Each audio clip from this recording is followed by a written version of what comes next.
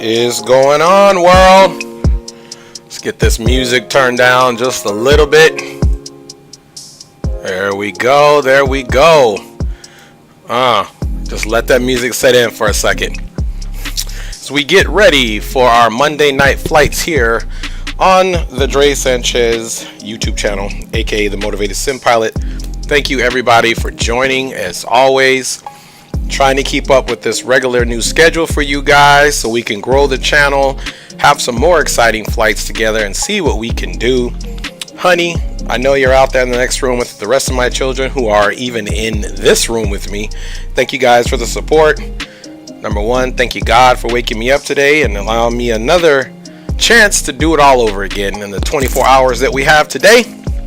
Again, hope you guys are well. We got an exciting one for you today. I'm going to be trying to do some more difficult approaches for you guys so that you can truly see some interesting stuff. Today we are in one of my most nostalgic cities, Anchorage, Alaska. I was born here in Anchorage. Well, there. I'm not there now. I was born in Anchorage not that long ago because I'm such a young stud, and haven't been back since 1988. Captain Cooper, sup with you. Thanks as always for your support. I don't even think you sleep. Every time I come on, you're on, so thank you for the support along with everybody else. Anyway, I was born in Anchorage, Alaska, so I thought it fitting to do one of the more tough approaches, which is into the capital of Alaska, which is Juneau, Alaska. So that's going to be our first leg, and we'll either go to Seattle or come right back over here if that's what we decide to do. Right now what I'm doing for your viewing pleasures is I'm putting up the VATSIM scope just to show you guys that we don't have any air traffic control, and we can essentially do whatever it is we want to do today. No, I'm just kidding. We're going to follow the rules and procedures. We're not going to be naughty at all. We'll follow the rules, but sometimes it is refreshing not to have someone else telling you what to do, like the air traffic control. So we'll follow the procedures the best as possible, and we're going from Pank all the way over to Juneau, which is over here. You don't see it on there yet, just simply because I haven't followed the flight plan. I was waiting for you guys to do that. So let's, without further ado, let's go ahead and jump on board and get this thing going. Alright, so as you guys can see, I've already turned the aircraft on and did a couple of things so that we don't have to belabor that. Here's our flight plan today. We're doing the no end transition, A sort, cushy and direct. And Juneau is one of those airports where you gotta come correct or don't come at all. So we're gonna do that today. Here's the general route. It is a southeastern route right on over here to Juneau, Alaska, and our alternate is actually a Canadian airport. I believe it's Vancouver down here. Oh no, here it is. I'm sorry, it's Whitehorse. So Whitehorse, Canada is actually our alternate airport in case we have to alter our flight path or for whatever reason. So there you go. Let's look at the basically the summary here. We're going to have 14,401 pounds of fuel in here, and it's going to be about an hour and 20-minute flight, and we'll be at a cruising altitude of 37,000 feet or flight level 370. Alrighty, man, we are cooking with Crisco already. So in that essence and then that spirit, let's come right over here and go ahead and put in our weight, balance, and fuel. Let's see. Alright, 0 fuel weight. Let's get our fuel in there. We're saying we need 14,410 pounds, if you will. It says error. Okay. I just downloaded this aircraft, so it's going to essentially make me do it this way. So we'll do 14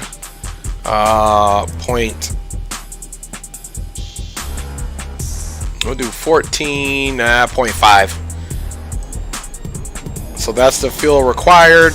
Here's the actual pounds, so it'll have to de-fuel a little bit here. And then you can also come take a look at here, and this is the pounds of the payload. So Essentially, I don't know what a 10,000 pounds payload looks like. This is gonna be my first time actually flying this Zevo edition. So let me see where else they've changed stuff up. They've made it a little different here. And let me see if that requires the fuel truck. Let's go to ground services. Yep, okay, here's the fuel truck. We need that. And boom, boom, boom. I got to get my boy Captain Geo. He's actually streaming right now. Flight Simulator 4723 says, yo, yo, yo, what's up? ¿Para dónde vas? Vamos a Juneau, Alaska. Es la capital del estado de Alaska. So Flight Simulator 4723 is hitting me up in a little Espanol, but that's good. So we're going to Juneau. There's my wife again saying hello. How you doing, babe? Doing good. So anyway, we are essentially getting the fuel put in right now. Let's make sure we have something moving over here. And you can see it's actually defueling the plane because there was more fuel in there than we needed. And let me check that. Daughter's getting off work. We'll hit her up here in a second. Let's go ahead and look at the weather here. Now, one thing I was trying to get better about, guys, is the Nightbot situation. Gotta remember, I am still the spring chicken, but a little bit on the older end of the spring chicken, so I need to catch up with the Nightbot. I'm just working on the commands right now, so hopefully next stream I have that up for you. But in the meantime, here is the Anchorage weather for your viewing pleasure. It's VFR conditions. The winds are out of the east at 3 knots, and the altimeter is 3018, and the temperature is -4 outside, or that makes it 10 degrees Fahrenheit, so it's a little bit chilly out there, so we'll definitely need to do some de-icing there. Now if we come over here to our Navigraph, which I have failed to open up, so let me get that going for you guys. Checking on the stream here. Flight Simulator 4723 says awesome, or que bueno, in the El Espanol. There we go.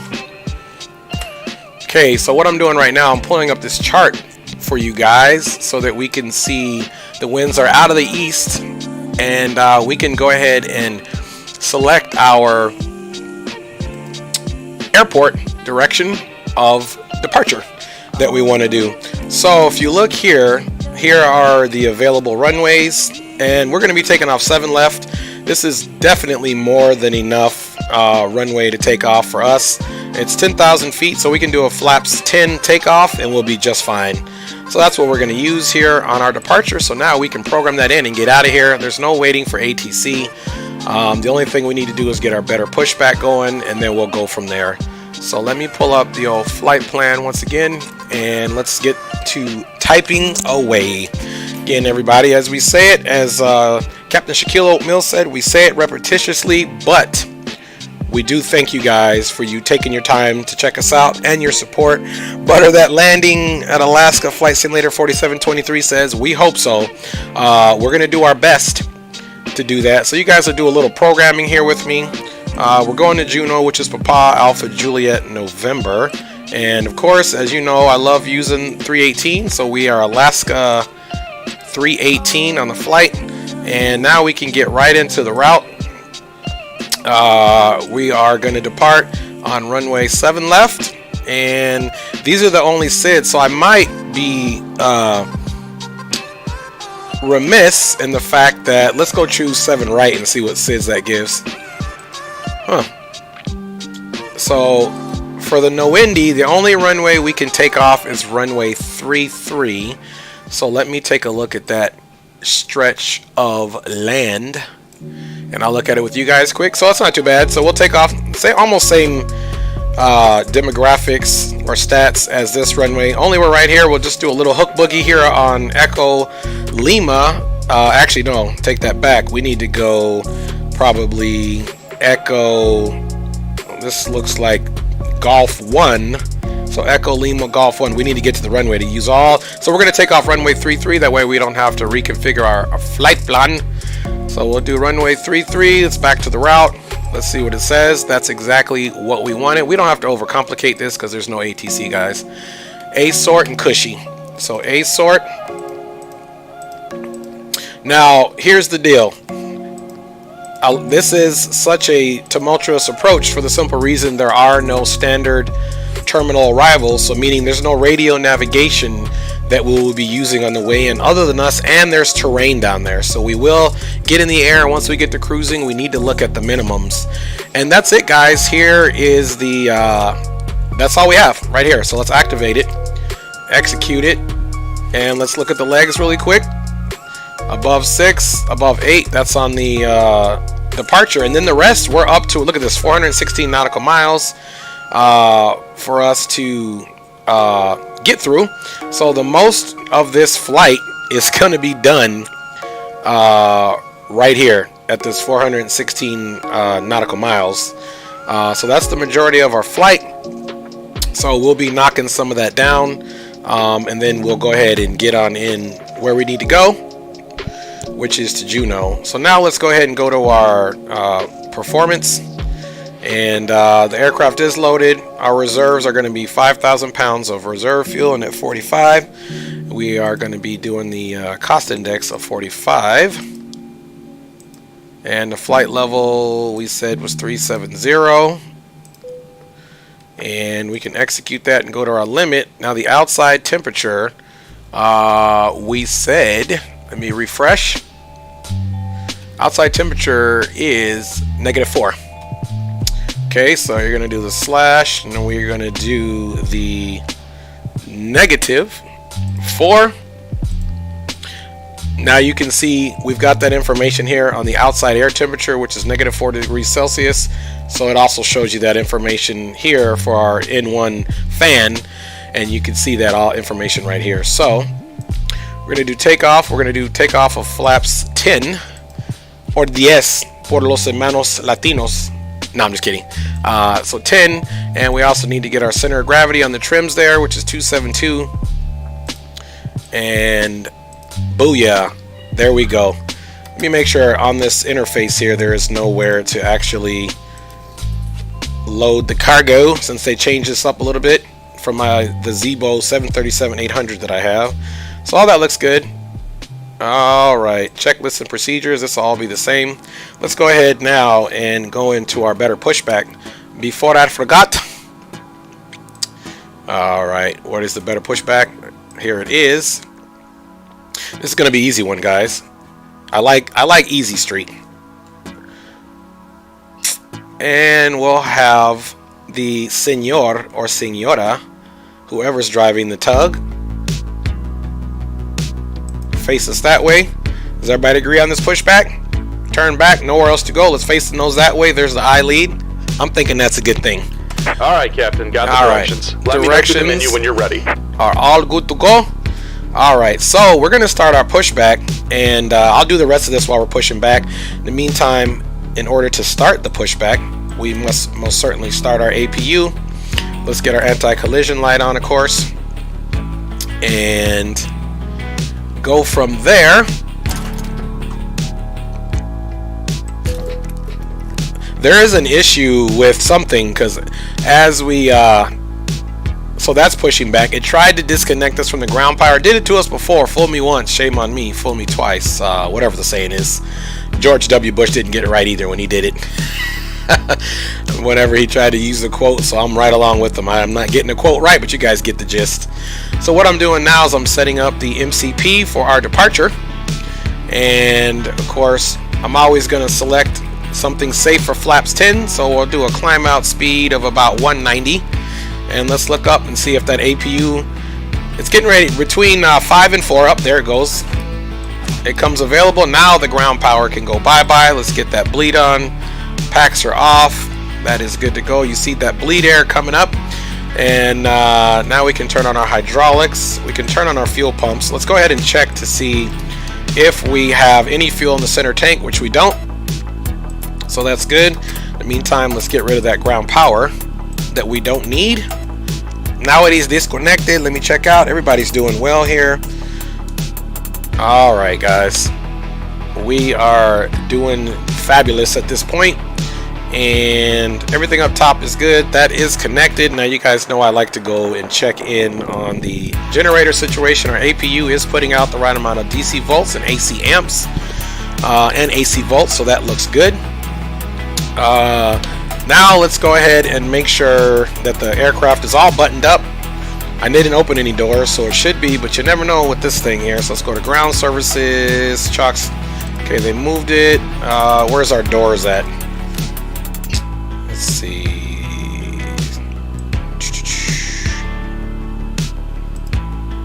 I think our doors are over here. Here we go. Everything is locked and closed, as you see. Locked, locked, locked. So that's good. So that's our little tablet interface there, and we not have any of that. I clicked on it. Hopefully it doesn't do anything. I don't want that. So we look good here. So we'll go back to checklist of procedures, and we can essentially start that pushback. Let's get him going.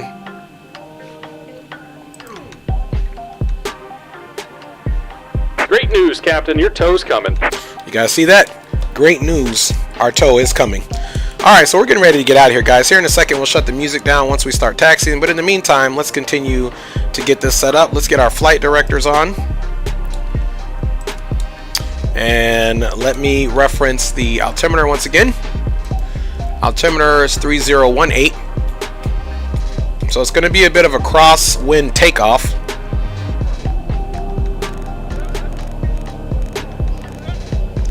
3018. We'll do this one here too. 3018 and 3018. Let's also work on those trims. Let's get the Looks like first officer side there. Ready to connect. Let's see. Let's get him or her or you on legs. We said that the trim should be at 543 something. I'm not liking those trims. That's even out of the range. Could have to do with our weight, but it is what it is. Let's see here. Okay, verify takeoff speeds. We did, and it's done. So trims 272. Then again, I have to make sure that I remind myself I'm not flying the Welcome aboard, Captain. Tow's connected, bypass pins inserted. Go ahead and kill the parking brake when you're ready to go. Alright, so we're going to leave it right there. Parking brake is going to get taken off there. The pushback. And our runway heading that we need to put in, well, actually, we can just kind of mimic. Let's go to the first officer side. We're getting that pushback going here. And we need to get on Unicom to announce our departure. So we're going to climb heading 329 until we're 652 feet above. Then we go direct to Anchorage. So the way we're going to verify all this, guys, let's go into our plan mode, and you can kind of see that that's looking good right there. So that makes sense to me. All right, so let's put in that heading of 329, of course. Oh, I'm sorry, that was the wrong knob. Good thing we weren't flying and I made a mistake on that one. Alright, we said 329.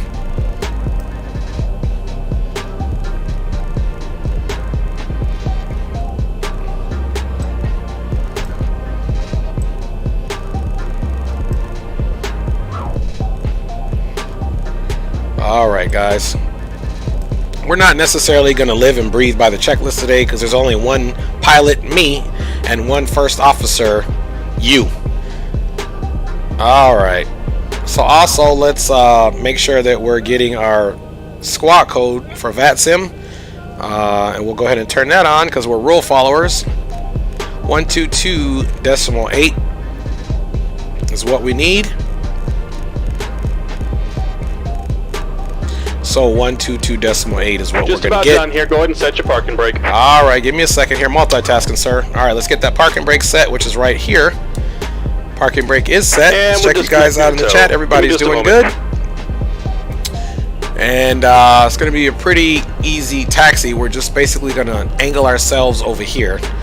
So in the meantime, let's go ahead and kill the music.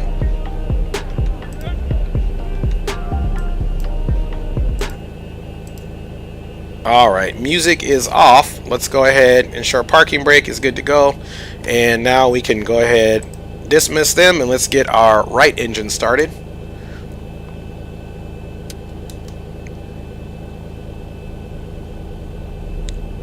Alright, and you can see the right engine coming up. We need 25%.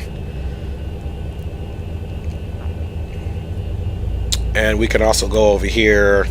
We already did that. Engine And start. we're disconnected. You can see there's the Signal and pin checklist on the there left. if we were Take doing easy it. and have a safe flight. 25% is almost there, and there we go. Let's introduce that fuel. Alright, and you can see the rest of our N1 fans and our exhaust gas temperature and our fuel flow coming up for that right engine there. So we are doing things good. Let's go ahead and keep multitasking, because remember, we still need to get the landing elevation in there. So we'll wait for that audible click. Let's look at the landing elevation in Juneau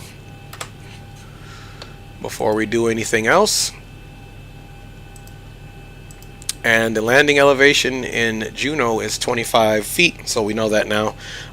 Let's continue with the engine start process. We'll put this on continuous, and we're going to put this to ground. Let's make sure that bleed air is pushed enough over air, and it is. And while that is coming up, in the meantime, let's go ahead and get our flying altitude of 370. And we don't even need anything here, because the next notable thing is 50. This is basically at sea level.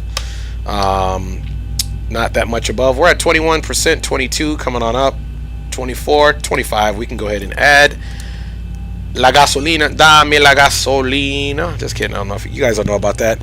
You guys just don't know about that. All right. So that engine is now coming up. Let's get our flaps. But before we get ahead of ourselves, let us.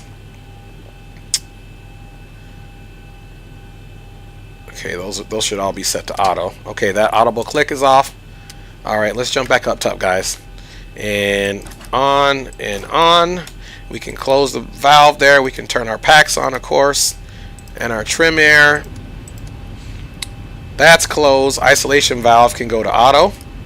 And the APU can get cut off now, of course. And let's go get our yaw damper on. All our heat's on. Our probes on. Trim air's on. Our continuous forward, aft, cabin temperatures are set to auto. Let's go ahead and just anti-ice the aircraft slightly, since we're up and running. Technically, this thing would run through, if it's the first flight of the day, it would run through the foam and stuff to defrost the aircraft and all that good stuff. We don't have, well, there actually, I think, is a foam thingy plug-in or whatever that can do that. I haven't done it yet. Let's give them that ring there. And let's check our generators. We got 29, 60, and 113. And on our generator, 229, 60, and 113. So we're okay. We'll leave it on the information for that generator. Everything else up top looks good. So one thing by default we have to do is turn off the COM 2, because when you start this aircraft up, for whatever reason, it goes on to COM 2. So let's get that shut off, and let's get our Unicom so that we can do our call outs, of course, because we're great Samaritans. And lastly but leastly, one thing we did forget to do, because there's no ATC, we forgot to file our VATSIM flight plan. So let me do that quick here. It's going to be super quick. Don't worry about it, guys. And let's see, our alternate. I got to throw in that alternate for the flight plan. The alternate is Charlie Yankee X-Ray Yankee. So Charlie Yankee X-Ray Yankee. And let's go ahead and get this in there. I'm just pasting in the route, of course.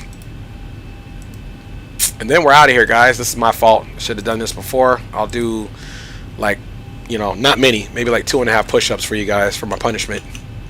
If you guys need more, let me know. I maybe can squeeze 3 push-ups out. That's it, though. Don't ask for too much. For my punishment. Alright, flying altitude is 37,000 feet. And flying time again is 1 hour and 20 minutes. And there we go. Pank, Pageant, CYXY, and our departure time essentially is right now, so we're going to say 2400 on the departure time. You may hear my kids in the background. Again, those little beautiful angels are in the office with me. They decided they want to join the flight, so you may hear something. Do me a favor, hide to close the door when you go in and out, sweetheart. Thank you, mama. Alright, and everything else looks good. So now we're official. Our flight plan has been filed. Kids are somewhat listening to me, so that's a good thing. Yeah, so let's do our flight controls check, and then let's get out of here. Alright, so in order to do that, we need to come over here, and It's on system. Let me give you guys a better view. All right, let's go full up, full down, full left, aileron, right aileron, neutral, rudder left, rudder right. Okay, trims are all set up. Everything is good to go. Brake is to rejected takeoff. Our trims are good. Our MCP is set up. And now, guys, we can pretty much work on that vertical profile. You guys know how I like to do it. So let's set it up to a vertical profile of about 2,400 feet on that initial climb. And then we'll go from there. Without further ado, folks, seats for takeoff and taxi. And let's get those runway turn off and the taxi lights on. And one thing you guys should help me do today is not forget the better pushback. Let me pull up my taxi chart here and let's get out of here, guys. Too easy.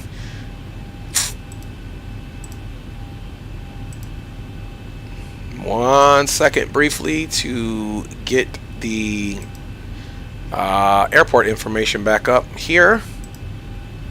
There we go.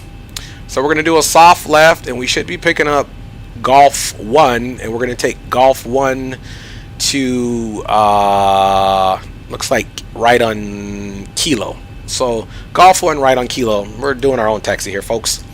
Alright, guys, without further ado, let's get into this madness. Trims. Oh, one thing I forgot is the flaps. 1, 2, 5, 10.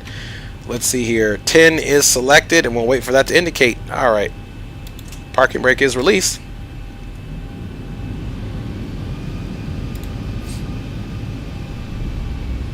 Welcome aboard, guys. Alaska 318 service to Juneau. Let me see. Let me end up fixing my viewpoint here and make it a little more realistic.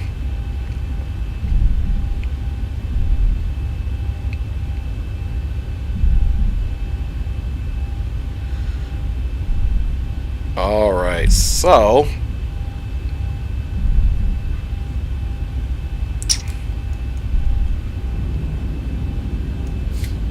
okay, that's Echo.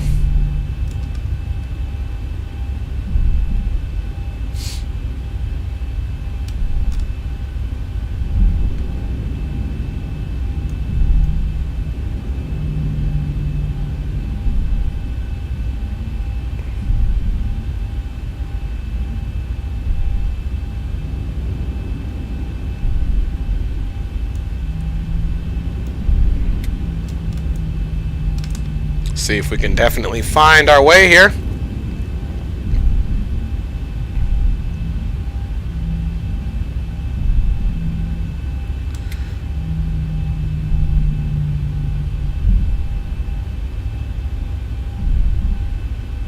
Alright, if we make a left here, this should have us on our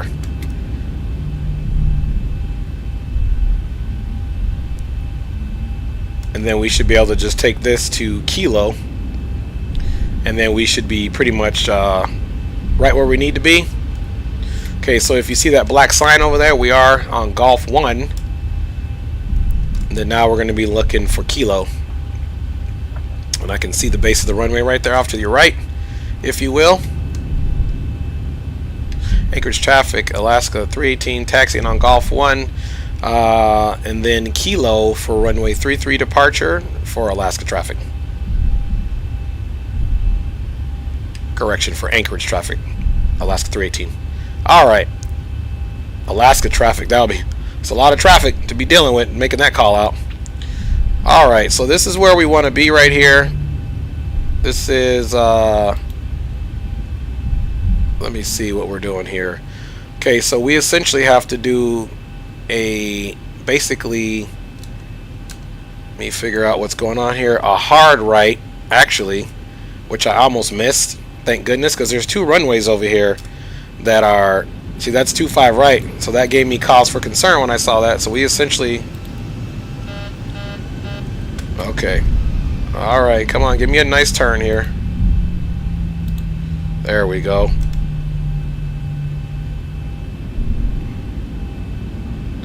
Alright, so this is on over our way to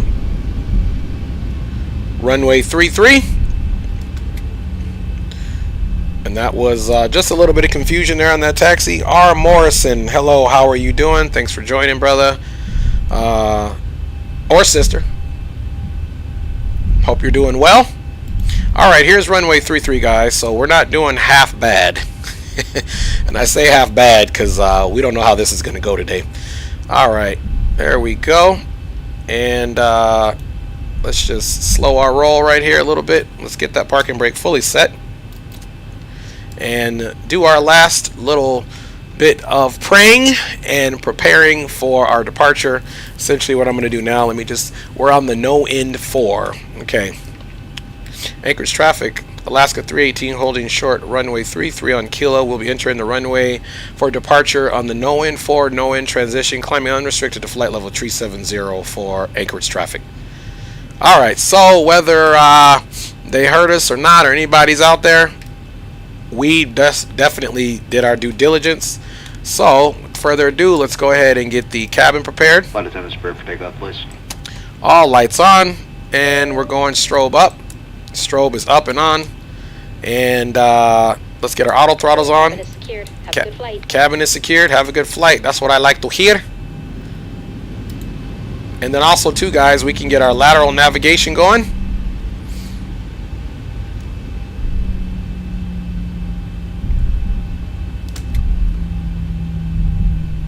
Alright, we're going to go ahead and look left. Left is clear on final. The runway is clear. And we're about to start the time. Let me straighten us up here before I advance the power.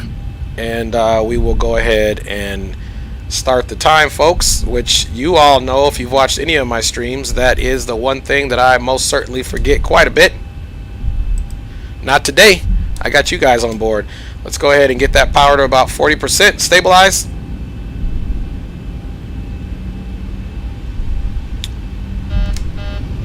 Alright, we're getting a takeoff config alert. So let's stop the aircraft right here while we're thinking about it. And let's go through our checklist. Flaps to 10. Let's make sure all these V speeds everything's in there. So I don't know what the alert is going to be. 10. I wonder why we're getting that alert. Let's go check on the checklist really quick. And before taxi, before takeoff. Entering the runway, strobe lights on, transponders on, clear for takeoff. Approximately 41. We did all that. Just curious as to why we got that notification. Flaps are set. That is set. Fuel is in. V speeds are checked and confirmed and cross-checked. Maybe it's just because the lower DU is not there. Maybe they wanted us to take that off. Flight directors are on for both sides. Alright, folks, let's give this a go again. And let's go up to 40%. We still got enough runway. Alright, we're going for it anyway, and we'll figure out what this takeoff config is for.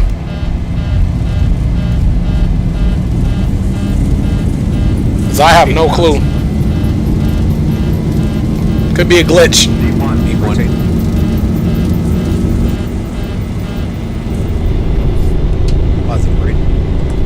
Landing gear is coming up. Pulling that power back slightly. Alright, we're just going to fly the aircraft here for a second. Have a little bit of fun. Normally I get it on autopilot pretty quick, just simply because you got air traffic control, you got to switch frequencies. Alaska Anchorage traffic, Alaska 318 is clear of runway 33, climbing via the no-end 3 departure for Alaska traffic, Anchorage traffic. Alright, so we're just going to follow that there, and that looks good so far, folks. Let's go ahead and get it on the autopilot. Autopilot is engaged. And let's now come up on that speed for 250. And we're going to hit the speed, and now we're going to do a flight level change, and now the aircraft is going to do its best job to get up there. Flaps are coming all the way up and clean, of course, and that's checked. And the runway turnoff lights and taxi lights can come off now, of course. And I don't know what that alert was for. We did all of our due diligence. Okay, that's in the off position now. The rejected takeoff is, or the auto brake is taken off to the rejected takeoff, back into the off position. And we're climbing. Aircraft got out of there with no problem. I don't know what that alert was for. And we're going to be bearing left here. Let's give you guys a nice view of this as we leave the area here. On our way to Juneau, Alaska, guys. On our way. Hope everybody's doing good. Hope you enjoyed that rollout. And here we go. Here we go. Let's get a little wing view here.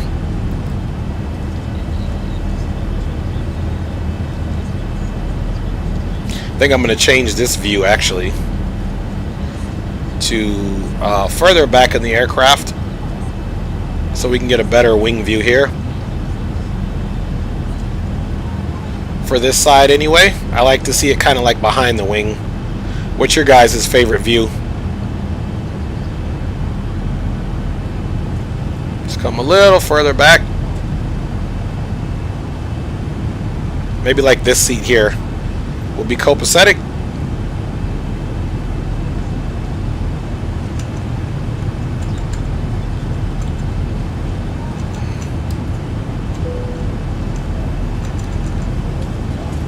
All right.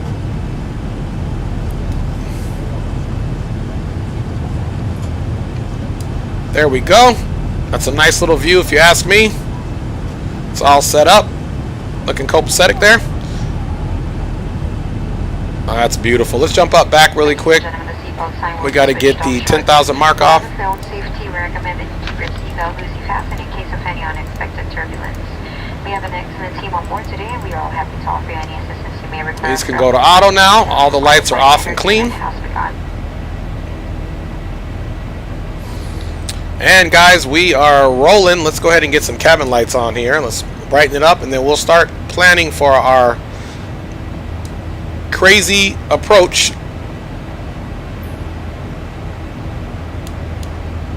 All right, I got to lean in. I'm hitting these knobs over here, brightening up the cockpit.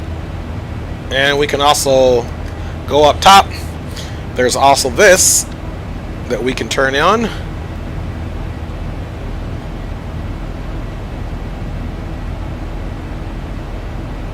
There we go. A little bit of light. Never hurt anybody.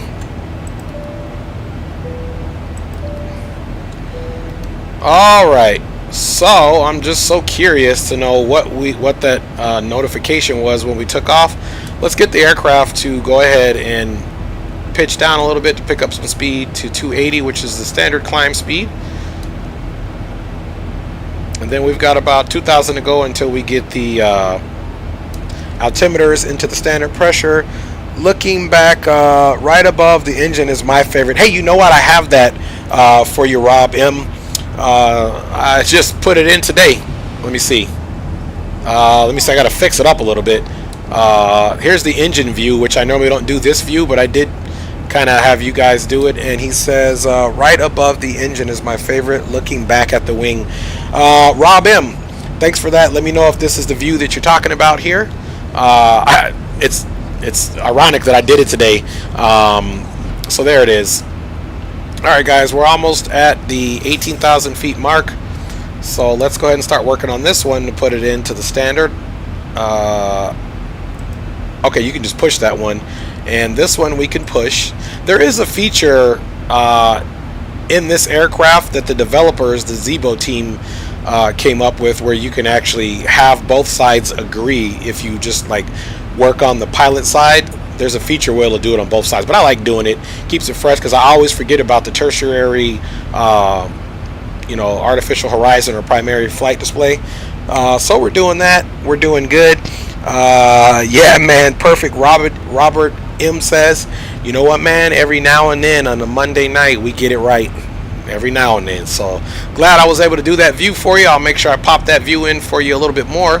And guys, what do you think about getting some tunes on? It is quiet here. You guys know I'm used to flying with air traffic control, but a good content creator brother of mine, Shaquille's aircraft, for whatever reason, gives me a hard time getting buttered or great landings.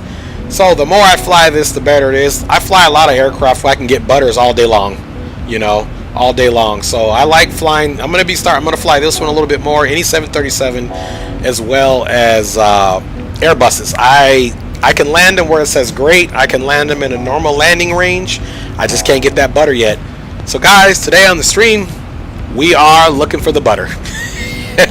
Can we do it? We don't know. Keeping in mind that landings that are, you know, anything under -600. Now, the closer you get to -600, you don't want that. But I'm saying in the 4s, the 3s, the 2s, the 1s for sure, and anything below that is an okay landing.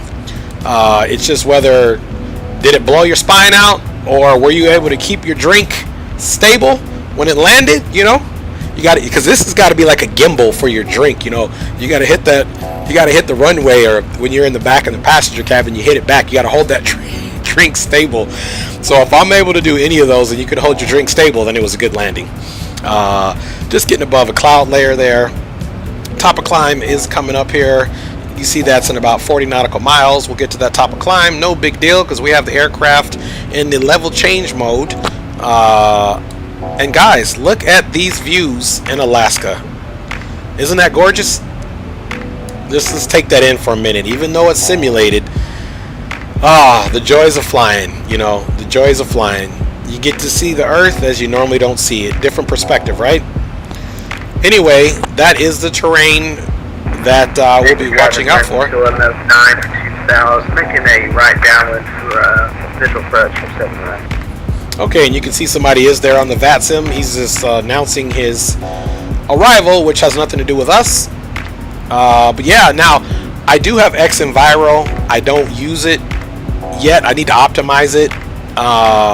Then it would show snow-covered mountains. So in your mind, just pretend that's snow-covered mountains.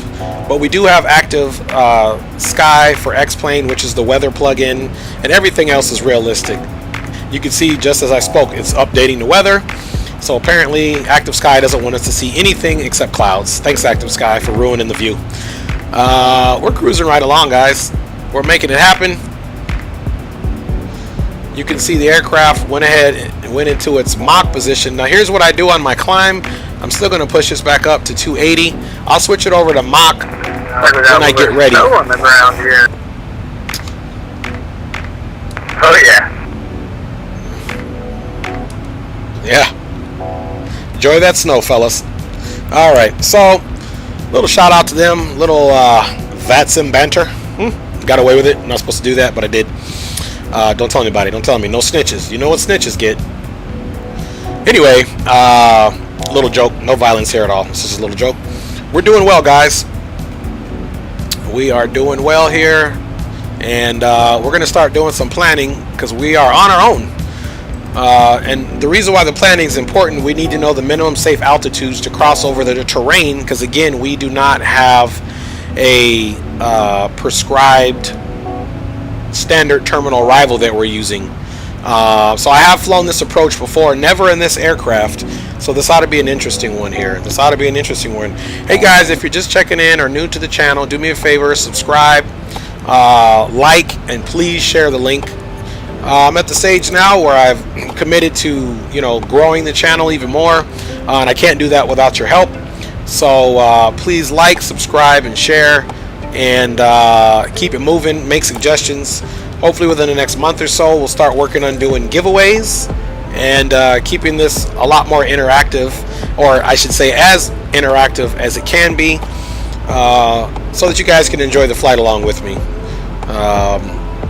So let's go ahead and check on our legs. Look at that. Now we're just, the departure is done.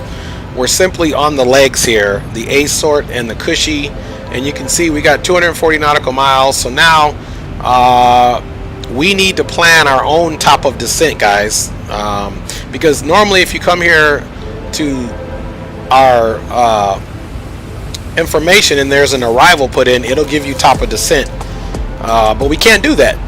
We cannot do that. So what we need to do actually right now is to start planning for that arrival, because you know what, let's see here, let's go to legs.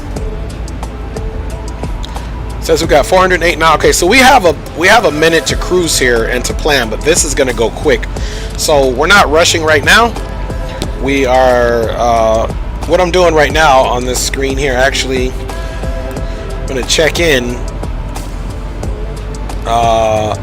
with my man Geo, and we'll see if we pull some of his stream in,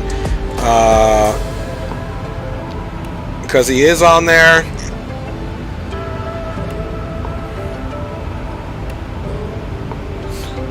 And let's see here. Okay, I'm gonna actually put his up in the screen so that you'll be able to hear what he's saying as well. All right, I'm gonna stop the music. All right, guys, now we got my man Captain Geo in here. This is the cool thing. Let's see if we can hear him well enough. Thank you guys, appreciate it. Yeah, we got the button. Alright, that's coming up.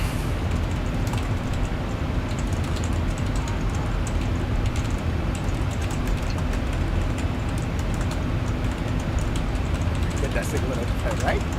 Trying to rush, man. Alright, cool. Hour and 40 minutes, hour and 42. All right, it says Dre Sanchez, please refrain from. What's up, Dre? What's going on, man? There he goes. Right, 12 second float. I'll take that.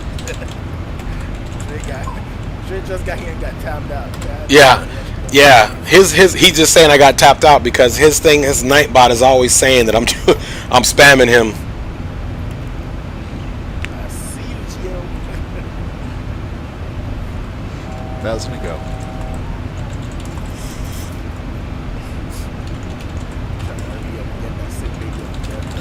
All right, I'm just telling Geo that his bots always put me on timeout. We got about 1,000 to go.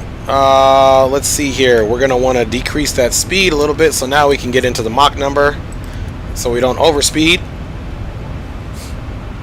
There we go. We'll hit it at. We'll keep it about Mach 8.0. We'll wait for that to stabilize. And if you guys haven't, if you're watching the channel, go ahead and check out Captain Geo. He's a content creator, a flight sim pilot as well. And let me see how his name looks in here. Let's see, Captain Geo. There's no dot, so if you look on YouTube, this is his. I just typed it in my chat. That's his stream there. And yeah, that's good, guys. I'm just trying to multitask here, so give me a moment there. There we go. Captain Shaquille Oatmeal says, hey, Captain Shaq. I'm actually in Geo's stream right now, Captain Shaq. Showing some love.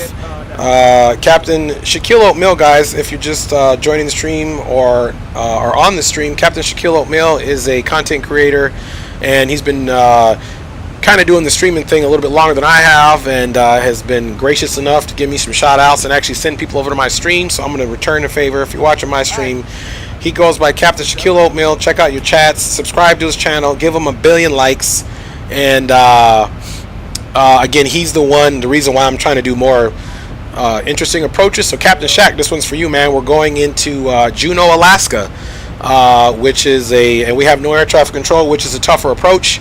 I've flown it before, not sure if you have, but there is definitely terrain that comes over right away. So yeah, let's see if that at any rate gives us a challenge today, which again, by virtue of me flying this aircraft, it's always a challenge to try to get that landing.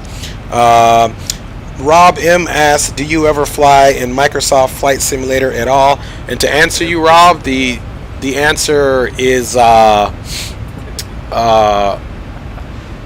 yes, I do, but I haven't recently. I don't have 2020 yet. I am going to get it. I was waiting for some bugs to fix, but if you go into earlier videos on my channel, you can see I even did tutorials that have like 39,000 views on some of the aircraft. So I'm going to get back to that. I was kind of just waiting for kind of like the bugs to be fixed out, which in the sim world, we all know bugs are never fixed out, but to where we can do replays and we have more payware aircraft and all that good stuff. Let's do a quick flyby here. Let's go ahead and do some replay, shall we? And I'm just, you guys hear Gio in the background. I'm just leaving it up. So again, go support his channel. Captain Shaquille, much appreciated, my man. Sweet. Looking forward to this one. Small airport, big mountain. Good luck. Yeah, I'm going to need all the luck I can get, Shaq. I'm going to get all the luck I need. Let's see here. Let's see. I'm responding back to Chief. I normally would just drag this down. I don't know what the rules are for, you know, putting somebody else's stream in there. So I'm not going to do it because I don't want to get in trouble. Looks like Rob M is responding, says appreciate it much, fam bam, to Captain Shaquille Oatmeal. So there you go. So anyway, guys, again, go back and support Captain Gio. He had a great landing. Hopefully Captain Gio's good butter landing rubs off onto me, so we can have a landing, because he actually flew 737-700 as well. So hopefully he jumps in and he can, let me just tell him in the stream, give me some good luck. Yeah, we balled a little bit.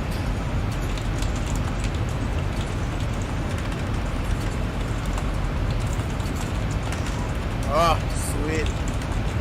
Nice.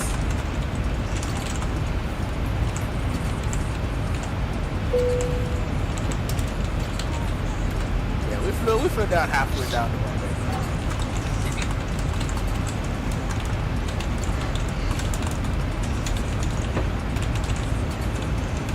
All right. I just said I'm flying a 737 as well. I need all the luck I can get for a great landing. So there we go. So we'll just listen to a little bit more of his stream. And it looks like he's getting ready to sign off. So actually let me just turn his down and let's get some tunes back on. Please go support Captain Gio. Rob M, if you stream, let me know. We'll push you out there too, as well as Captain Shaquille Oatmeal in the house. For sure. All right, guys.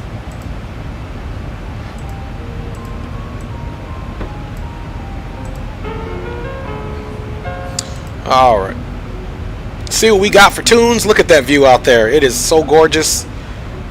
You know, again, this would be covered in mountains. The weather would be real. We would be able to see. We would have visibility to see it. But these would be snow covered if I was using X Enviro, which I do have here. If you go onto my, I need to optimize it. Here's X Enviro right here. It is not on. I can't use it unless I disconnect the Active Sky. But there it is. There is X Enviro. I'm pretty sure it would crash the sim if I put it on right now and turn that off. So I'm not going to do it. We're just going to keep cruising right along. And let's start looking for some information on our arrival.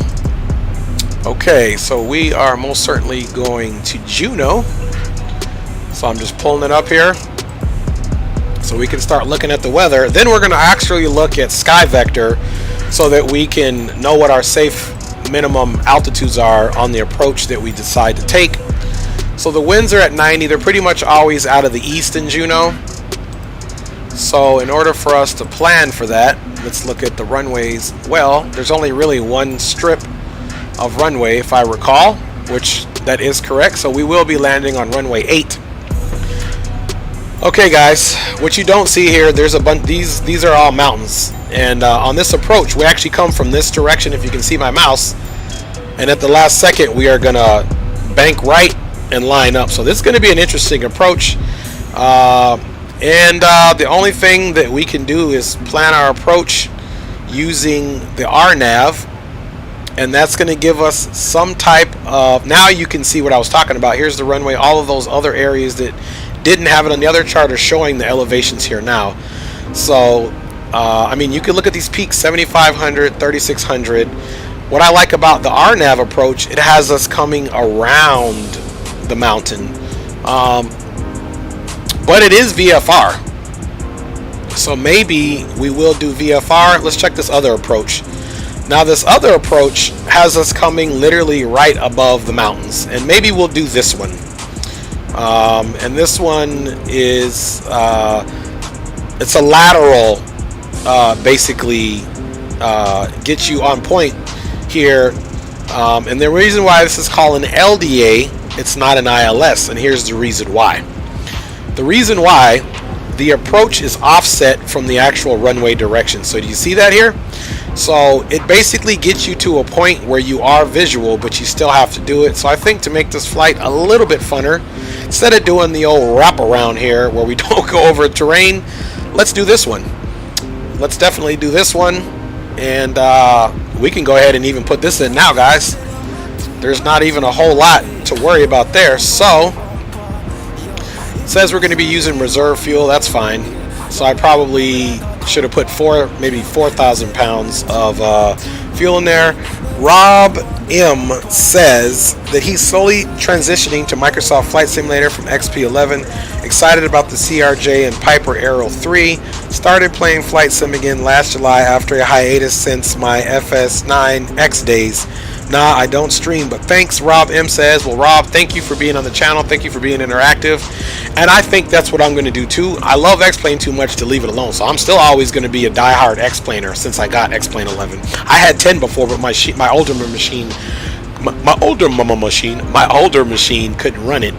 But then I got my new machine, and by the time I got my new machine, X-Plane 11 was out. So I've always been a diehard X-Plane fan and a Microsoft Flight Simulator fan, so I'm going to be doing both. Thanks, Rob, for saying that. I love CRJs, and I'm not really familiar with the Piper Aero 3. Chief Sim Pilot is in the HOUSE, and the last time I checked, that spells house. Chief Sim Pilot in the house, guys. Welcome in, Chief Sim. Again, Chief Sim Pilot, for everybody watching the channel, is also a content creator. He is a sim pilot, very intelligent gentleman, and he has introduced me to some of his flight simulator community, which got me in link with like Captain Shaquille Oatmeal and a bunch. So big shout out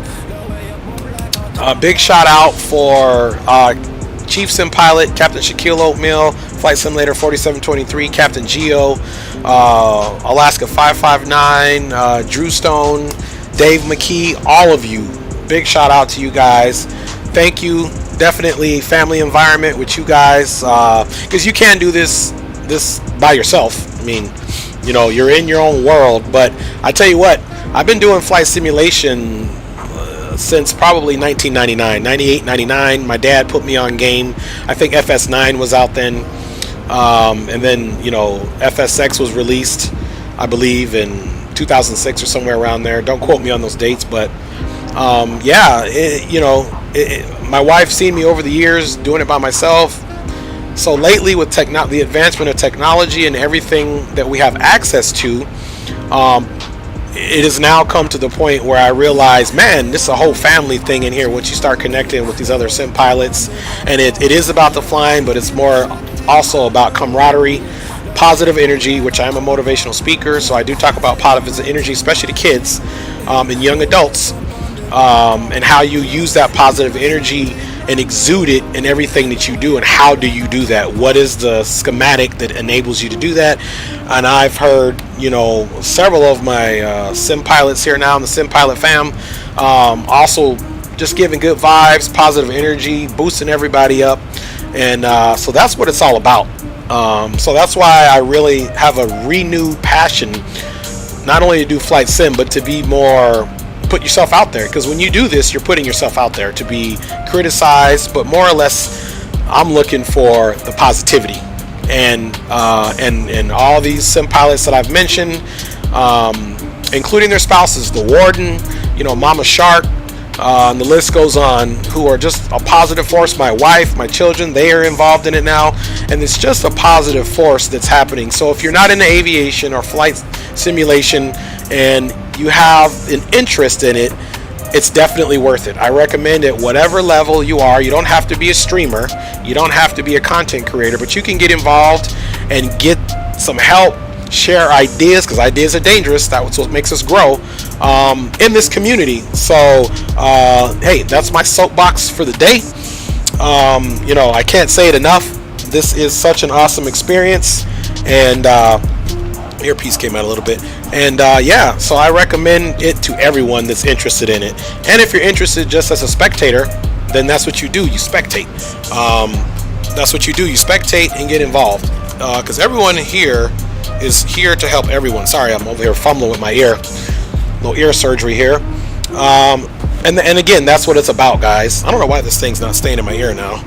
My wife says I have small ears, which is probably the truth. Anyway, we're not worried about a whole lot of air traffic control or anything right now. Make sure I got the right earbud in that ear, which I do.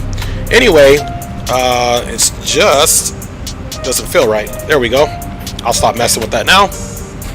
Captain Shaquille Oatmeal says, preach, sir, preach. That's what we do. Change the world one flight at a time from the comfort of our living room. That is absolutely right.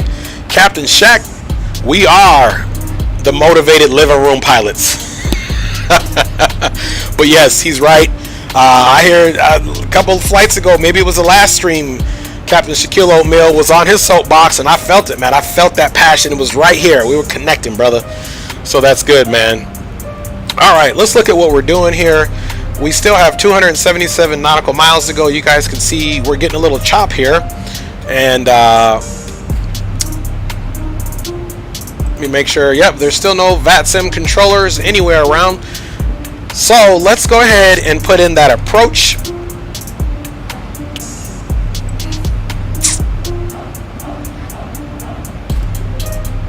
So here it is here. We have a Zulu.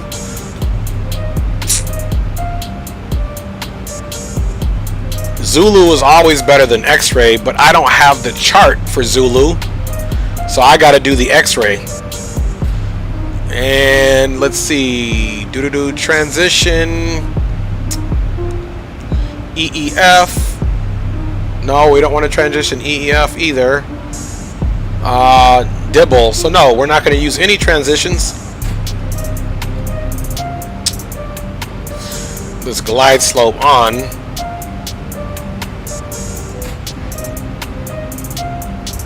Wow, this thing is saying it's insufficient fuel. That is correct. All right, let's see how much fuel we have. We've got 10,000 pounds of fuel.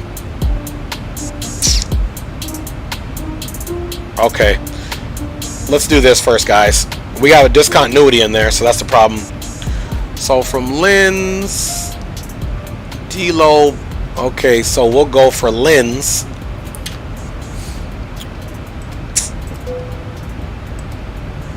Okay, so now let's try this.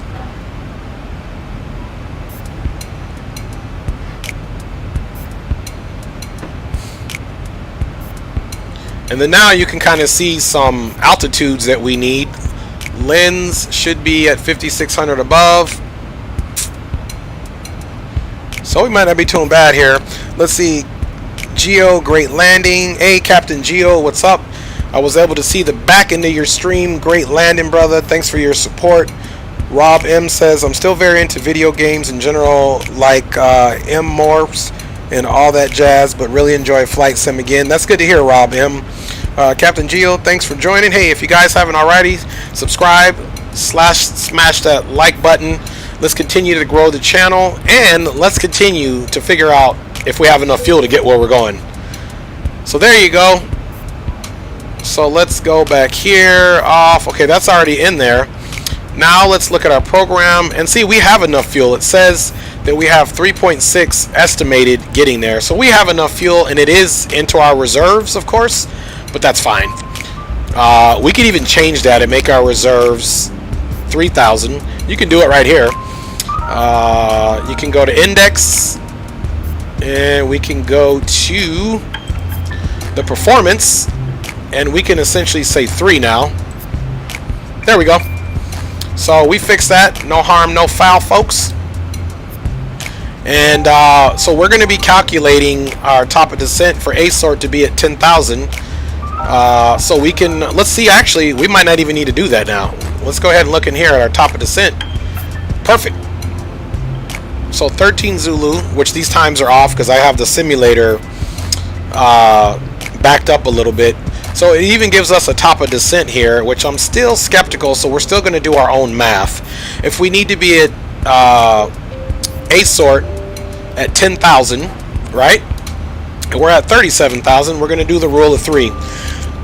So the rule of 3 says, if you don't know your top of descent, but you know the distances, then you can make it happen. So from right now, if we wanted to do the calculation, let's go ahead and do it. So you're going to take your current cruising altitude and you're going to subtract your target altitude, which in our case is, we'll just say 11. Well, it's got to be this. We'll say let's make this an even 10. And actually, I want to come down on the speed. We need to be way down on the speed in there. This right here, we need to be at about 210 right here. So let's fix that up too. So 210 at 10,000.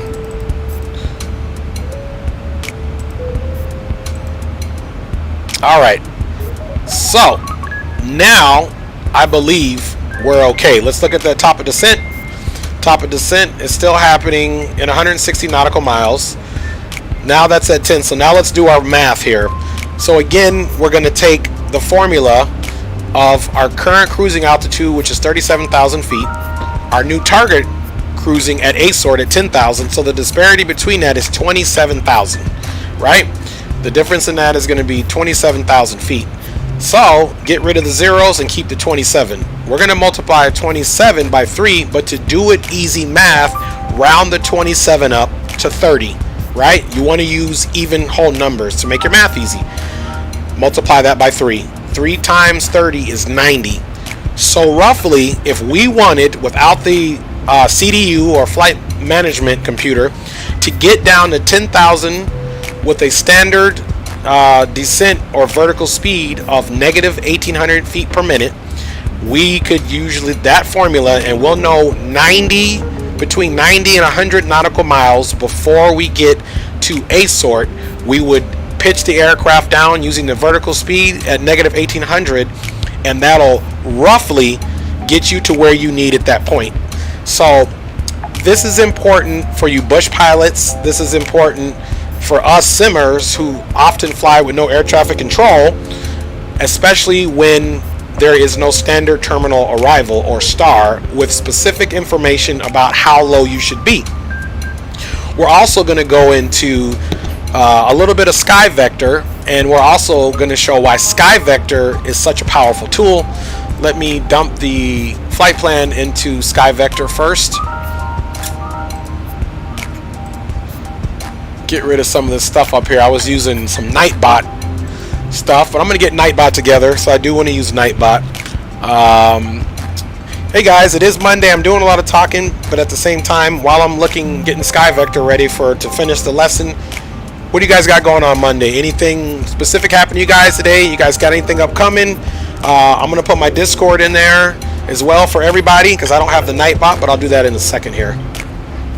Okay, so you guys shout me out in the chat, and we'll check that out. Again, if you're just joining the stream, thanks for joining. If you're new to the channel, smash that subscribe button and the like, if you will. If you've already been on the channel and haven't done so, please smash that like button. I'm trying to grow the channel. It's still somewhat in its infancy. I do have a schedule established, Monday night flights. We're doing Thursday European Airways. We'll do it usually where their air traffic control is on, to see how much trouble I can get into. And then I'll be doing the Friday night ops, and hopefully do some flying with Captain Shaq and some of you other guys on the stream. Alright, this song's coming in a little louder. Turn that down slightly. let me get the Sky Vector pulled up. Also too, I'm not quite sure if I'm doing a second leg, so if you guys are interested in doing a second leg, definitely let me know, and either a return flight or we can go down to Seattle. Sky is the limit.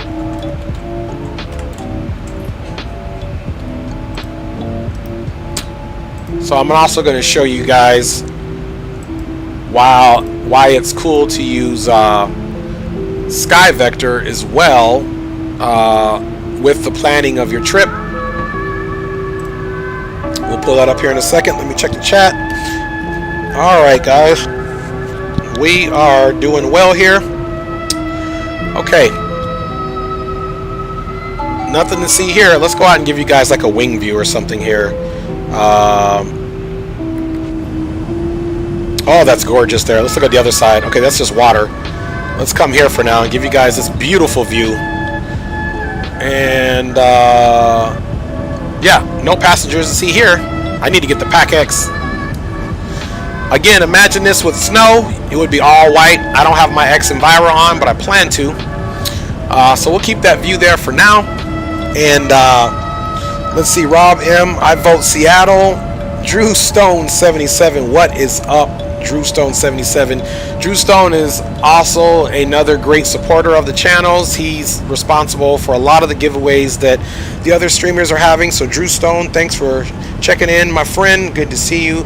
Rob M says he votes Seattle. So if you guys want another leg, I need 5 more people at least to vote another leg to Seattle, because you know what, when I do another leg, that means my wife is going to be like, hey, you're doing another leg, man.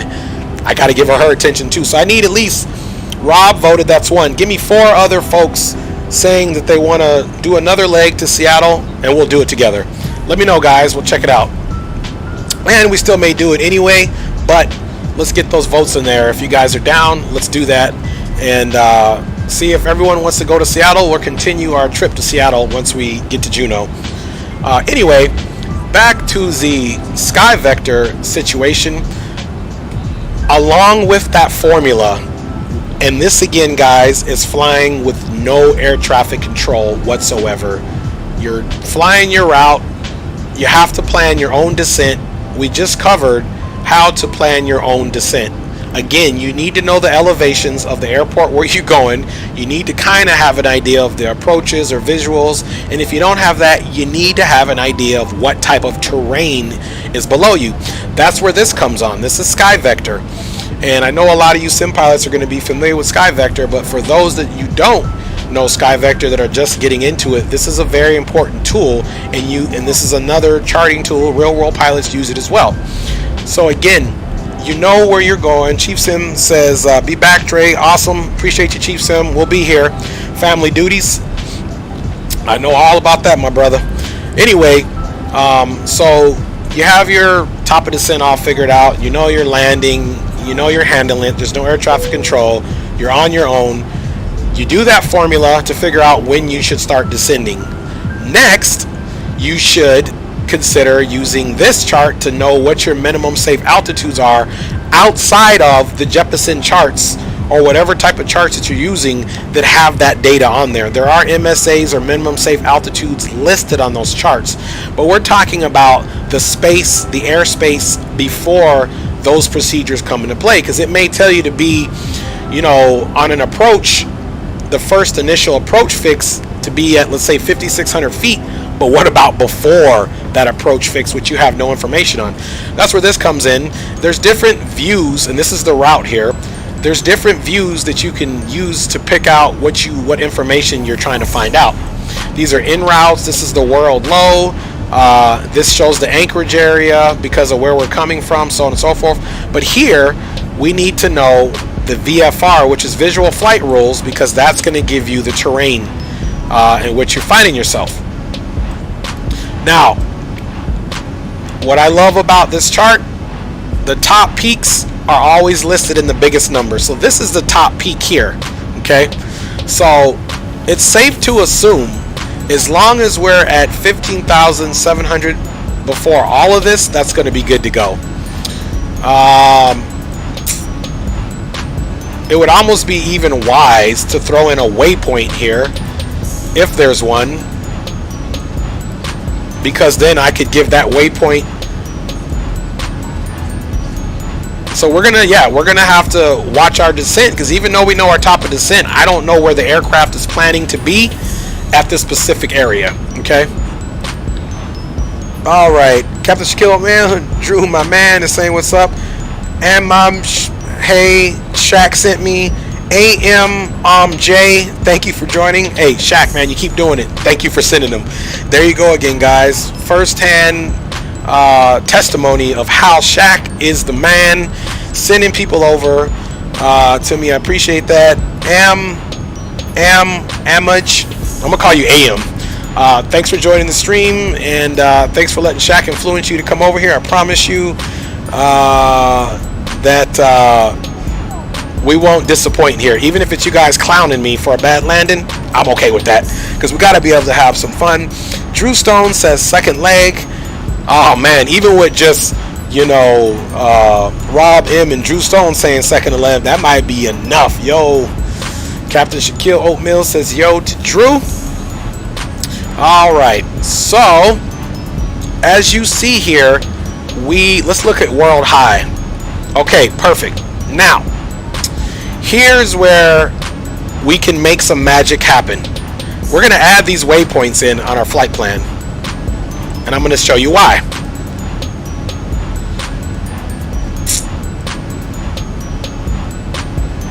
Now I'm not going to add fakes in. You know what? I think I am going to add fakes in, and here's why. These are waypoints that we will then be able to know exactly where they're at, so that we make sure that the aircraft is where it needs to be before it gets to A-sort and not. So now essentially by dragging that, I've added those 2 points to the flight plan. So essentially now I'm going to add fakes and bergs only. I'm not worried about the airway, because then we'll be able to see, we'll come back to this chart. So let me pull this up to the next screen, and let's go check on our top of descent information. We don't want to get too far out of the loop. Okay, top of descent, we got to do it quick, so let's get these 2 points in there. Let's go to the legs page, and after Cushy, we are going to put in, let's see, so we're going to put in fakes, and then I'm going to finish the lesson with this. So we're doing a practical lesson here. So here's lens, we're going to put it right here. That'll push lens down. We'll execute that, and then we're going to do bergs.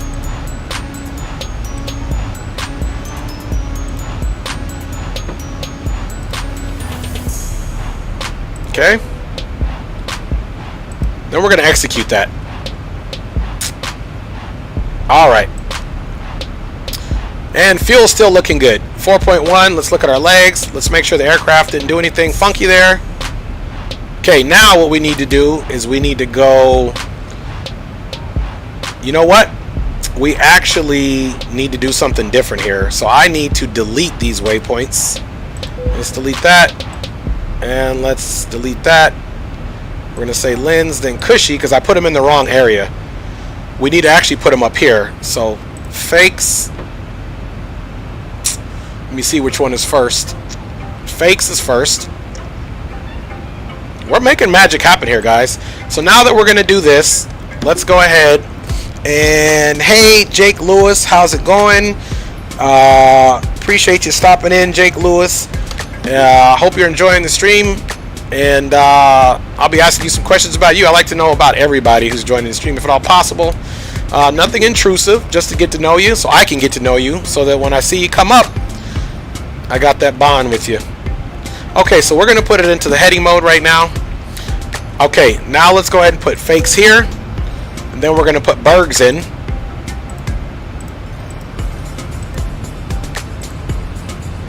And then now we can execute that. So now we see that we'll be at bergs at 14, A-sort at 10, Cushy at 8, and let's make sure being, let's see, Cushy, lens, is the first one on the arrival at 56. There's 12 nautical miles to get down. Bergs is at 14,399. Now we can come back to Sky Vector. So let's do this, guys. Let's look at our top of descent again. 56 nautical miles. And let's just go ahead and get this situated. That way the aircraft can literally start descending on its own. Now that we have this put in here. Legs, boom, boom, boom. Fakes is saying we need to be at flight level 350. So let's get it in the VNAV now, guys. And it's going to decrease a little bit of speed. We still have our top of descent, and now we're going to check those waypoints to make sure that they are above the terrain. That's the whole reason why we're doing this, folks. Okay, now let's go back to our rusty dusty chart here. And here's the lesson, guys. So we figured out that we need to be above the minimum safe altitudes here. Let's go back to VFR. Now let's come here. Okay, this waypoint right here is, let's make this a little bigger.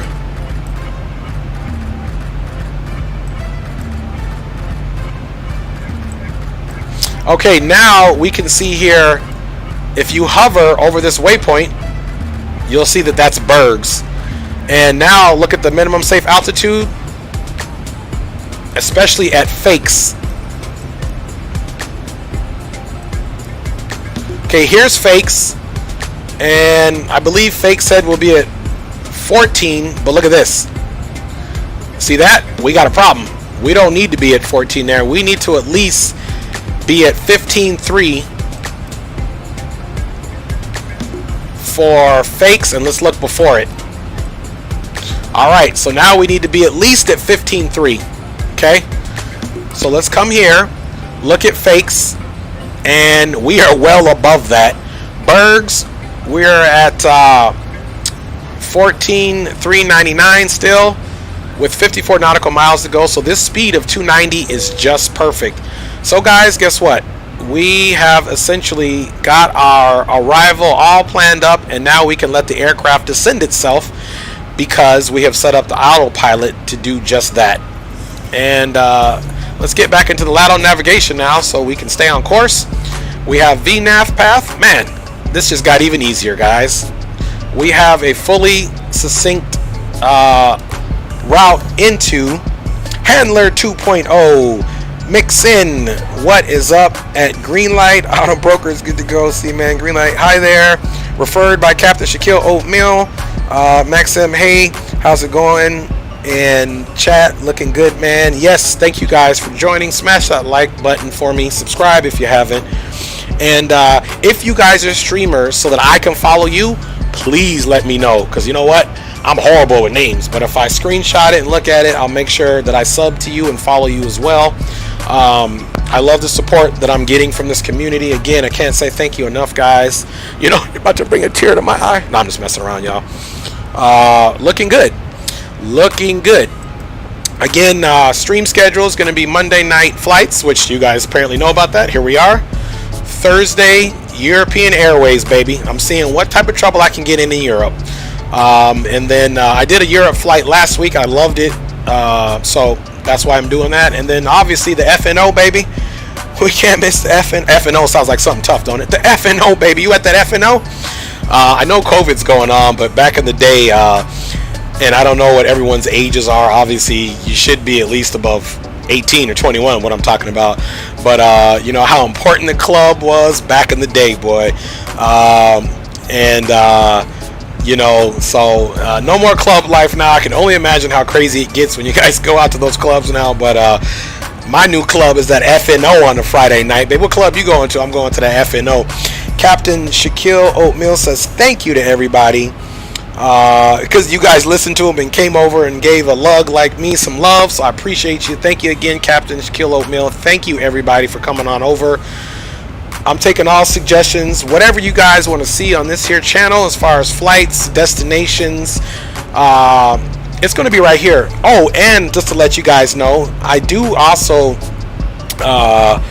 Handler 2.0 says, hey, no problem, Shaq. We are big family. Yes, big family. I definitely agree with that. But what I was going to say, I'm also going to be doing some digital combat simulator because I am a combat veteran. So there's always this desire in me to test some skills. So I've for years have been flying DCS, Digital Combat Simulator, and A-10 fully simulated. So here and there on the impromptu streams, you may see me doing American Truck Simulator like Captain Geo, and you might also see me doing some Digital Combat Simulator. Not on the mainstream days like Monday, Thursdays, and Fridays, but Saturday, Sunday, Wednesdays, that'll be all open up. All right, guys, a little bit of agua happening here. And son just walked in the office here, looking mischievous. Who knows what he's up to? All right, and another one of my kids just showed up. All right, let's go ahead and put that out. And let's start looking at some weather information. It is pretty much at the bottom of the hour, which means we're getting ready to be at the top of the hour for Zulu time, that is. So hey, there's plenty of you guys in the chat. What do we think? Seattle as the next leg? Or do we do a return trip back to Anchorage? Or is there another airport south of Juneau? Nothing too long. At least keep it around about an hour so I don't get divorced. So that we can fly that. Because I know Rob M and a couple of you guys are saying second leg. Drew Stone 77 said second leg. So let's do that. So because we have worked succinctly together, we don't have anything to do on this descent except to sit back and relax. Now, I do have the first initial approach fix, I believe, which is Lynn at 5,600 feet. And we need to verify that that is the initial approach fix. If you see Lynn's above 5,600 feet, that's why I set the MCP altitude there. We are also going to monitor the descent. If we need to take over and descend it quicker or slower, we'll take over and we'll adjust that as well. This song is coming in. Gotta love some jazz, but let's get rid of that one.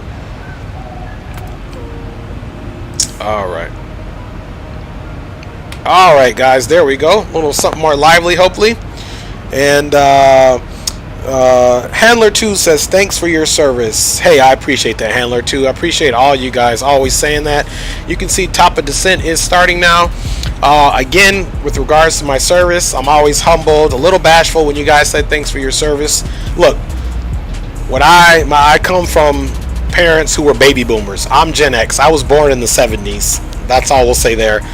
The military, for me, was my golden goose, my golden egg, my golden door of opportunity.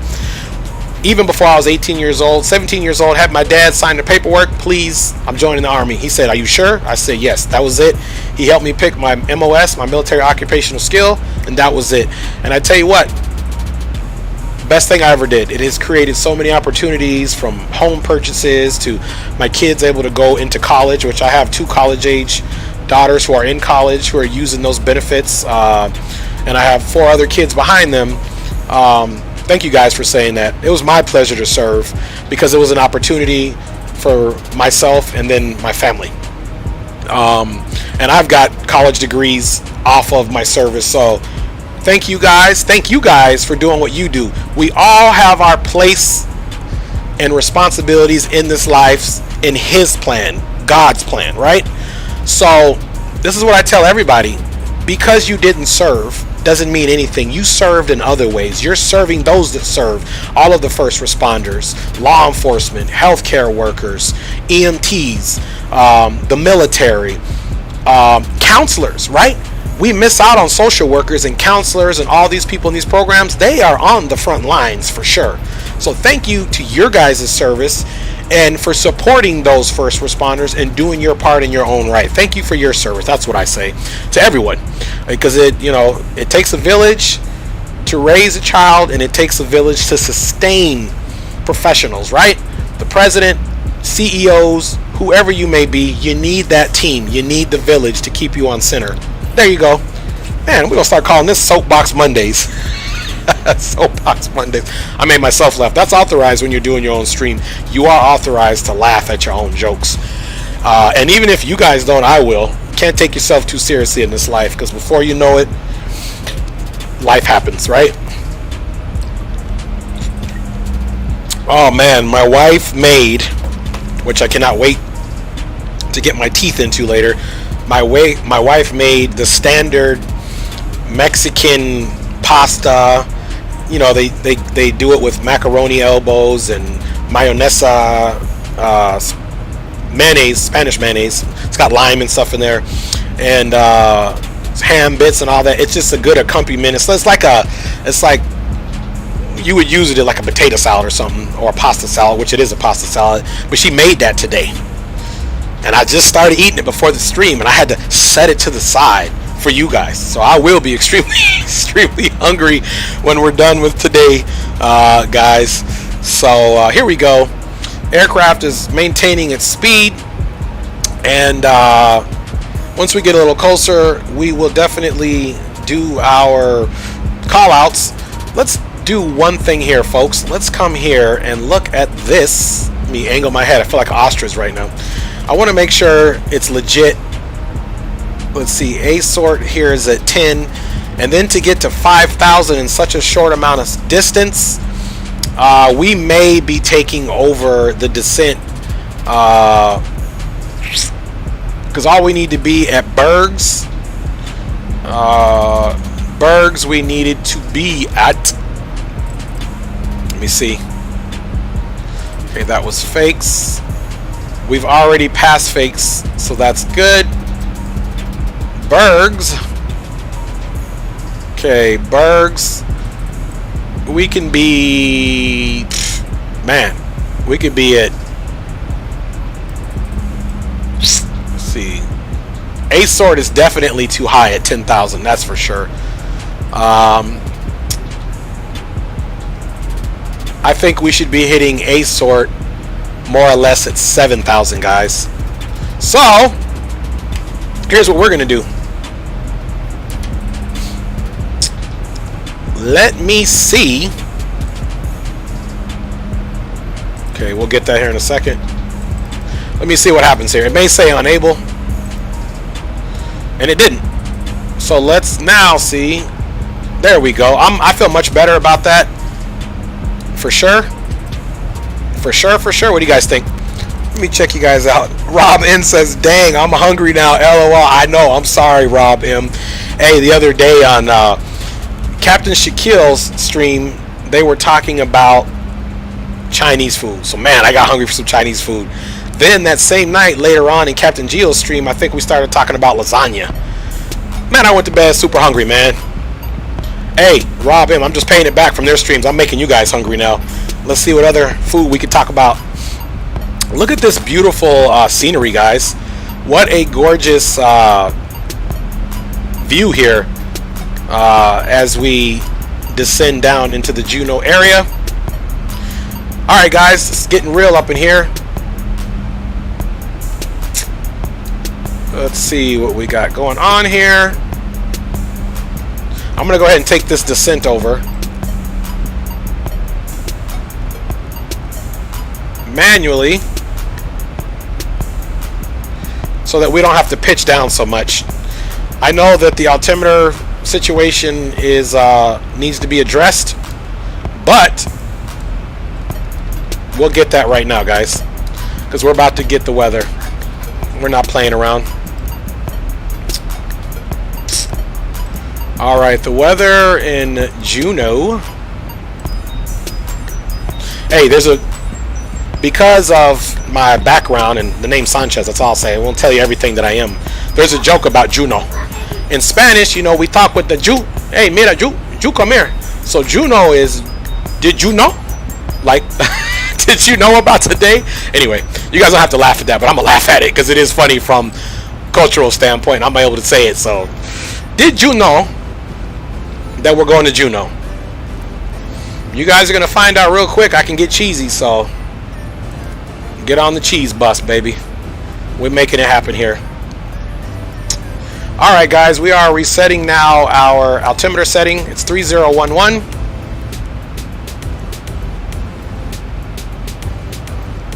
Hoping for a butter or a great landing. Hopefully, guys. I'm not making any promises on this one here. We're gonna hope for the best. The winds are at 10 knots at 90. Once I get my Nightbot situation going on, guys, you guys will be able to do the Meta and all that stuff. I know, shame on me. I told you guys earlier I was going to do push-ups because I didn't get it together yet. All right, and as you can see, our manual descent is going well. Let's get us crossing that waypoint right at 7,000. That way we don't have to pitch down so aggressively. And the speed, I'm going to go ahead and start bringing that back to 270 now. And yeah, guys, this is going to happen pretty quick. The runway length, right? The runway length in Juneau, if you knew, that's a little joke there on the whole Juneau. The runway length is 8,857 feet. So guess what, guys? We have no choice but to do a full flaps landing. So there we go. So our approach speed is going to be roughly 127. And we're okay. We're not going to drag it down that much. We'll just pitch the aircraft up a little bit. So there we go. And 5,600 will be for Linz. But once we get to Juneau, we'll stay at 7,000 a lit. And then I'll plan to make that at 5,600 above. So we'll stay at 7,000 once we get to that waypoint. All right, guys, we're getting closer. We're getting closer. We're getting closer. Captain Shaquille Mill definitely is laughing because he does remember all that food talk. Once we get below 10,000, we will most certainly do what we need to do. Now, here's the funny thing. Normally on the charts, we have to look at the parking coordinates, but there are no parking coordinates in Juneau. Once we land, the runway will actually be to the right of the terminal, so we're going to go off to the left.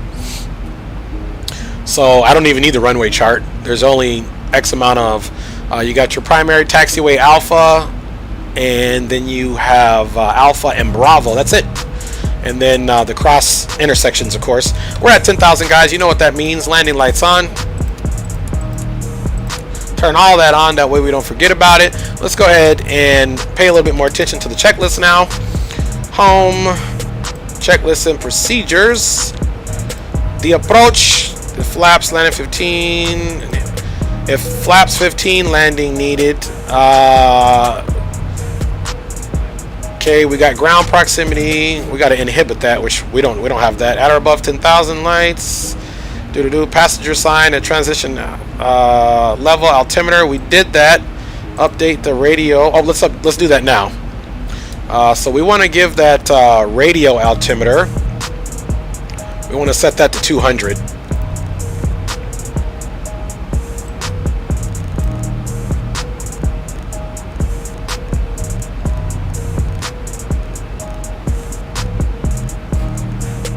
All right, guys, we are below 8,000 feet.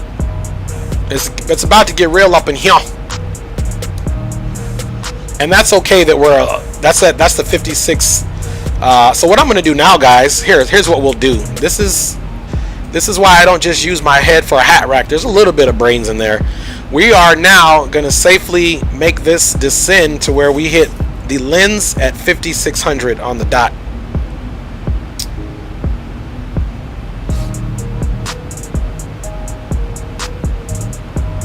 About right there. So now our descent is way slowed down. We are getting much closer.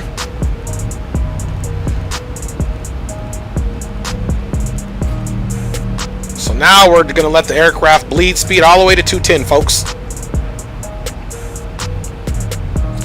And actually, as close as we're getting, I'm lying. Let's bleed that speed down to 190, folks. As we bleed the speed. Sounds like I'm about to start singing as we bleed the speed. All right, guys, we're getting ready to come in here.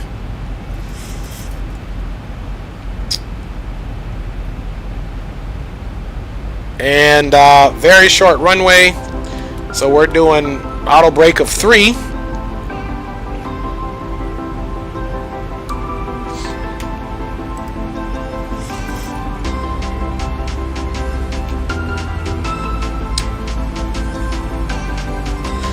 Juneau traffic. Alaska 318 is descending currently at 7,300 for runway 8 on the Lima Delta Alpha X-ray approach for Juneau traffic, and it will be a full stop. Alright guys, you know what that means. Let's go ahead and shut this music off. And we are going to do a replay on this one. Just disclaimer, if it crashes, I'll let you guys know and we'll have to restart the sim. But I'll do a replay for you guys because I'm going to be interested to see exactly how this goes. Now, we can definitely push that descent even further back to that now. Now, let's get our localizer information on this approach, which was 1099, which we didn't do.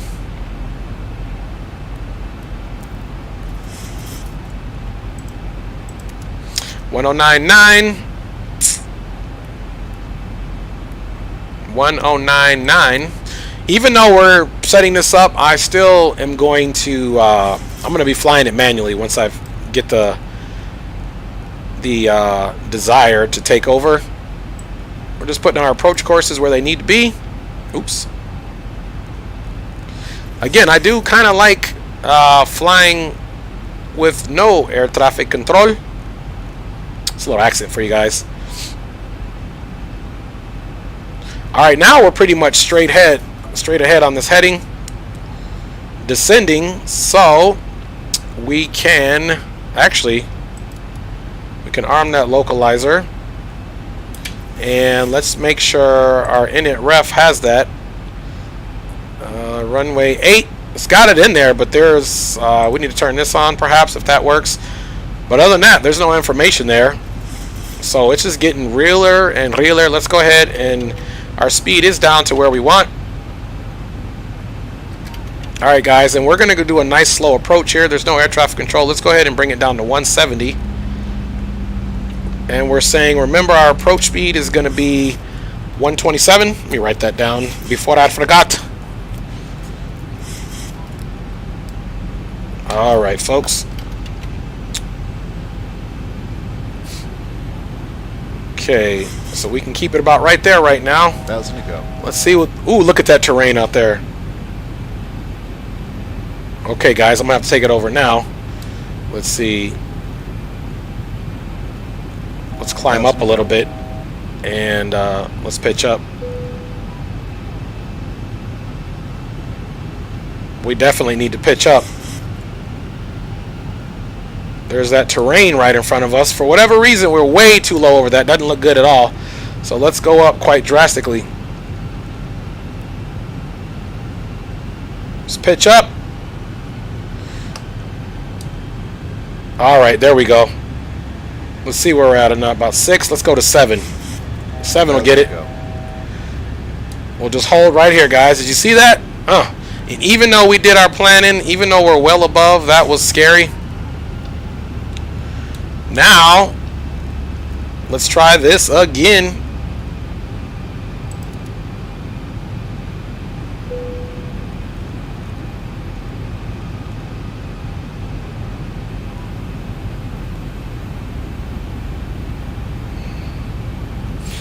Alright, so we're going to be basically doing this whole thing manual. Now, if you look over here, because I know this approach, there's the runways right here.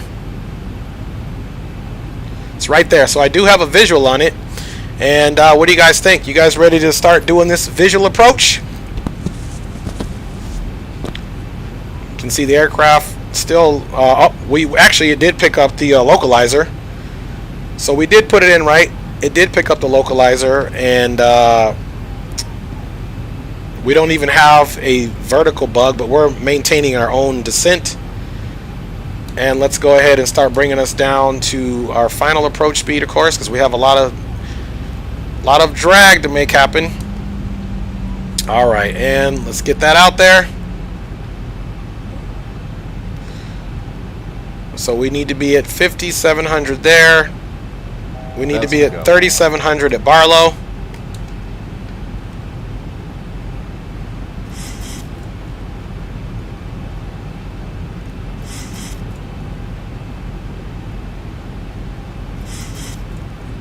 Once we get past this next waypoint, we'll go ahead and drop it down. Speed is bleeding.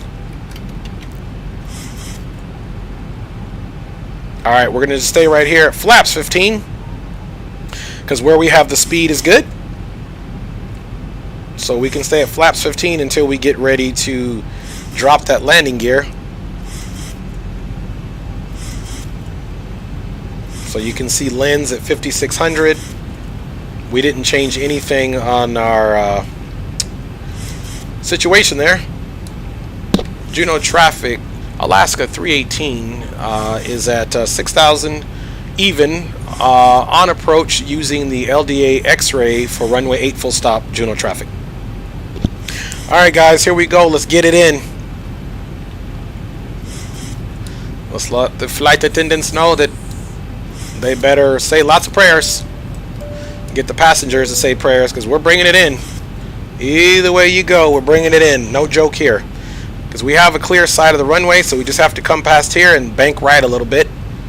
And then you can see here it's also got our, if we do a missed approach, we'll climb up, make a right turn all the way back onto the same course and then back out. So there, we're at our approach speed already. Nice and easy approach, nose is up. Normally you would not approach something this slowly, but normally you have ATC as well, so we're kind of doing our own thing. Nice slow approach. On our way there, and we have here you can see till we have touchdown we have DME 15.8 nautical miles, folks. We're not playing around. Alright guys, so now we can go ahead and increase our descent to Barlow so we can be there at 3,700 feet.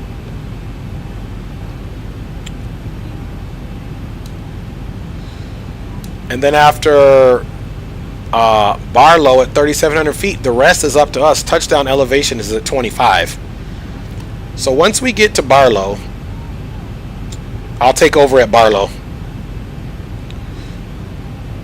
Barlow will essentially be basically 10 DME and we'll fly it from there, but you can see the runway right there. So there we go, and it looks like we'll go to on over to Seattle after this. Been streaming now for about 2 hours,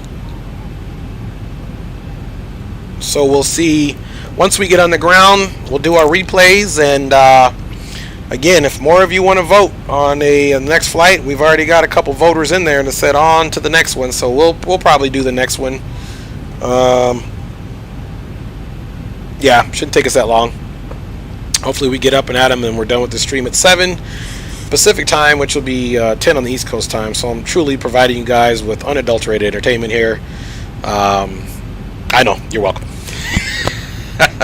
Alright, let's see here. Alright, we got Barlow right where we should be, and I'm about to just take this thing over. We don't need the landing gear out just yet, but when we do, we'll definitely go flaps full to flaps 40. 1,000 to go. 1,000 to go. Alright guys, 117, 127, yep, flaps 40 landing. And let's do a lot of praying here, guys, for somewhat of a decent landing here. Let me get my little flight book out the way. I didn't even use that, no ATC. This flight that Alaska Airlines flies lands at gate 4, just for your information. And we actually did have a glide slope coming on here, so even though we're going to be above it, I'm going to be disconnecting the autopilot anyway. So we do have that good visual. Alright, let's get ready to go to work here.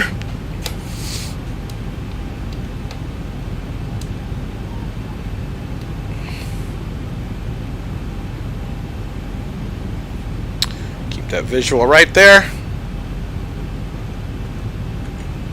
See if we sit just a little higher. And it's time to go flying, folks.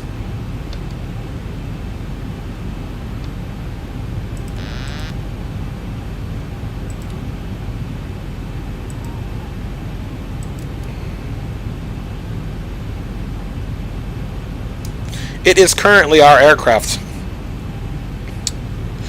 Alright, folks. Speed brake is armed. Okay.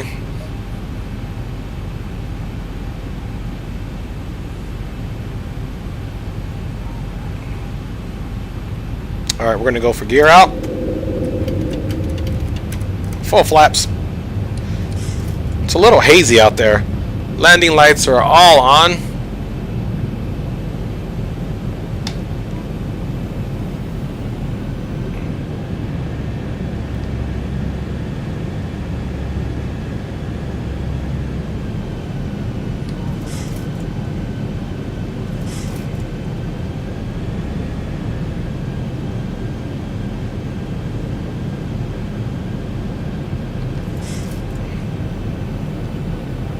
Landing gears down through green check.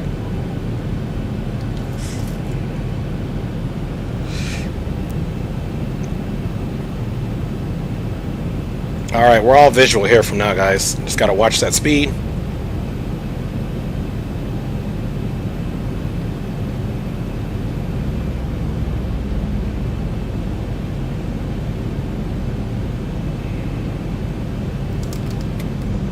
Coming back on the power slightly. We're DME 5, so this is where you got to kind of do that nice little descent because it's basically sea level.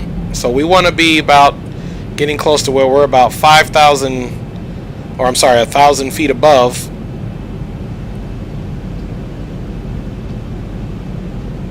Nothing too crazy.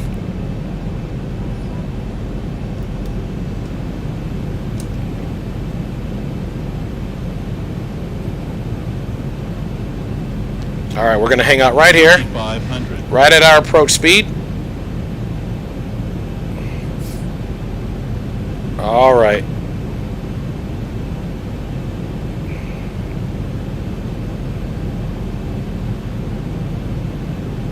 Now look, there's some terrain right above the field there that we have to be cognizant of.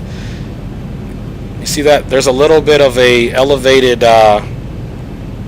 field there, or the terrain right above it, so we got to be cautious about that. Pick up a little bit on the speed.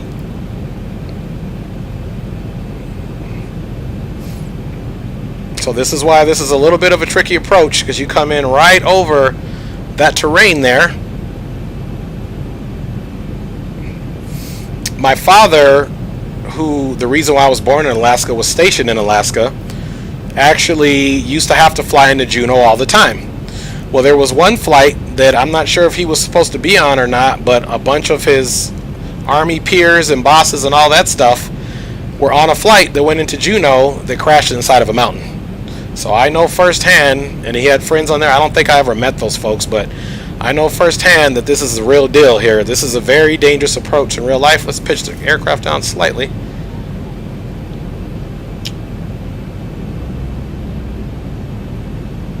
Alright, so hopefully we get it right the first time.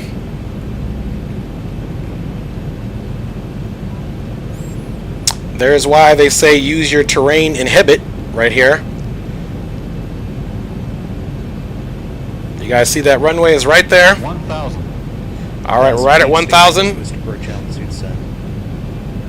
We're going to hold the nose slightly level here to clear this hill.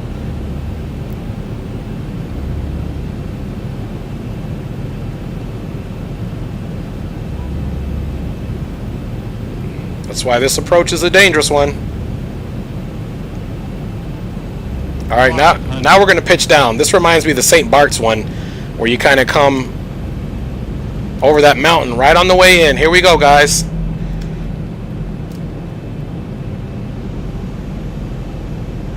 I don't know what's going to happen. 400. At least we can get ourselves centered. We're right at that approach speed too, guys. So Approaching minimums. approaching minimums. Alright, guys, here we go. 200 minimums. Right at that speed. Let's nose up a little bit. Yep. Throw in the power. 100. Because we don't want to tank drop it. That's what I always do with this one. I'm so worried about the flare. 50. 50. 40. Alright. We can't do a float here. 20. 10. All right. At least we got an acceptable landing, folks. Reversers are out. Reverse free. 80 knots. All right. Not bad at all.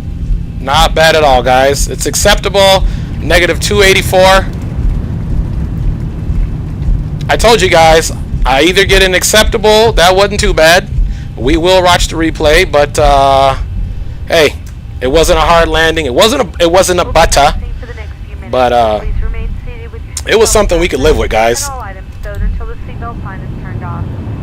Please make sure you have all your personal belongings before you exit the aircraft, and be careful when opening the All right, reversers were still out, which is funny. I had to cut them off. Mobile phones and small lightweight devices. Juneau traffic, Alaska 318 is clear of runway 8 on Alpha, taxiing into the ramp for Juneau traffic. All right, guys, let's do what we do here. Making that turn. Landing lights off, of course. Runway turnoffs off. And we need to get the strobe off.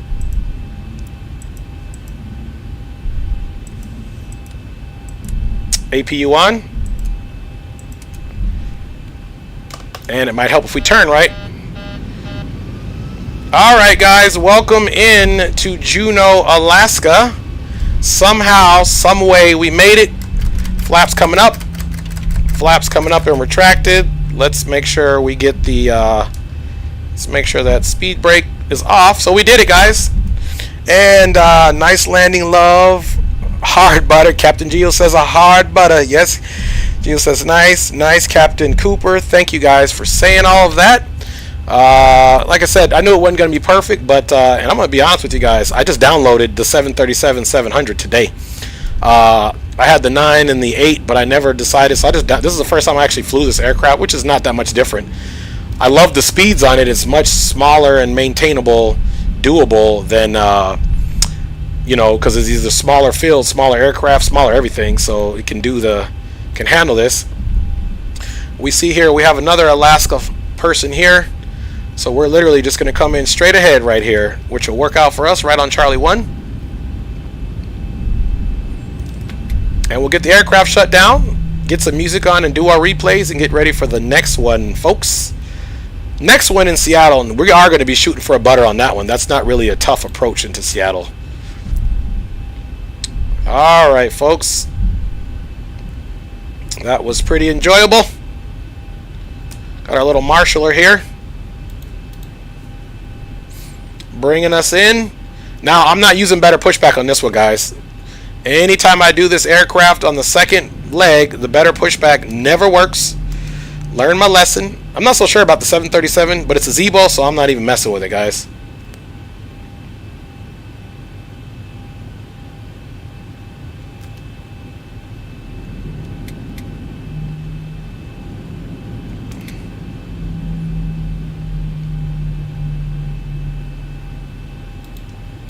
All right, parking brake is set. Let's go ahead and go for this and this. That way we can do this and this and that. Here comes that gate.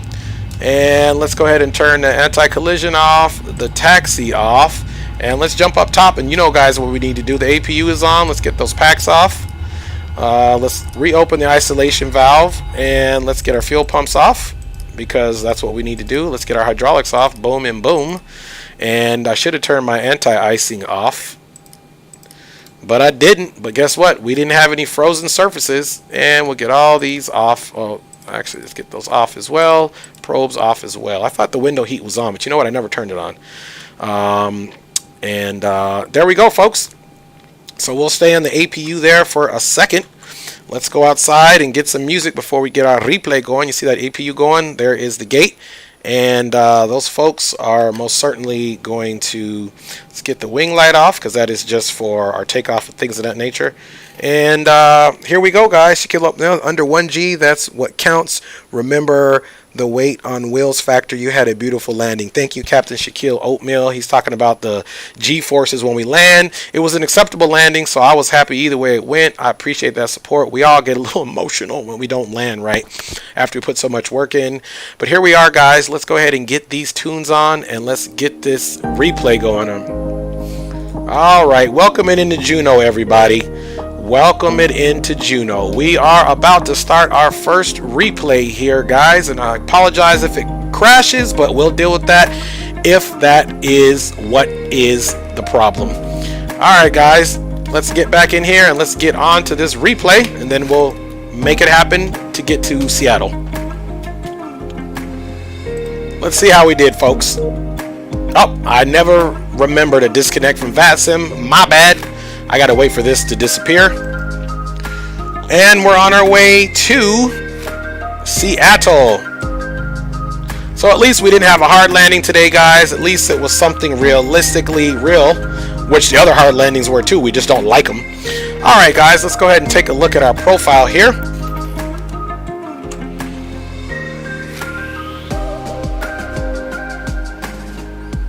She was going nice and slow. She was going nice and slow. Let's do one more. Watch this.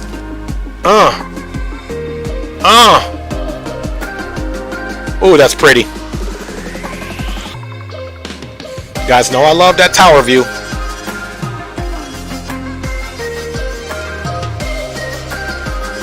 Let's get it. Replo with the window over the engine. I will do that for you, Rob M. Stand by for that. We're going to do a couple of replays. I got you, Rob M. We'll do that view. Anybody else requesting a view, let me know. Cleared all that terrain. You can see I have the retractable landing lights as well. For whatever reason, this looks like there's a glitch. Alright, I started worrying about the flare right here. Usually, sometimes with this aircraft, I flare too early. Nose was up. Just past the blocks. We floated it a little bit. Pretty much center line. Well, each of the rear were above the line. We got it over with. That was nice. Reversers came out right away.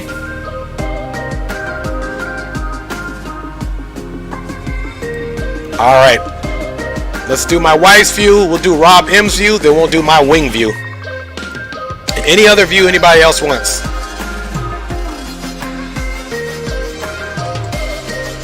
Let's check it out right there. Look at those mountains, guys, in the background. Beautiful.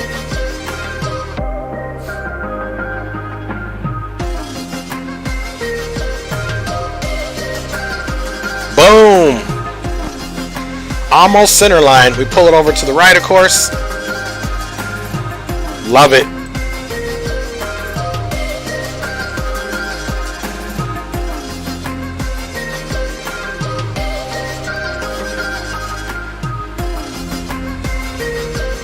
There you go, my brother. This is for you, Rob M.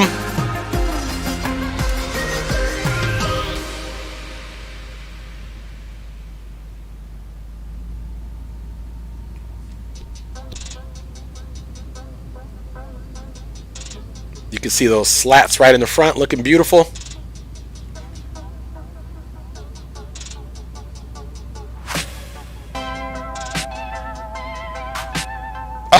Oh, so lovely. I love it. Alright guys, if you're just joining the stream, smash that like button, subscribe. We are doing our very first landing replay. We will be heading to Seattle. Look at those surfaces of those spoilers, those speed brakes up, those air spoilers. Just marvelous. Just, man, they did such a great job in this aircraft. Hey Rob M, this is one of my new favorite views as well. Let's walk that back to my view. Look at that. Who said you couldn't fly backwards in a plane? We're doing it here on the Dre Sanchez channel, baby. Look at the scenery though, guys. Come on. This is stock X-Plane scenery, which I'm totally happy with. Alright, this is my favorite view. As you can see, we're here in the cabin at our prescribed seat.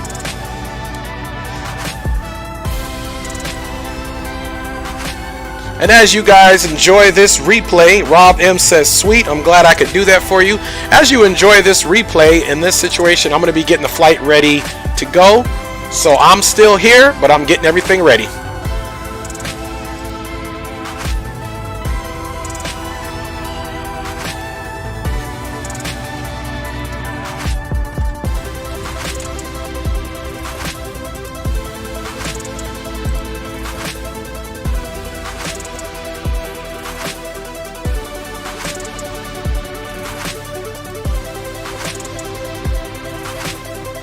we will be getting ready to get the plane initialized and head on over to Seattle, folks, based off of the hot request line.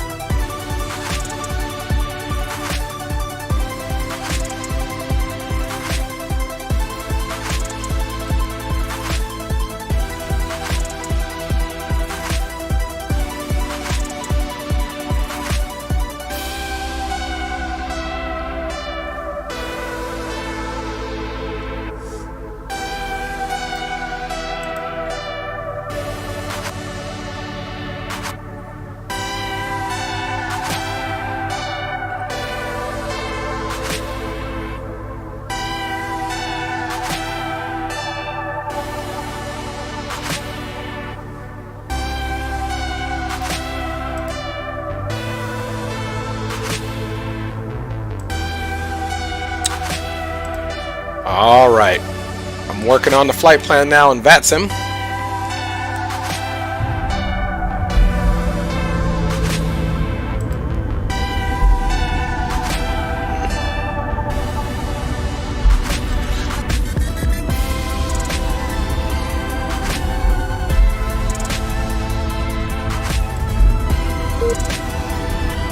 Oh, we're still in the replay. It disconnected me, so I can't do it. We'll have to do it here quick, but I got the flight plan. Looks like it's a 2-hour flight, so we may be taking some breaks in the air. But based off the request, we are going to do it.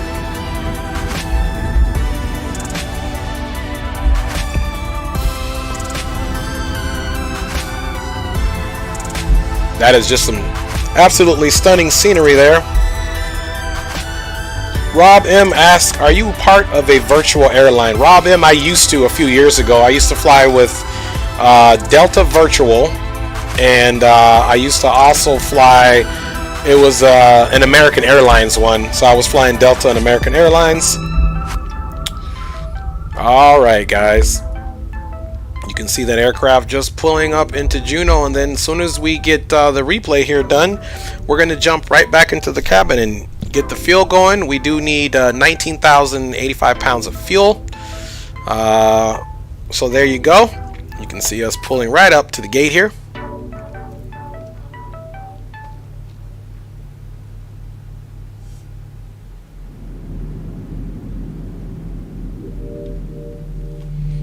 And how about you, Rob M? Are you a part of a virtual airline, my friend? Let me know. Let me know by all means. By all means. See the other guy working the other aircraft. He's putting some bags on over there.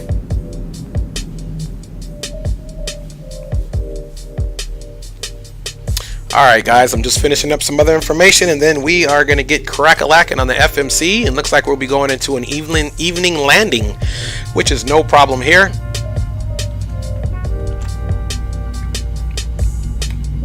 You can hear those engines cutting off, still on the replay.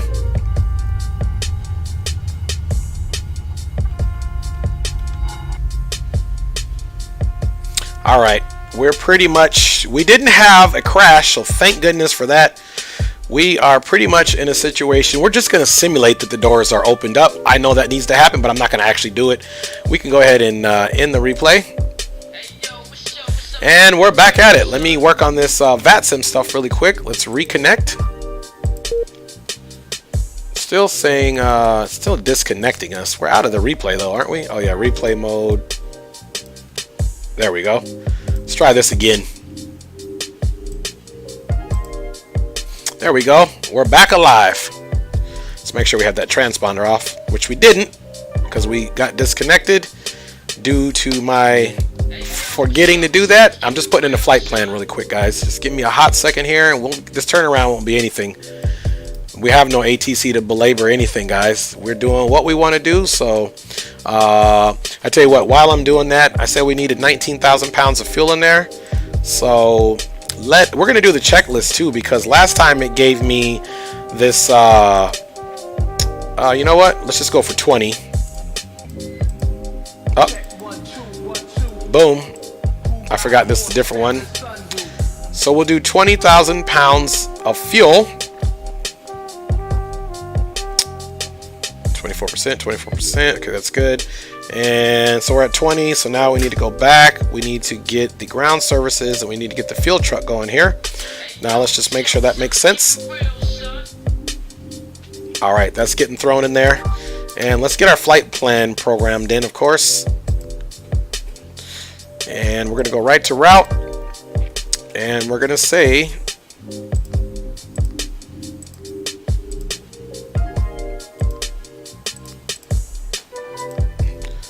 Pageant to Seattle, and we're out of here, guys. So stay by, don't go anywhere too far until we get in the air, just simply because we are going to be taking off same runway 8. Oops, there we go. Let's get right into the route and departure and arrival. Thank you guys for hanging out. Heck yes, I'm a part of Virtual United Airlines. I love it. I'm gonna have to join that one. I like flying for United as well. All right, guys, we're departing obviously runway 8 on the June 6th, and Sierra Romeo is the transition, and then from there we are going to a VOR Lima Victor Delta. From Lima Victor Delta, we're doing a Jetway 502, so that's Juliet 502. Hey man, I think the only reason I made it as well as I did on that landing and didn't get a hard landing was because you guys were on board. So you guys are bringing the luck. Keep it up. Yankee Zulu Tango is what we're doing here. And of course, we need to look at what that is. So I'm referencing the flight plan. Of course, you can go to the flight plan and look at that. That is Port Hardy. It's north 50 west 127. So north 50 west 127. This is the one we want. And from that waypoint, we are going to crack-a-lack on over to our transition waypoint until the arrival of Yankee Juliet. And then we're going to come over here to departure and arrival, and we are arriving on the Mariner 7. And it is the Yankee Juliet transition as promised. Back to the route. Let's make sure that looks good. It does. Let's activate that. Execute. Let's check our legs page. Make sure there's no discontinuities. There isn't.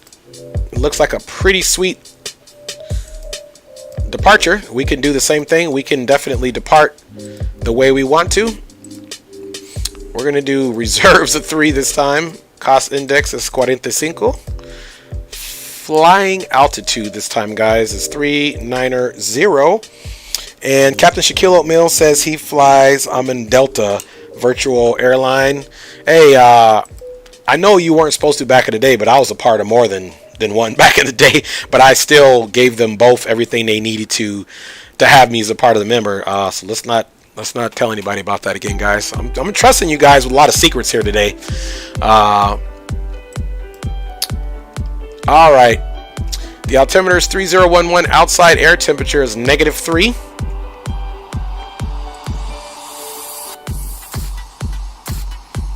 Ay, that's not what we wanted. We want to go /-3.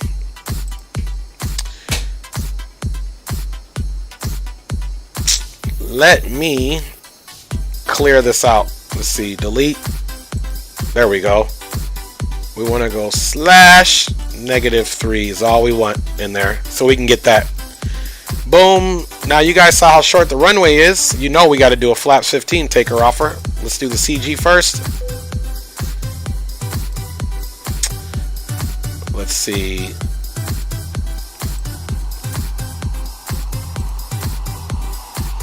Flaps 15. And then now we can hit the center of gravity and we can lock in those speeds. The trims is 273. And you know what? Maybe we got the trims weren't exactly at 273 last time, which they weren't. I bet you that's why I got that alert. Okay, guys, flight plan looks good to me. What do you guys think? Flight plan looks good. Let's make sure our fuel is all on board. But these are our V speeds. They are checked, cross-checked, and confirmed. We are climbing up to flight level 390.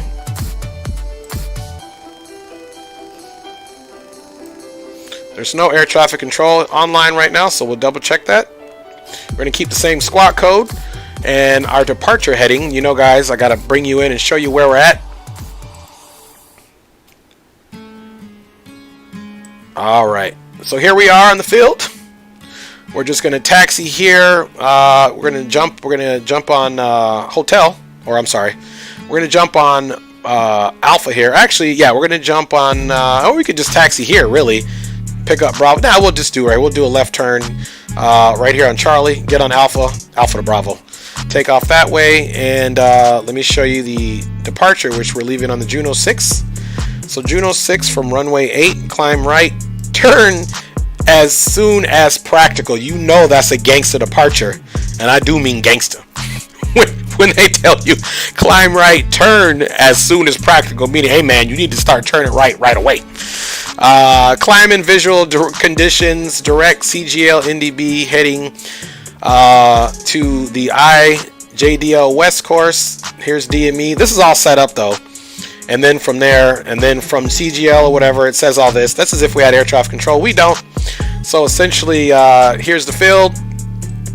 This is the star, by the way. So it's definitely saying, hey, do what you got to do to get out of here. So basically, we come out, we make that hard right turn, DME back here to Barlow, and then back out, guys, because this terrain here, you cannot get above, and unless you're doing some trick flying, you can literally come through here. Who's ever in acrobatics? We are most certainly not. So essentially, we'll get the runway heading. Actually, we're not even going to get runway heading there. I'm going to type in that turn to heading 279. That's what we're going to type in there. So as soon as I get up and at them, so let's go 279 is what we're deciding here, folks. And we're almost out of here, man, for real. Heading 279. Don't forget, we got to do the VATSIM flight plan, which is super quick and easy. Oops, what am I doing here? There we go. 279er. And over here as well, and the altimeter is still 3011. So we're gonna leave that as is. Let's see, let's make sure that's still set for 379. Let's get our climbing speed. Initial climb, we'll do 195. Actually, let's check the flap indicator here. Flaps 15 is at 200 knots. Ooh, 195 is too close, so let's go 185. Just to make sure that MCP is good. The autopilot disengage is pushed back to where it needs to go. All of that looks good. We have our speeds there. The APU has been running, so we are burning fuel here. Let's see, we've got enough here. 16, 16, 17, 18, 19. Okay, we're straight. I'm just saying because we're burning fuel right now. All right, let's go ahead and work on our trims. It's going to take a minute here. And we're out of here, guys. We are on our way.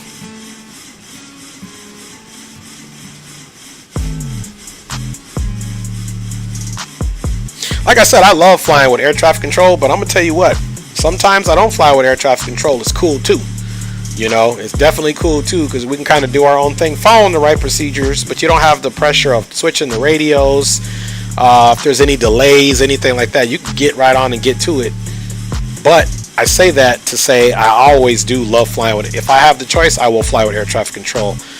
But in the event, there's always a silver lining and no air traffic control, right? You know, pros and cons, baby. Pros and cons. All right. Okay, so that's 3. And if we look over here at the trims, it says 289. So we can just use our best educated guess here. 1, 2. So now we're in the 2s for sure. And, you know, I'm going to say we're good about right here. Now, if we get that takeoff warning, you guys see firsthand, we have most certainly did our due diligence to get the trims where they need to go. And we're good. Again, I told you guys I'm not doing any better pushback. We're just, I know one thing I do need to do, though. I need to go and rekey something here. Keyboard, search command, push back. Okay, airliner, stop and let go. I did shift T, push back, airliner straight. let's set this up Shift T. That's okay. And then for stop and let go, we're gonna do Control Alt T. There we go. So Control Alt T will get us to let go. So that's what's up, you guys. All right, let's go ahead and get our fuel pumps on. And let's see. Yeah, APU's still on, so we can essentially we never took it off of that, guys. Straight up left it on there, so we can even get. I didn't even know why I turned this off. Yep, we are on AP power. Let's make sure the ground power is not connected at all. We can even get all this on. We'll leave the trim air off for now. Let's go ahead and call for that pushback. Well, don't worry, we'll work on the flight plan while we're getting pushed back, maybe. Sending push cart now. See that? Sending push cart now. Let's go up top. Let's get our anti-collision beacon on. And also work on our pressurization here. I know I don't think Seattle's right at sea level, but we'll see. Anti-collision is on. Let's check KC. So we can get this quick turnaround and get up out of here, guys. We're not playing around. We're not going to belabor it. Seattle Tacoma elevation is 347. Hey, I need your brakes off. I knew he was going to say that.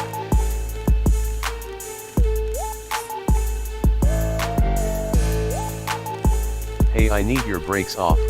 Let's see. 350. All right. Let's do what he says. Hey, I need your brakes off. All right. Brakes are off.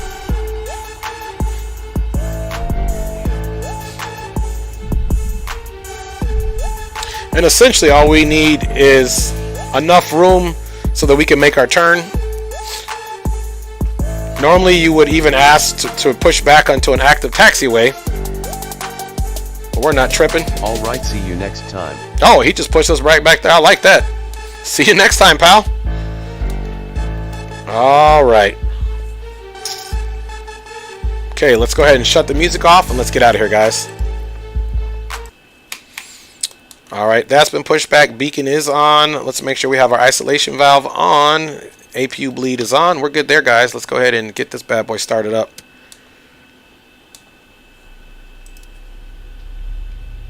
You guys know how we do it. I'm going to get this to reject the takeoff. And we're about to get out of here, guys. Alright, it's 19%. We're waiting for that to say 25, 24, 25. Now we can go ahead and rock this. Alright, while that's coming up, I'm going to simultaneously be working on my VATSIM flight plan. We'll just wait for that audible click. Let's see, what is the alternate? Okay, there's that click. Let's get the other one going. The alternate is Portland, of course. I should have known that. Sometimes they do, I think it's Vancouver or something right there as the alternate. That's also close. Alright, we'll wait for that to come up. Again, every time I have a chance. Okay, PDX, I'm jumping up top. Departure time we'll say is 0200, 17%. We're doing 39,000 feet. I'm almost done with the flight plan. There's only a few more things I got to do. Alright, we are at 25%. Going all the way up there. Let's wait for that to finish. So I can finish my piece here. Flying time is 2 hours and 11 minutes. We definitely will be taking breaks in flight. So there is that concern.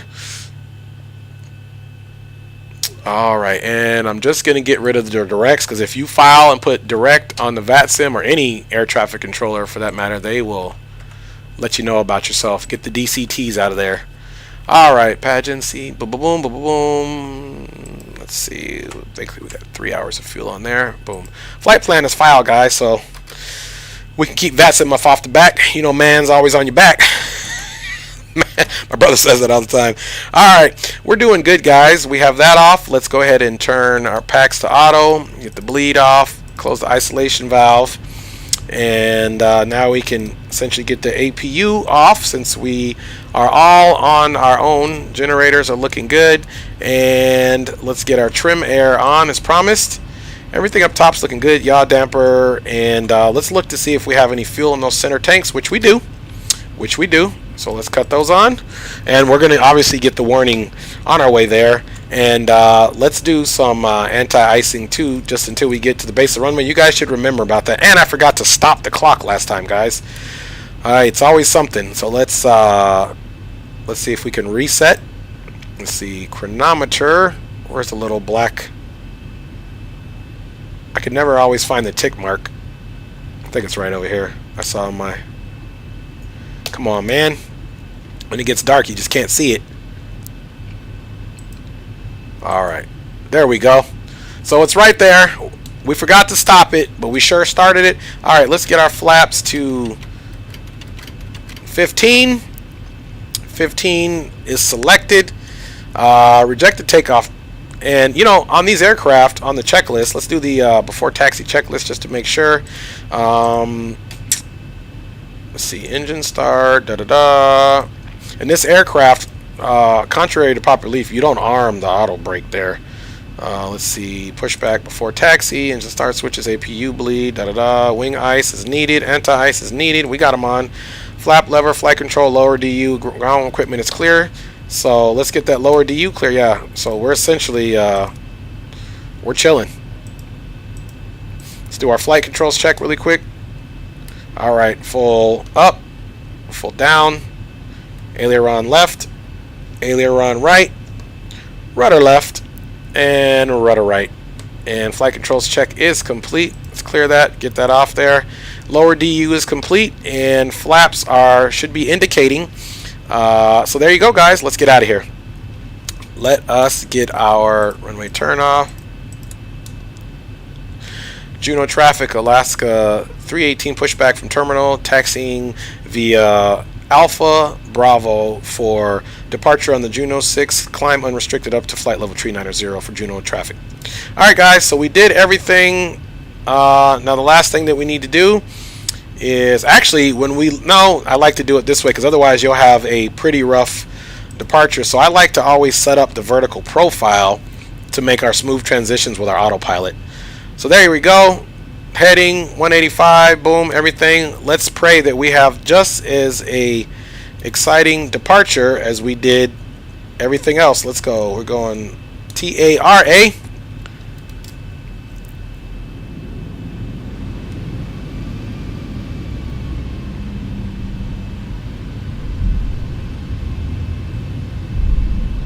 Whew, came kind of close to that plane.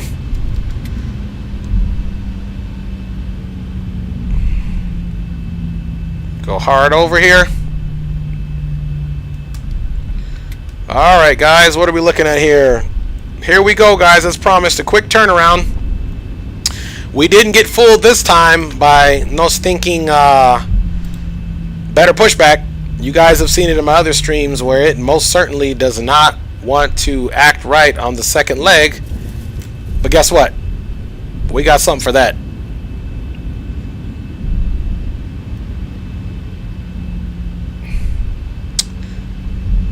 Alright guys, so we are cruising right along here.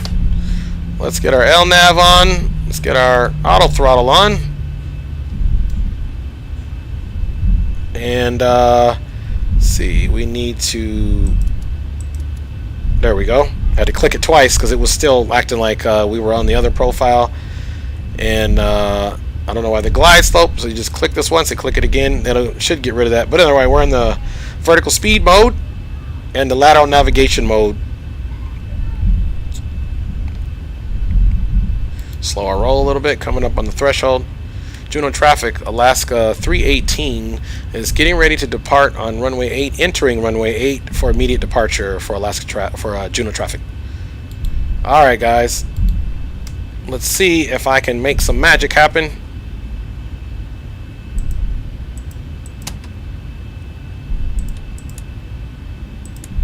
Flight attendants prepared for takeoff, please. All right. Flight attendants prepared for takeoff, please. All right. Final looks clear. Auto throttles are set. Okay, the cabin is secured. Have a good flight. Let's see if we can go ahead and start that chronometer now that I can see the spot. Chronometer is started. She says, have a good flight. Well, we are most certainly going to try that, guys. That is the goal. Let's line ourselves up appropriately. You guys know the drill. Let's go to 40% stabilized. 40% is stabilized. Takeoff power set. I'm ignoring that. That is no longer important to me, folks. Takeoff power is set. I don't know what glitch that is, but it's got no place here today. 80 knots cross check. D1 rotate. All right, nice and easy off the deck. Positive rate. Landing gear is coming up. I'm going to fly this here for a second because it's fun. 400. Landing gear is up. First stage of flaps. We're going to fly this one, guys. We're not going to let the aircraft have all the fun.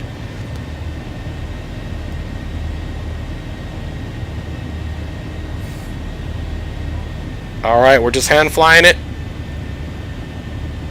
Ooh, look at those mountains. 1,000.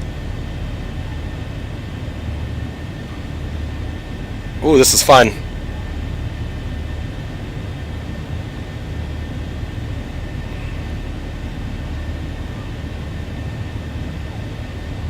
All right.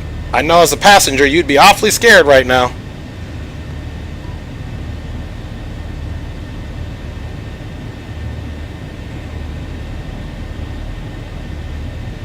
Still hand flying it. Still enjoying this.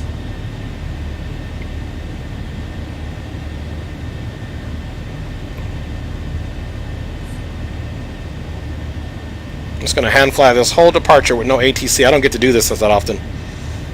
Alright. Here in a second, we will do some... still hand flying it, guys.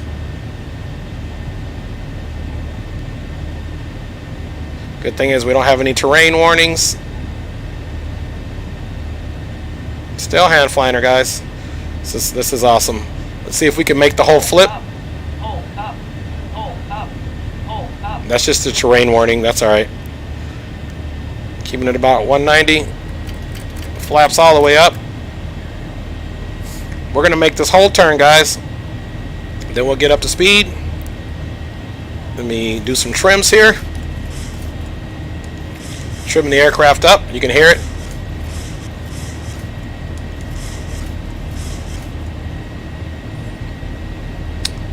Alright, guys. It's basically time for autopilot.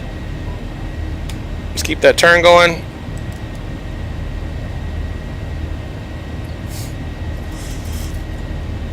And then we could just go level change as well, of course. Flaps are all the way up. We can go to 250. And I hope you guys enjoyed that departure. And rejected takeoff is coming off.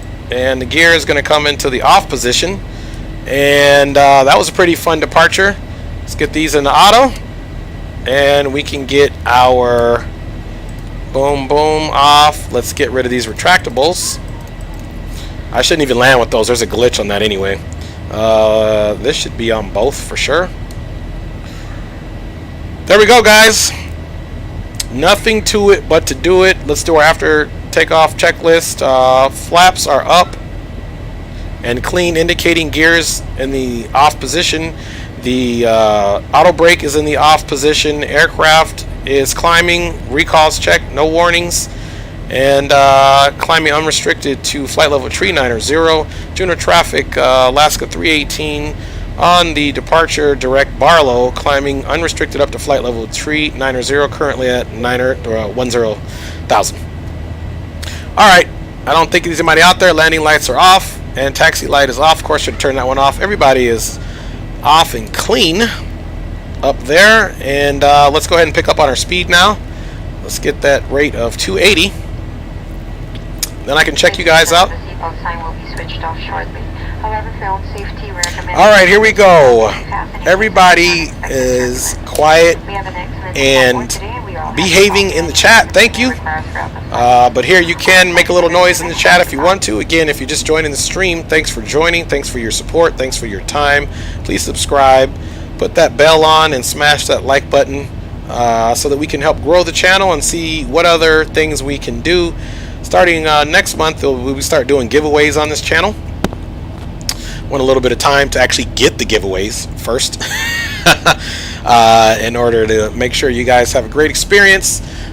Your flight information up top is definitely not on because I haven't been on the stream, but there you go.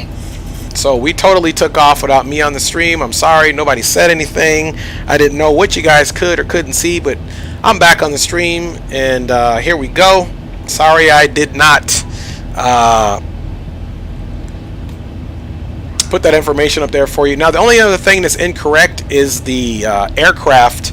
If you look at the top of your screen, the aircraft, it should be a 737, not 738, but I had already started the simulator, and you have to go into the any file in order to change that with this overlay that I'm using. So just pretend on the aircraft it says B737 and not 738, because we are in the 737, and we're doing well here. Let's look at the scenery here leaving the Juneau area. Let me also update my active sky weather, because now we are going from that on over to Juneau on over to Seattle, based off a request, based off the request line. It's like I'm a radio station here. Alright, so the weather may update. Let's see if there's any updates just because it updated. Oh, there we go, it's updating now. And you can see we're going to be going in, looks like we're going to be going into potentially the evening hours here. And let's get ready to put our altimeters. This one is still in standard, never took it out of there because I don't have a first officer, but we can most certainly put these in the standard mode now. And once we get up to our cruising altitude, we are most certainly going to take a little break from the flight deck. We'll be cruising, obviously. Let's get those tunes on so you guys can feel the funk. Alright, everybody. Again, thanks for flying along here. We have most certainly had a pretty decent landing into the Juneau area. I'm trying to figure out how to get that. I think once we get up and put it into the VNav, that GS will disappear, which is the glide slope for approach. And you know what? I think I know how to turn that off. Can come over here and let's see here. Boom, initial ref. We'll turn the glide slope. I know there's a way we could turn it off. Let's go to that end deck.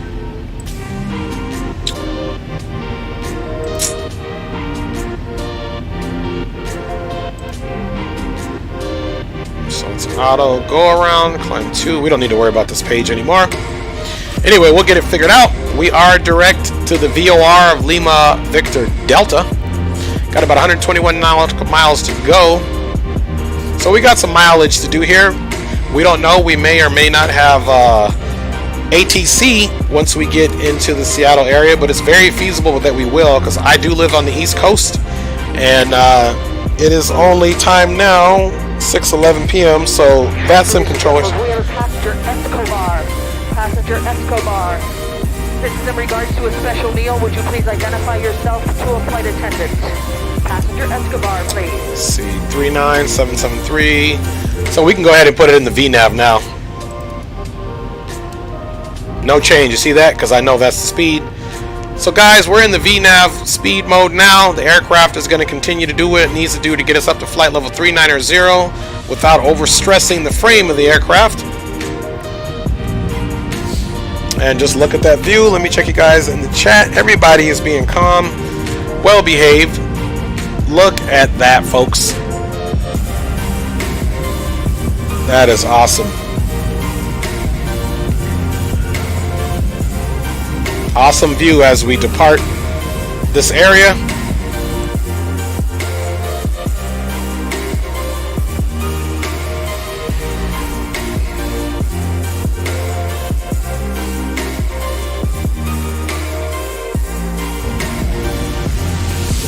Got some mountains off the right side there as well. Let's see which side is prettier. Oh man, I don't know. I like this side right now because of that sun. Let's do Rob M's. There you go. That's a nice one too right there. Let's maybe leave it there for my boy Rob M. My baby says, beautiful babe. Hey, guess what, guys? We are going to be taking a break on this flight. So, honey, I will be coming out to eat some of your delicious pasta a la mexicana. That's what I'm calling it. Pasta a la mexicana. Rob N says, I love flying airlines, but I'm trying to slowly get into general aviation flying too with smaller props. I'm super stoked about the Just Flight Piper Arrow 3 aircraft.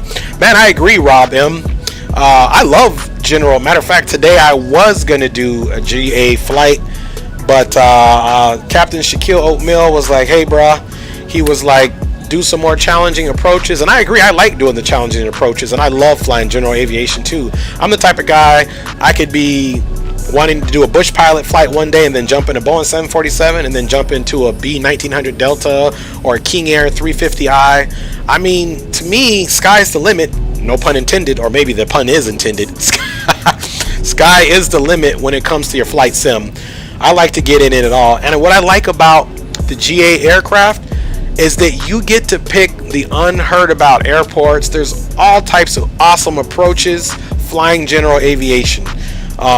And I mean, you find quite a bit of you flying commercially too, but general aviation has some awesome approaches that we can take into account. So maybe on the next Monday night flights, I'll do some general aviation flying.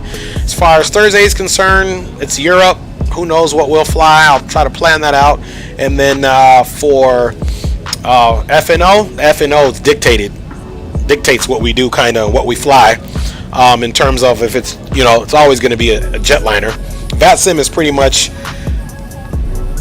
commercial flying concentrated. If you go over to Pilot Edge, you mainly see people flying general aviation aircraft, plus that they're using it for the tool to train and do whatever. And so I love that about flight simulation, that you can essentially do those views. I mean, do either general aviation or flying commercially. You can do watercrafts, those crafts that have the set up for water landing, the pontoons at the bottom and all that good stuff. I did some flights before I was streaming. Matter of fact, we might do some flights back in Alaska on some gravel runways, which that's general aviation. So maybe for the next, maybe we might be back in Alaska for our next Monday night flights. And but we'll see. We'll see. I'm just keeping this view here for you guys for now. Let's jump up in the cockpit here and make sure everything is copacetic. Let's just double check all our stuff. Everything is off. Let's come over here to our checklist here before we take our break. I'm not going to take the break until we get to our cruising altitude and verify there's no ATC. Climbing cruise at or above 10,000, we did that. Altitude altimeter set standard, we did that. Altimeter cross check, we verified that. Before top is descent, and we'll modify the route for arrival as needed. We're not going to get into that just yet. And let's look at those fuel pumps and see. And I think the fuel pumps, yep. Remember I told you guys we were going to have to take out those fuel pumps. That fuel's been used up, so we can turn that off, hit the recall again. And we don't have anything there, guys. Now, let's also come over here and take a look at our progress. And even with our climb and everything that's going on right now, we should be getting into the area with 11,000 pounds of fuel. So that's good. I think there's only been on one flight, whether it's recorded or not, and it wasn't recorded, that I ran out of fuel before because I didn't check that. Yeah, guys, so if you want to take a break, do whatever. You guys see the flight information up top. For your flight viewing pleasure, we will essentially keep yourself abreast if you want to catch the landing.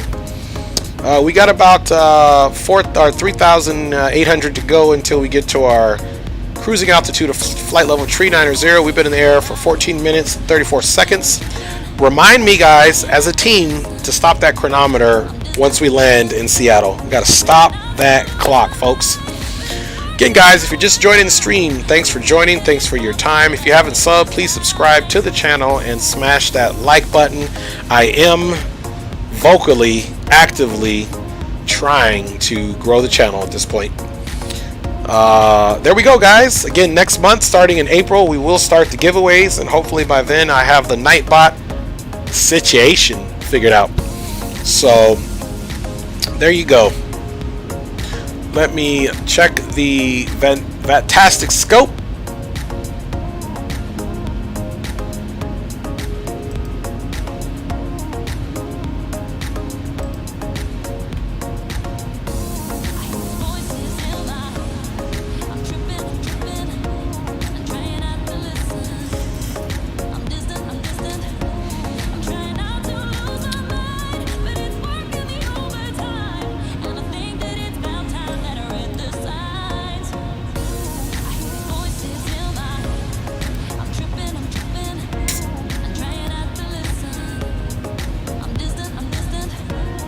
Oh, I couldn't find us there for a second. I was tripping. I'm like, what? Okay, here we go. I know you guys are looking at me like, what is he doing? He looks so crazy right now. Okay, here we go.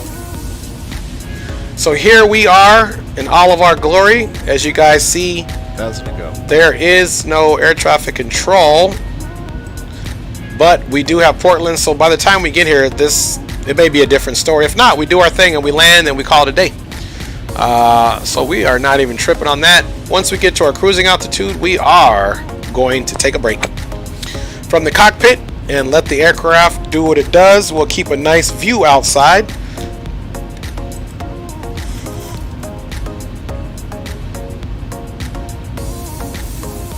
You can see we're above those clouds, and it potentially will be an evening landing,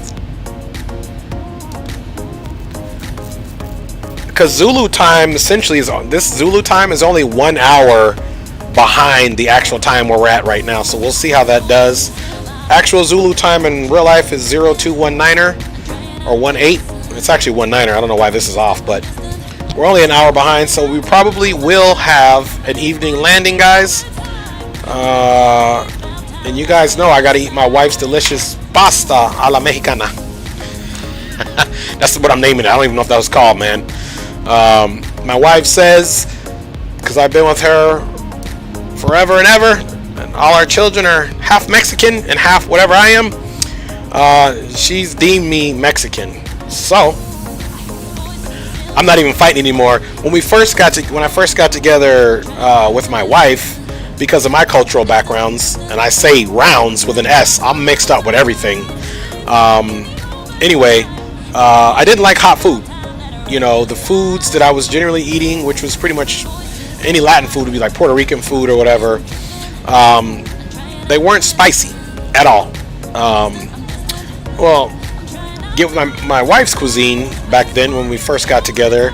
She was dead set on me eating jalapenos and hot food, and I was like, no, that's not me. Now, man, I tell you, being married is something else. There is quite the evolution in me going from, meeting to boyfriend to fiance to being married, because now I think I'm more Mexican than her, and sometimes I can eat hot food. I eat jalapenos. I do actually look forward to eating all the different foods. Now growing up with the Puerto Rican influence and all that stuff, I already listened to like salsa, bachata, merengue. I know how to dance them all. And cumbia, but I really didn't know how to dance cumbia, but I even now know how to dance cumbia well. I always try to get my wife on the dance floor, at home dance floor. We haven't been out dancing forever, especially with COVID. But anyway, the evolution has happened. You other married folks out there, if you want to just, before we take our break, chat me up. What evolution have you made since you've been married?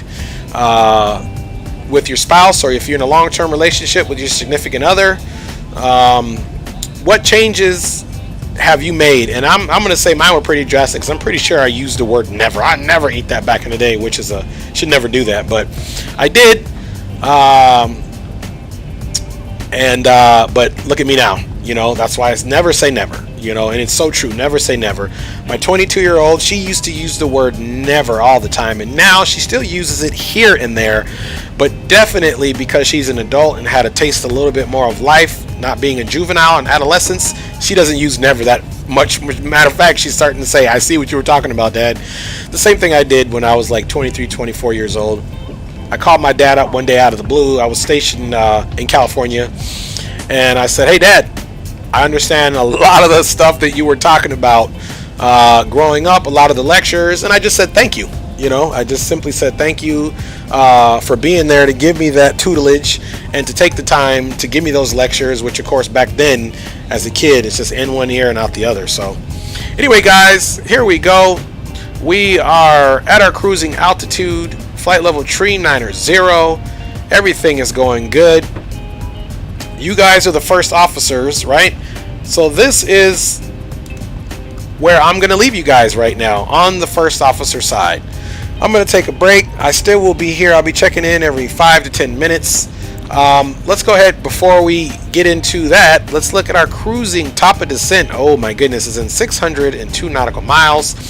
Let's just see what that is, just to make sure we're not giving the aircraft false control. So YYJ is at flight level 200, and we're landing on the Mariner. I believe it was the Mariner 6. I'm sorry, Mariner 7. So before we get too comfy, oh, that's not what I wanted to do. It's this one here. Before we get too comfy, and I'm actually have Portuguese in my cultural background too, which I've never ever even tried any Portuguese, you know, food other than a couple things that I cook, but I'm gonna start getting into that too. Alright guys, so you can clearly see here's the field. We will be transitioning Victoria, which is Yankee Yankee Juliet. Orcas is at 280 above 17,000. Okay, so let's see if we have that in here. We do, and it's above 17,000 at 280, so I'm cool. The first point is the first one you really want to make sure is correct, because the plane is going to start making concessions to make sure it hits this point. Then it's got Mariner 270 above 12,000, and we're all good there. We can't do anything else until we actually know what our flight, what our changes will be. So with that being said, guys, it is definitely break time. I'm going to jump out of the stream, but you'll have the information. I'll be jumping back in, checking out with you guys. This is the part of the flight where everything's pretty calm. Let's take a look at time. If you guys want to know time-wise when the descent should start, top of descent will start at 0232 Zulu. Don't reference the real Zulu time. We got to reference the aircraft. So 032 Zulu for us means zero. It's literally 1 hour from now. So top of descent is going to start from 1 hour. So if you're on the East Coast, time now is 6:25. West Coast makes us 9:25. Right around 10:20 or so, we're going to start the descent your time. If you're on the West Coast, that's an hour from now. That'll be around 7:25 West Coast time, Central time, 9:25, and so on and so forth. So for the West Coasters, we got about an hour. 7:25 p.m. will be our descent time. For the East Coast, that's 10:25 and 9:25 for Central Standard Time. So that's when we're going to start our descent, but I will be in and out checking in, of course. I just want to let you guys know that our top of descent isn't for a while, and everything is all squared away. You guys are the first officers. I'm going to step out and take a quick 10-15 minute break. Please feel free to stay on board. I still will be monitoring the chat, so stay active with the chat, and we'll go from there. So without further ado, guys, you guys have the controls. I'll see you guys back here in a minute.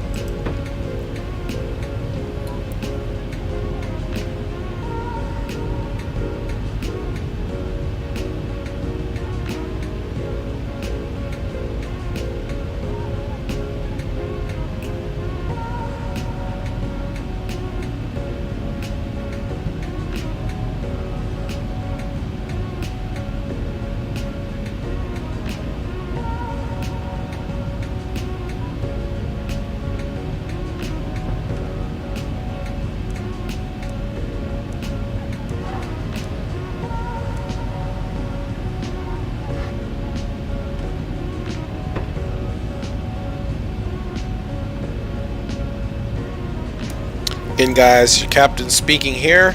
We are still here, very present, just taking a slight break. We've got quite a bit of traveling to do here. The descent will happen pretty much 1 hour from now. So wherever you are, take a look at your clock. Whatever the next hour is, right around the 20 mark. So 11:20 or 7:20 or 9:20 or 10:20 p.m. That's when we're going to start our descent into the Seattle area. Based off of a few votes from the crowd, we are doing our next leg and final leg on over to the Seattle area in a Boeing 737-700. Don't mind the flight information up top. I did a FUI and put 738 into 737. So we are in a 737, traveling smartly, heading southeast into the Seattle area. I'll check back with you guys in a minute. Again, thanks for joining me here on this wonderful flight. First leg was complete from Anchorage to Juneau. Now we are from Juneau all the way over to Seattle. I'll be checking back in with you guys in a minute. Again, thanks for riding along.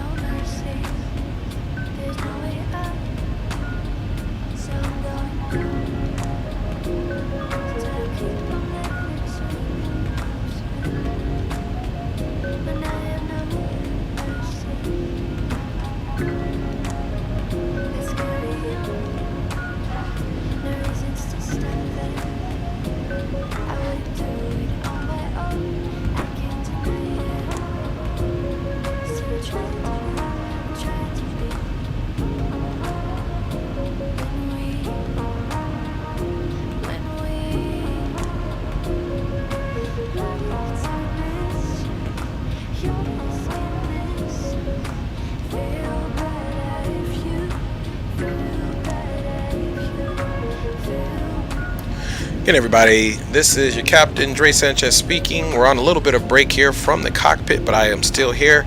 Thanks for riding along here. For everybody that's staying on board, we're cruising right along at flight level 390 on our way to Seattle. And just check your flight information up top. We will be descending roughly less than an hour now into the Seattle area.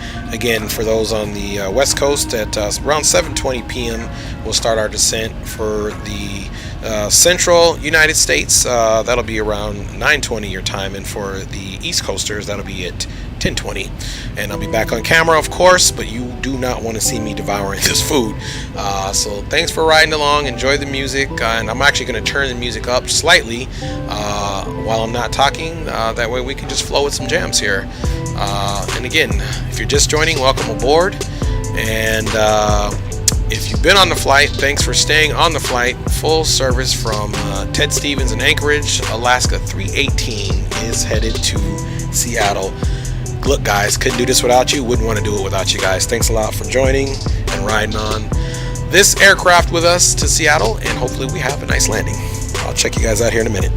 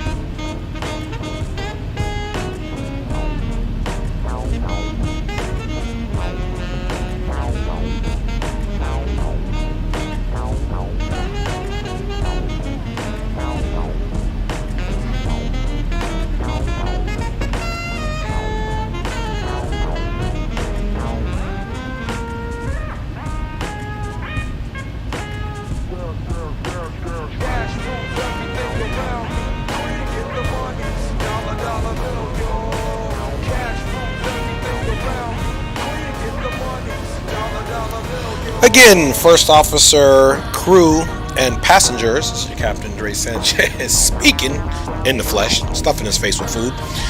Again, we are cruising here right along. We will most certainly be getting back on cam here, but we are in the cruise phase of our flight. And of course, if we come down here and look, we have top of descent now in 494 nautical miles.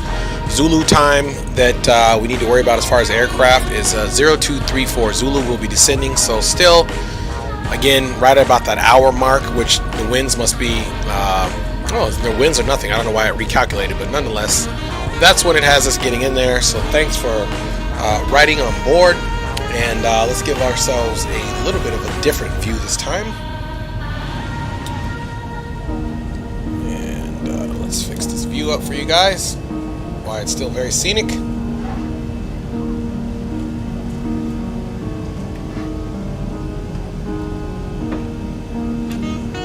Alright, so we'll stick with this view for a little bit as the aircraft travels, and again, I'll be checking back in with you guys. Thanks for staying on board. We look for an awesome landing into the Seattle area. As soon as I'm done stuffing my face, I'll be back on cam, guys.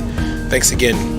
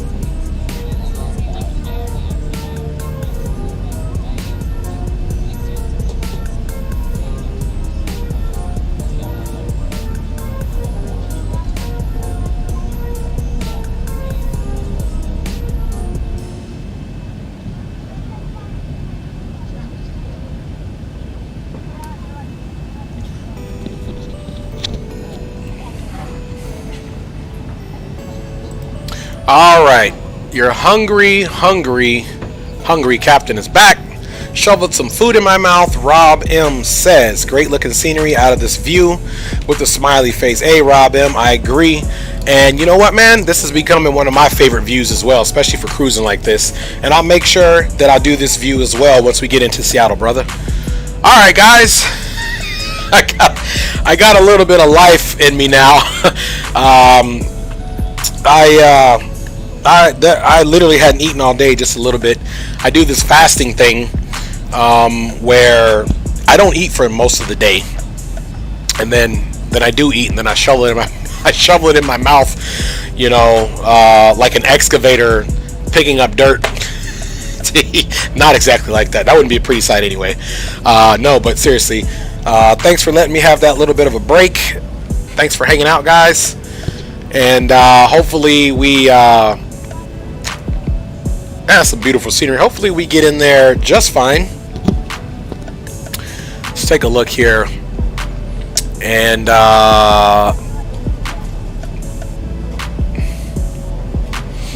see what the weather is doing.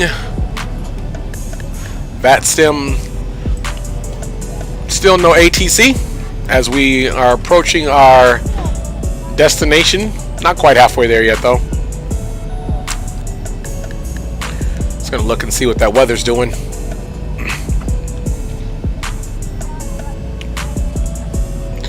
All right. And again, if you've been on board, you want to go take a break, chillax for a second, we'll be here. And come on back through for our approach and landing and our replays. So right now in the Seattle area, let's go ahead and take a look at this meter. In this Seattle area, the winds are calm, VFR conditions, visibility is 10 miles or greater. Got some broken clouds at 25,000 feet and 10,000 feet, and a few clouds at 6,000 feet and on down. Altimeter is 299.3 for the time being, with the outside temperature of 9 Celsius or 48 degrees Fahrenheit. So those are pretty good conditions. We had more wind going into the Juneau area, which really wasn't an issue at all, I tell you. And we're still able to get some of those nice, beautiful mountains from that view. I think this is an awesome view to cruise on as well. We'll get back to this view. Let's go do a little flyby here. Or actually, let's go outside of the aircraft. Take a look at it. Let's get a screenshot. Let's get a couple screenshots here.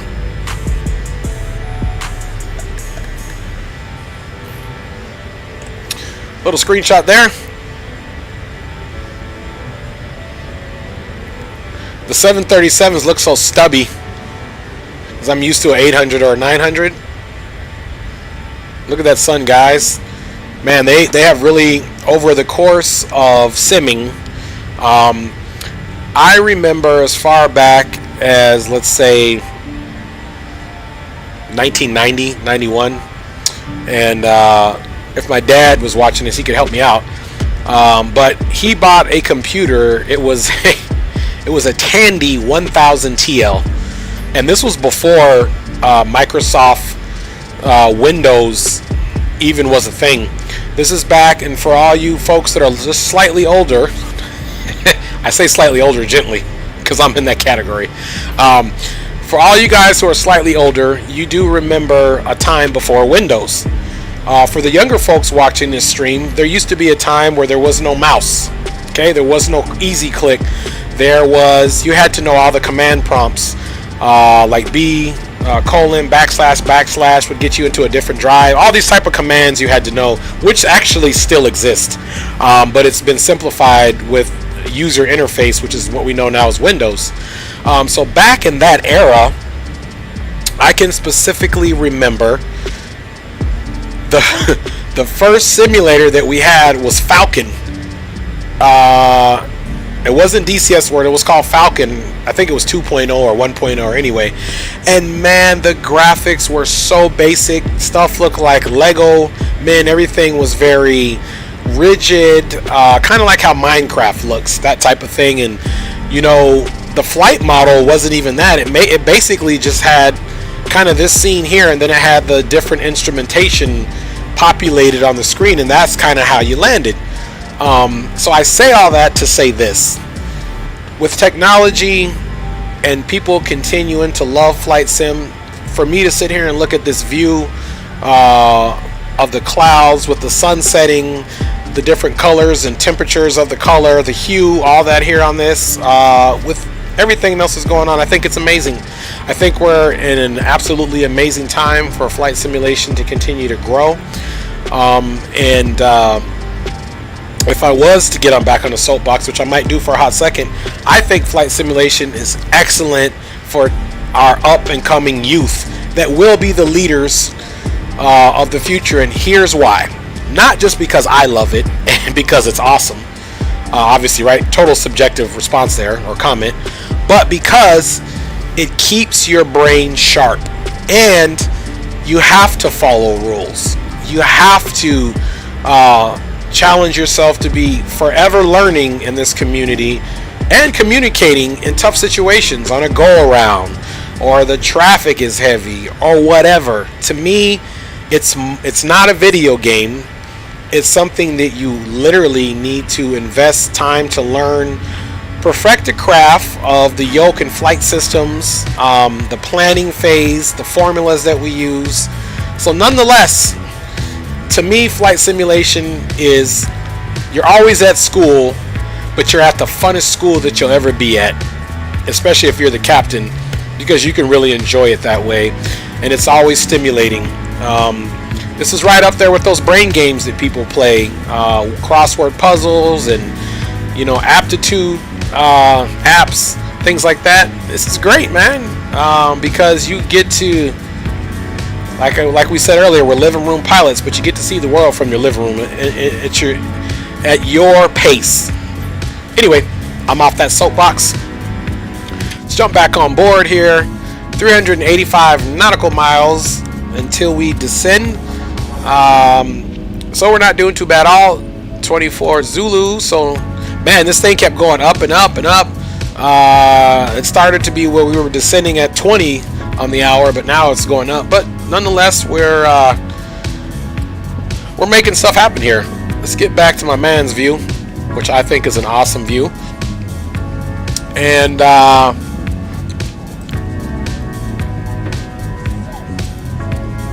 what I hope doesn't happen, I hope that we don't get closer all of this time, and it always happens to me, and you other sim pilots out there, or anybody that, not even if you're a sim pilot, if you fly online, whether it's VATSIM or Pilot Edge, there was a couple of other online ones, and I just can't think of the name of it, that pilots use, any other of those other networks. But anyway, you guys let me know out there in the chat if you've ever been flying the whole flight like you see now.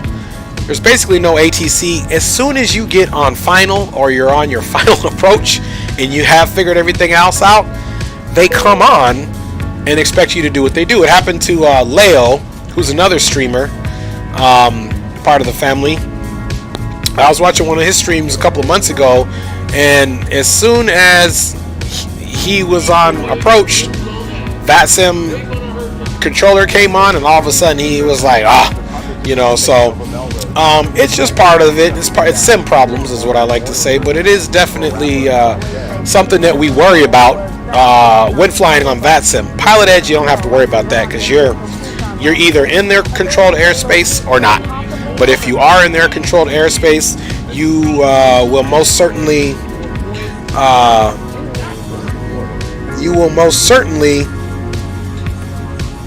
be getting controlled the whole time. Rob M says Pascan, so that must be another flight sim community. Let's look that up.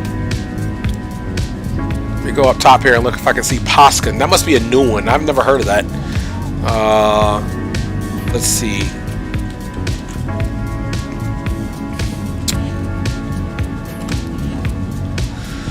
Wow, the next generation flight simming network. I just learned something new today. I didn't even know this existed, Rob M. Wow, Positive Control Network. Connects users of various flight simmer platforms together. Man, I'm gonna have to get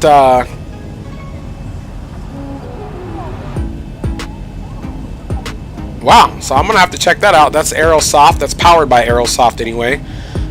This is what he's talking about here. And thank you for that, Rob M. Appreciate you. I never heard of this. So guys, this is another, I guess, equivalent of VATSIM. So that's amazing. I never knew about that. Let's take a look at, let's see. They were talking about POSCON versus VATSIM. Let's check some.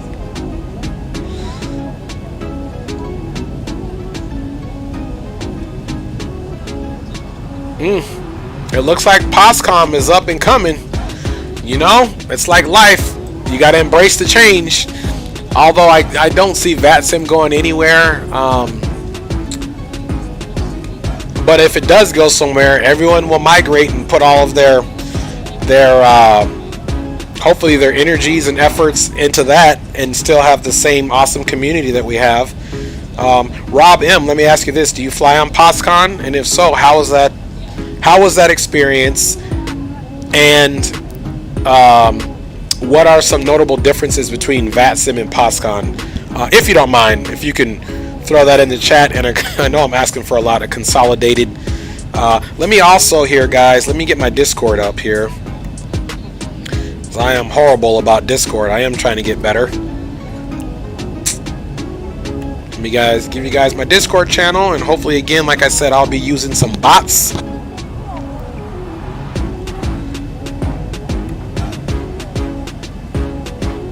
And I see here Shaquille Oatmeal has put in some more challenging airports. Thank you for that, Shaquille Oatmeal. My boy Shaq hooking it up. Alright, let me work on inviting folks. And again, sorry guys, I know I'm going to get the bot up and running. I don't have that bot up and running just yet, but I'm working on it.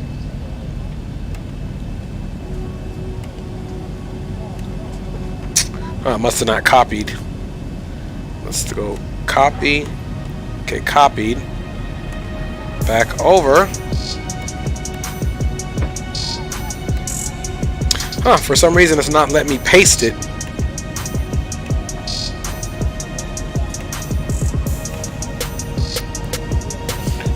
Let's see.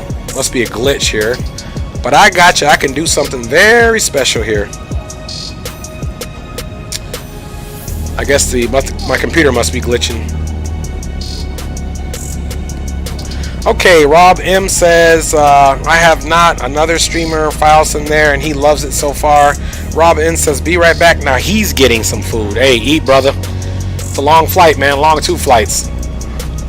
But there's my Discord, guys. If you want to jump into the Discord and join the channel, most certainly do so there. In the future, the night bots will be taking care of that.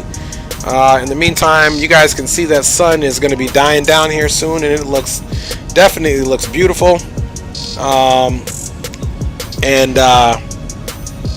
Yeah, we'll keep rolling along here. I would say not much to see, but that'd be a lot. Look out of that window. There's plenty to see outside of that window. What's everybody eating for dinner tonight? Let's see. I had my wife's pasta salad.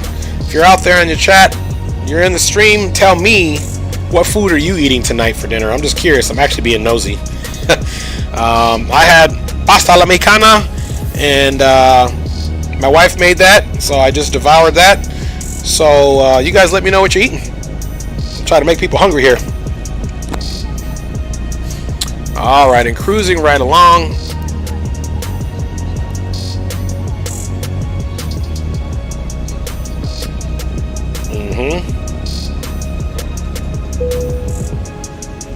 Had a pretty good day too, by the way, guys, so far. Obviously, every day is a great day that you wake up. Thank you, dear God. Had a great meetings today, working on some different projects. That's going well. Was able to keep roughly my stream time. I was about, see, we started this stream at 3:30. I was about 30 minutes behind the stream time that I wanted to start, but here we are nonetheless, checking it out, doing the stream. So yeah, today was a pretty good day. How's everybody else's Monday going so far? Captain Cooper says nothing but pizza. He's getting the pizza in. Hey, we had pizza yesterday. Matter of fact, I think we still have pizza here. We ordered Pizza Hut yesterday. Mainly because I was lazy to cook. Me and my wife were like, let's order some Pizza Hut. We had Pizza Hut yesterday, which I think we still have some leftover pizza. Actually, that's a good idea. If there's some leftover pizza, I'm going to go get on that pizza with that pasta later. And chow that up. All right.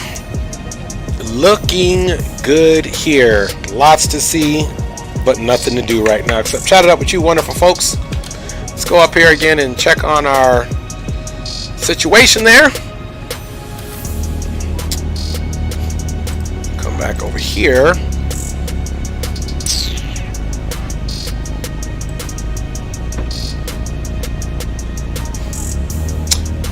I don't think there's any failures. I didn't check on that. I'm not even going to mess with it, which I should have done. Let's see what this cabin lighting does. Takeoff landing. Let's go night sleep. And we'll go white medium. Let's go back to the cab now and see what that looks like.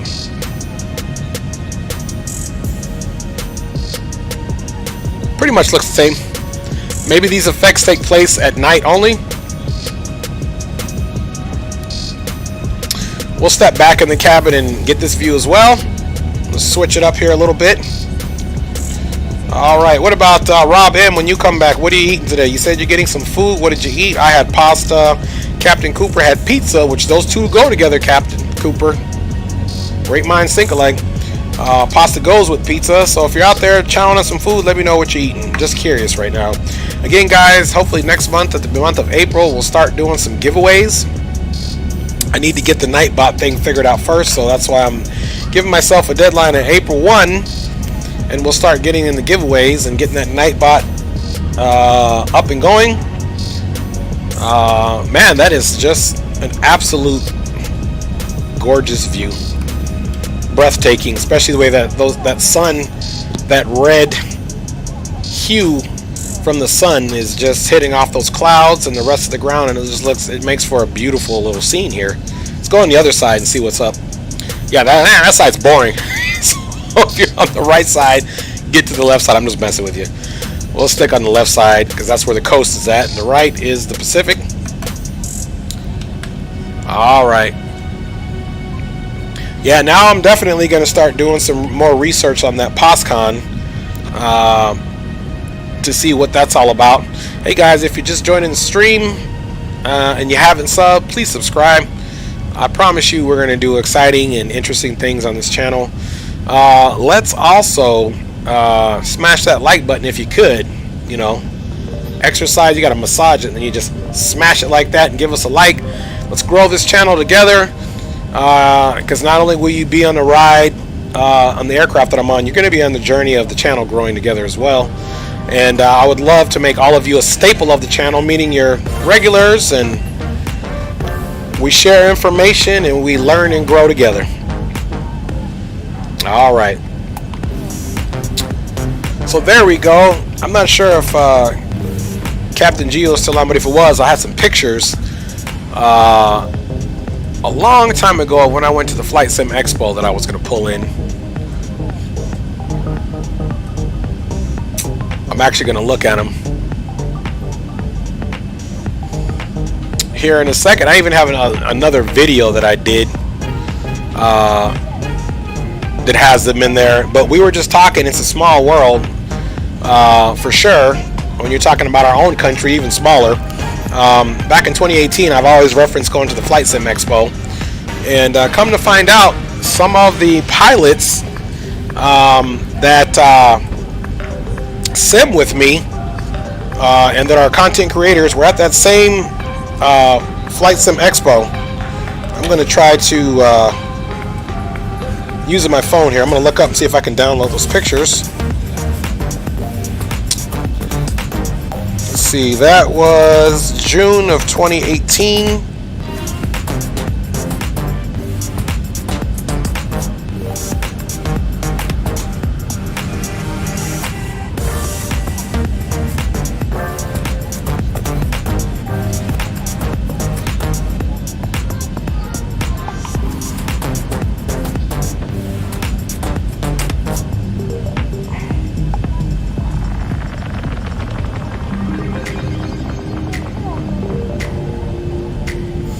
Trying to find some good shots of the panel. Oh, I found Ty here. Cat Strader. I'm gonna put these up. Yeah, but we were talking about it, and it was just a trip that we were literally there at the same time at the Flight Sim Expo. See if I can get if I got a shot of the panel there. I also have, I don't know if you guys know John Fly. He was there as well, and you guys will be able to tell I'm a short guy. Wife says I'm 5'2". I'm sticking with 5'6".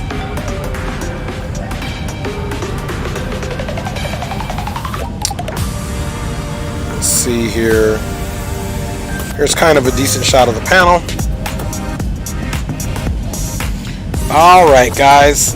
Here we go.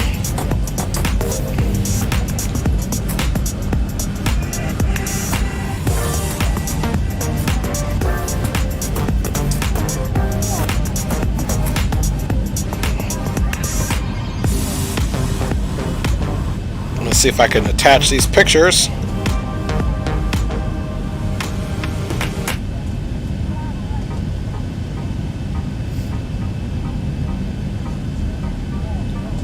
Don't know how many pictures it'll let me attach. These are large files. The one with Ty there.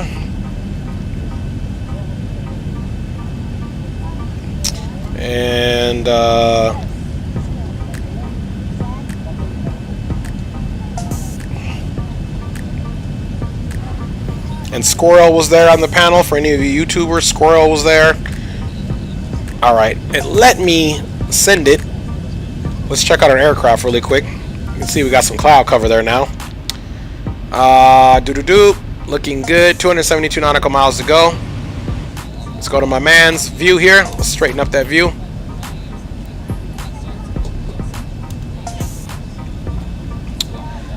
And then let's bring in these pictures.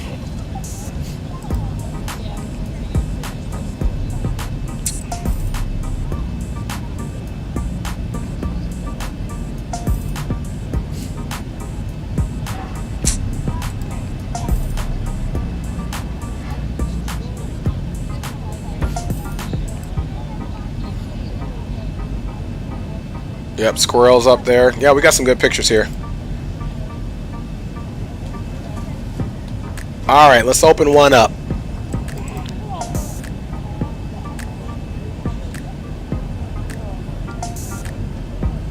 Some big pictures too. Let's see what we get here. Alright guys, so let's wait for those pictures to open up. And I was trying to reference these whenever I was talking to Captain Geo and everybody.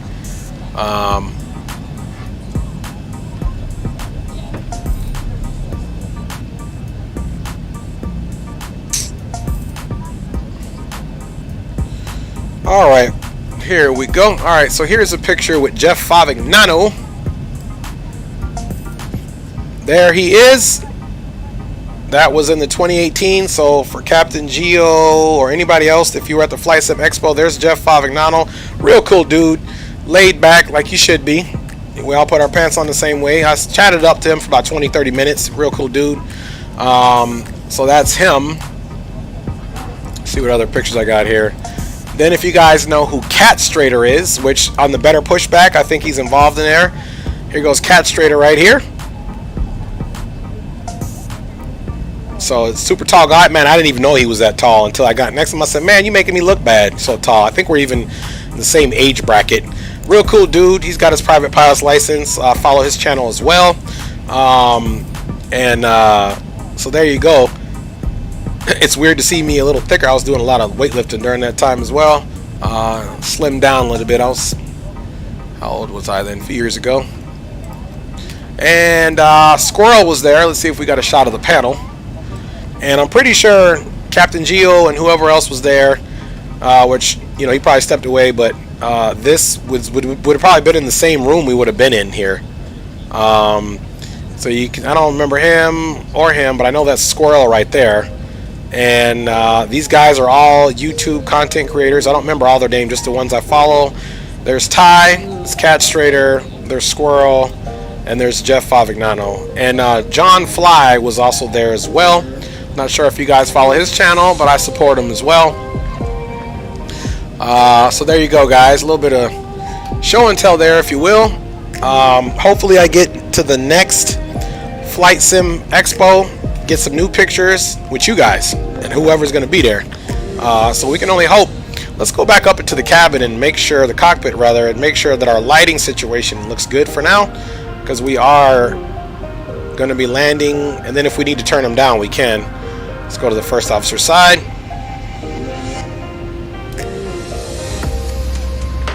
Let's get his panel turned up, and if we have to dim them down, we will. Alright, there we go. I believe we took care of up top already. You can see that sun setting here. Yep, uptide is up, circuit breakers are on, panel lights are all nice and bright. Reason why it doesn't look so dark here, that glare off of the sun, that evening sun. Let's go over to the first officer side and see. There it is right there. Look how beautiful that is, guys. Beauty right before our eyes. I don't know what accent that was, some type of UK accent. Anyway, there it is, guys.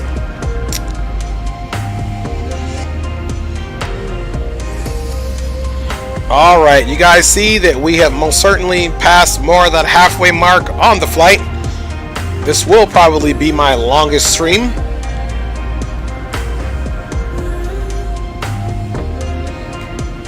Let's see if we can. There's our top of the sit. And as it stands now, 3:12. Let's see if it's calculating what time we get to Seattle. 0306. So under an hour to go. Time is 3:12. I think the weather information will probably update it one more time. But until then, and it already updated now. So the winds for Seattle are now out of the south. Southeast, 110 right there. So we may be landing on the southern runways, which actually works out for us because we're heading south. So we just come straight up into the thing and do it like that. Just look at the available runways, which is all. I usually land on the center. They usually land center, whether it's north or south. So let's look at the madness. Okay. Here's the madness, folks. So, more than likely, the plan is for 16 Charlie. Okay? Even though you got 16 right, which we could land on, 16 Charlie, which is here, and 16 left.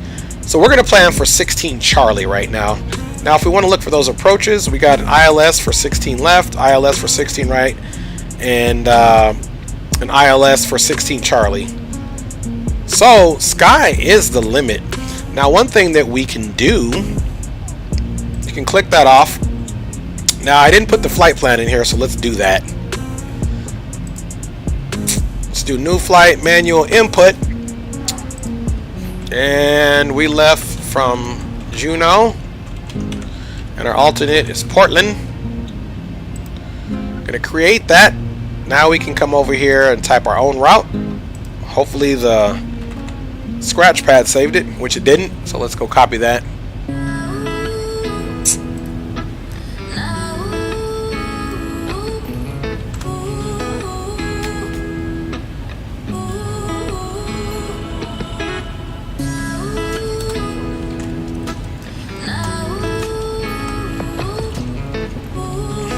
You can leave the directs in here, it'll do its thing. We don't care about those ones.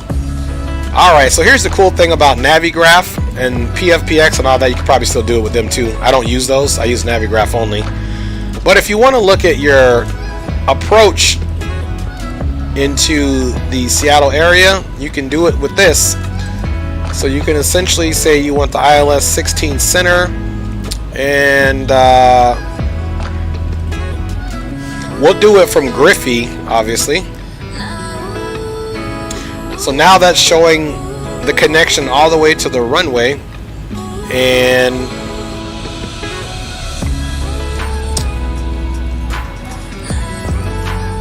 now we can click on this,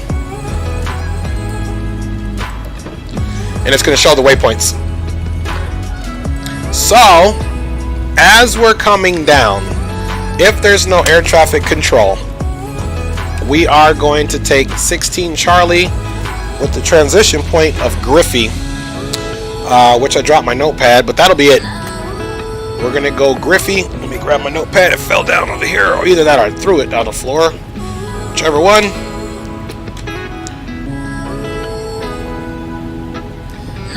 Now, if the winds change for whatever reason, then we'll make our change up.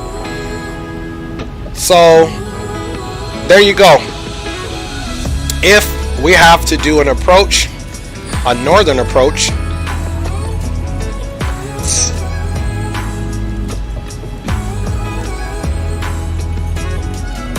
then we can do that as well. Okay, those are directs. So, let me see. Let's uncheck that. Okay, now we should be able to get the other approaches. Okay, so we would say it would be 3-4 center. And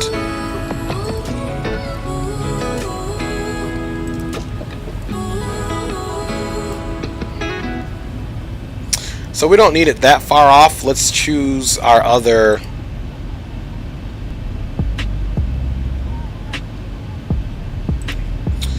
Let's see from Sondor where that would get us going. Track line to right here. I don't think we need that. So essentially we'll just stay on the approach all the way here. Now where that makes the difference is in the actual approach. So first we'd have to come over here and take a look at this.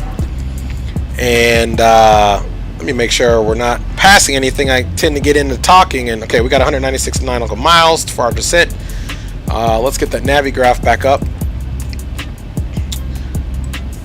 So now, essentially, if we see, there's Griffey right here, which is actually a part of that, which we already have. So there's Griffey, so that's a good thing that's in there. But essentially, we would need to add from Mariner these two waypoints, Bone and Nihos, which we may, and then on to Griffey, if we so decide to do that. If not, if we're landing north, then we have to type in Panella, Vegan, unit, all that good stuff, as you guys know. So let us watch that weather close. On our descent, we are again, hopefully what I talked about doesn't happen with the whole air traffic controllers coming on very quickly, but that's not going to be the case, because look at this, guys. Well, hopefully it's not the case. Here we are. Here is Seattle. So far we're in the clear. So far. So what I'm going to do is I'm just gonna assume that we are landing south. If we have to change it, we will. So we're gonna land ILS 16 center, and we're gonna take that from Griffey. Let's execute that. Let's see what that looks like. There's Griffey. Man, too nice. Now the one thing that it didn't give us here are those other 2 points that we need. So in order to truly remain on that arrival, we needed to add in Boeing, B-O. So let's add that in. Then if we got to change it up, we got to change it up, guys. No big deal. Boeing, let's execute that. The next is going to be Nihos.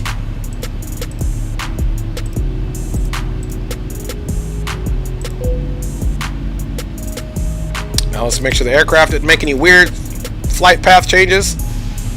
And Boeing should be at 250 at 11,000. 240 at 10,000. I like it. Nihos should be 230 above 8,000. So Nihos, that's perfect. Let's just change the speed.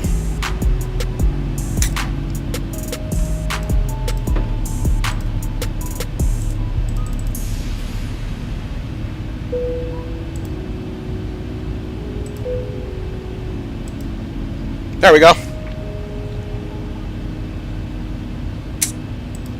That looks sweet. Now essentially, let's see, what are we going direct to now? YYJ. And that's actually our transition waypoint there. We got about another 191 nautical miles to go there. Let's look and see what our top of descent looks like now. Should be the same.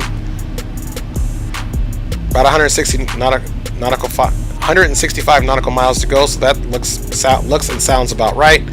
Let's make sure, of course, everything else stayed in there, and it did. Mariner above 12,000 at 270, and Orcus 280 above 17,000. There we go. And here's, and I wouldn't even know why this says this. We definitely need to be above flight level 200. Let me check something here. Let's see, Nihos 230. Yeah, so crossing this point, we can still be at, let's say, 280.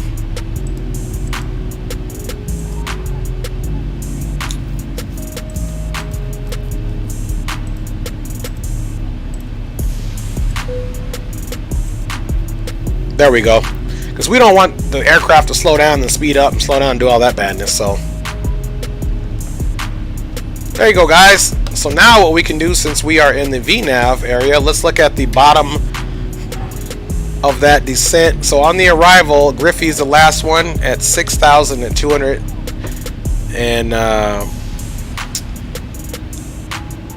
Griffey, yeah, 210. Yep, 210 and below. 6,000. That's it.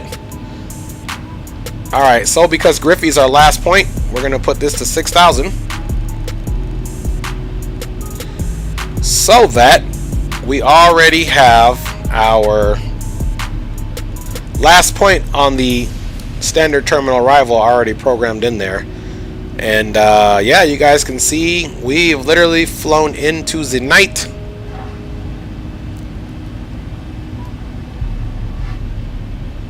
Maybe we'll get that moonlight coming out here soon, depending on which direction we got it facing. All right, how are we looking? Chief Sim Pilot says, man, we're looking good, especially when you check back in. We got about 100, and hey, Chief Sim, let me see, we got about a few minutes here. See, 244 Zulu. So in about 20 minutes or so, we'll start descending. Captain Cooper says yes, almost at 300 subs. Yes, thank you guys.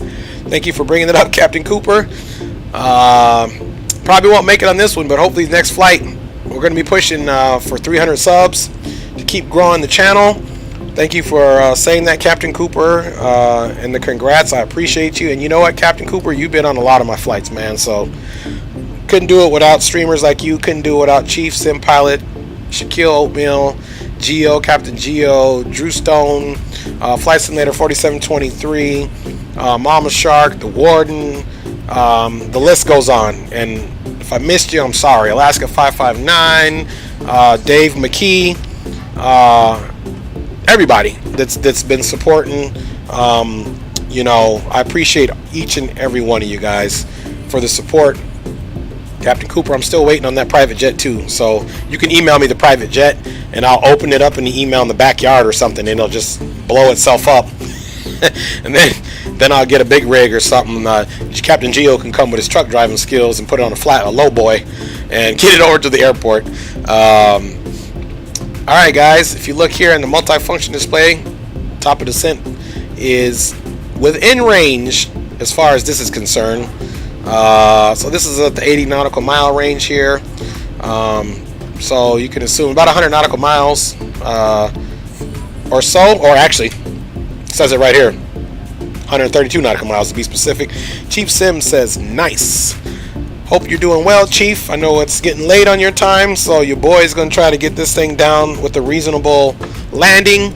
so we can get you off to bed, man, because we need you working on the space station or the space shuttle or whatever it is you do, man. That man, Chief Sim, works for NASA, guys. The man's got some brain power there. So I'm always a better person when I'm in the presence of those that are smarter, you know. And in my case, like my wife, she makes me a better person. So best thing to do is hang out with people that are smarter than you, right? And that have your same level of positive energy and then some. And then that's where you go. You know, I am truly a product of my environment on most days. If you guys have ever done the Breyer and I think it's Miggs or Riggs testing, whatever, it's where you figure out what type of leader, how you communicate, whether you're, you know, sensing, judging, whether you're more of a feely type person or whether you're more stoic and objective, and how you determine. There's little tests you can take. And I forgot what I was. Chief Sim Pilot says, much respect, yo. Absolutely, Chief Sim. You know how we do it, man. There's no recipe for this thing called life, so we just got to get together and do it the best that we can. You know what I mean? That's what we're doing. Nothing more, nothing less. So, as we continue to cruise along here,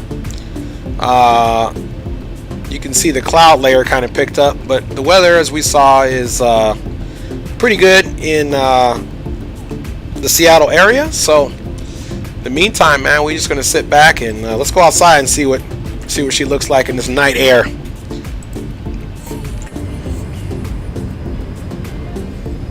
All right, now you can see that logo. Let me get that for the passengers. We can take that wing light off.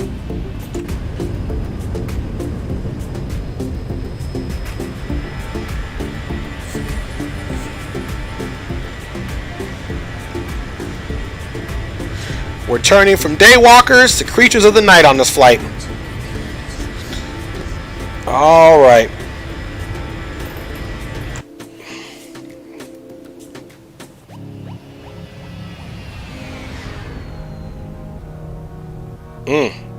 Off into the night. Let's do it the other way.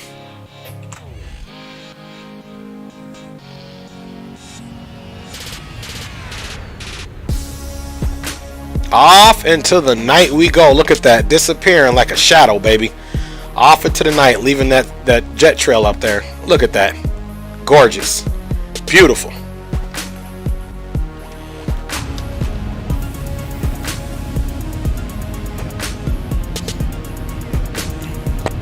There we go. You guys can bounce your head to that. Anybody out there know how to sing, rap, play any instruments? Let me know. My wife, I drive them nuts all the time. I'm always beating on something, beatboxing, bouncing my head.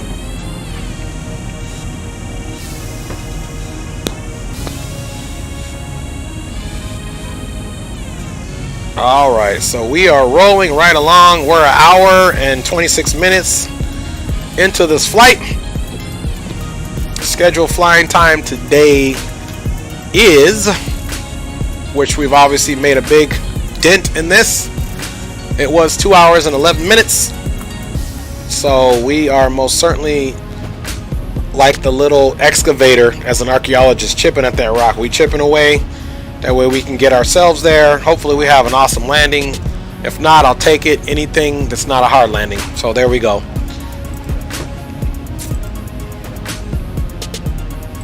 All right. Captain Cooper says, I can. That's right. I like that. You can believe it, baby. I can. Being I can. It's like, you know, again, my wife's Mexican, so there's a lot. Are you either, you know, Mexican or Mexicant? I tell my kids, you better be Mexicans. I mean, cans. Not cans. Strike the last. Cans. Cans only. Will do's. All right. Here we go. Check YouTube out up here. See if anybody else is streaming. I don't see any of my fellow captains streaming right now. It's all quiet. All quiet. Still have no air traffic control, so that's a good thing.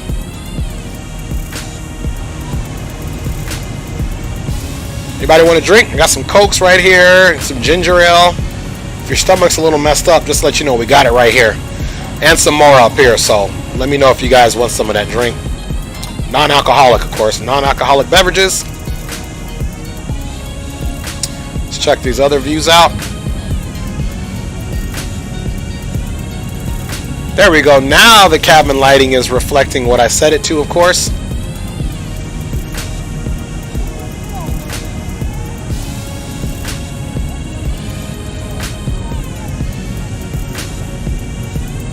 See that weather updating again.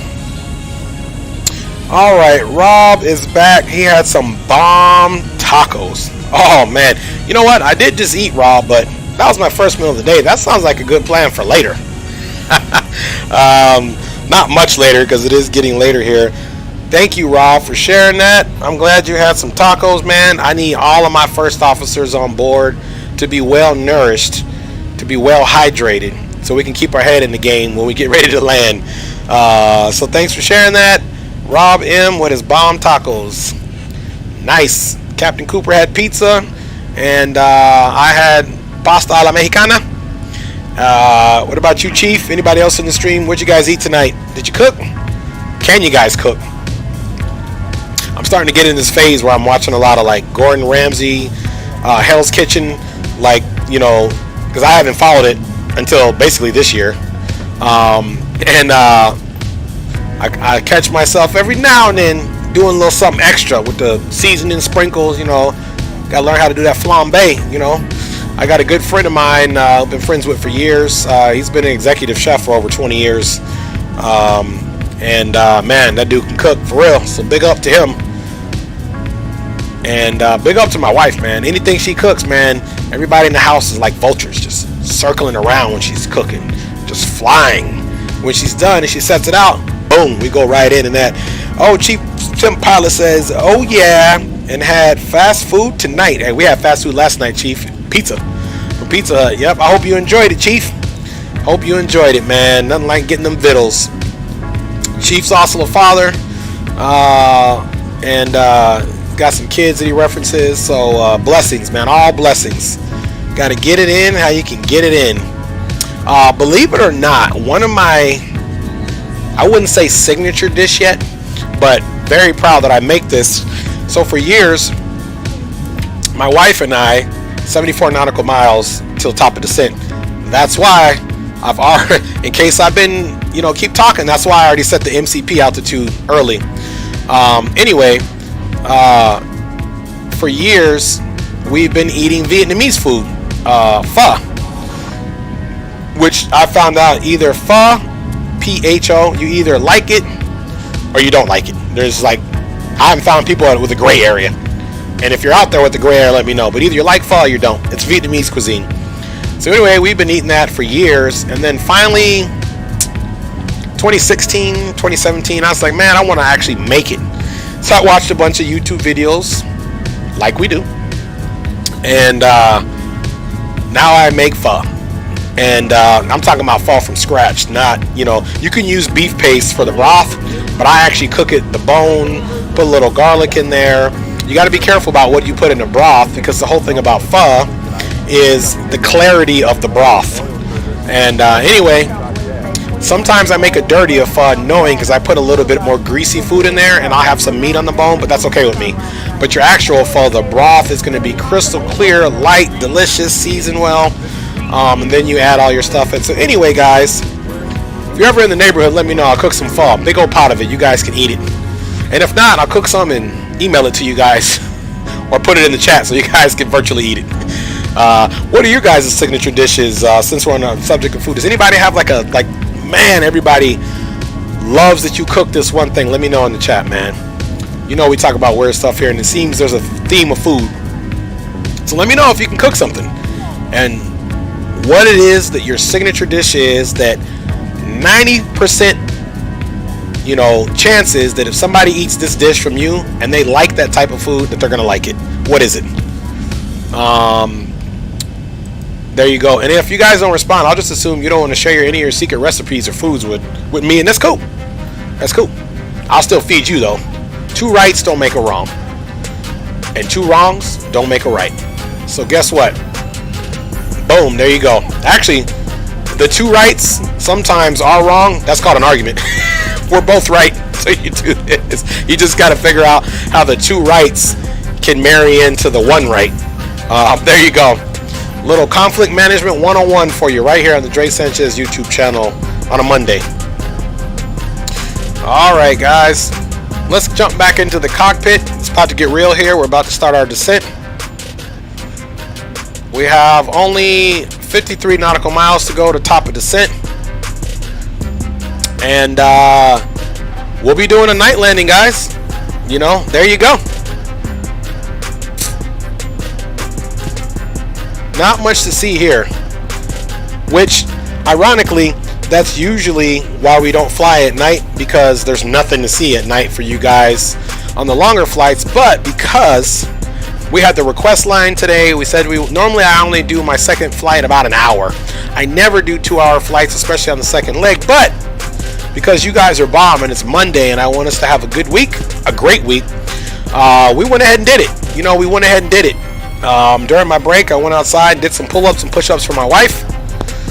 You know, and she gave me the thumbs up. So there you go. Captain Cooper says, I never liked vegetables since I was 8 years old, and now I am 29 years old and I still don't like them. Captain Cooper, trust you me.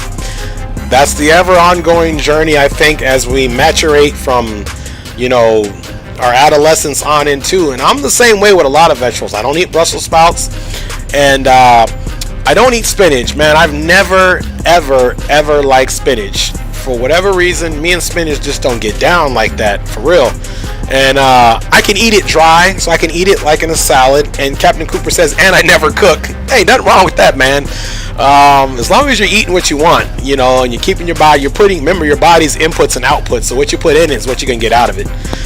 You can get away with cheats, so that's the thing, but it's all about moderation. Anyway, to add to that, Captain Cooper, I don't like any cooked spinach, basically. And I'm not even going to go into there because, man, all I can say, as a kid, if spinach was put on the plate and there was some type of, you know, beating involved with the punishment, I mean, with the spinach, I got the beating. I got the beating. In a good way. Great parents. There was no child abuse there. Wink, wink for the most part. No, I'm just kidding. But yeah. I'm with you, Captain Cooper, but I do like broccoli, asparagus, squash. There's a few things. It's got to be cooked right. It's got to be cooked right, like everything else. So, a lot of the times, man, I just do, which is high in preservatives, which you shouldn't do, because whole foods are always the best. Like, meaning there's no frozen vegetables, no canned foods. You want to stay away from that. You want to try to eat foods that are whole. And get them fresh. Now, the reality of that is you're working every day in and day out with a schedule. That's not going to work. The goal is to eat that type of food. Sometimes the reality is we eat the other type of food, canned vegetables, canned goods, and I am very guilty of eating frozen vegetables, which are still higher in preservatives and sodium than they need to be, but nonetheless, that's the quick fix. After a long day, you come home, you need to get those vegetables in. That's what you got to do. If nothing is prepared. So thanks for sharing that, Captain Cooper. I remember when I was 29 yesterday, because I'm only 30 today, right? Wink. That's a great age, 29. That's when you start realizing, hey man, maybe I could have done it this way. But that's a part of maturing and having these trials and tribulations in life. You know, we all wish that we could know what we know when we're older, when we were younger, right? And they say hindsight, 2020 is only hindsight, right? But that's awesome, man. And time is flying by so quickly in this life. That's why we got to do what we enjoy, you know? So don't be afraid to put yourself out there, whatever it is, and enjoy your life. Take care of your kids. Like I said, follow your spirituality. Stay true to who you are. You'll be all right. You know? We get all right. You'll be all right. All right, guys, we got top of descent coming here pretty shortly, and let's get something else a little more motivating. Not that that wasn't motivating. A lot of times my mixer will just go back to the same songs. I got like 300 songs actually saved in here. Let's see what we got here. Something nice and smooth. Kind of like appropriate. Actually, you know what this song would be perfect for? This scene right here. You're back in the cabin. You're flying. Your eyelids are getting heavy. You're getting close, but not close enough. This is a perfect song to look at this. To sit back and chill to something like this. And we'll just stay here maybe until we hit top of descent. Because of the song. You guys hear that okay? Alright, Captain Cooper says, I would throw the vegetables away and my mom never caught me. Oh my goodness, I'm gonna tell a story. My wife's probably for sure gonna smack me around. That's funny, Captain Cooper. I think we've all been there. So my wife and I, over the course of our huge long relationship, as much as you guys all have, this has been a relationship for some time. You know, you have your healthy kicks and you have your not so healthy periods of your relationship where you're not eating the best or whatever. It happens. We're human.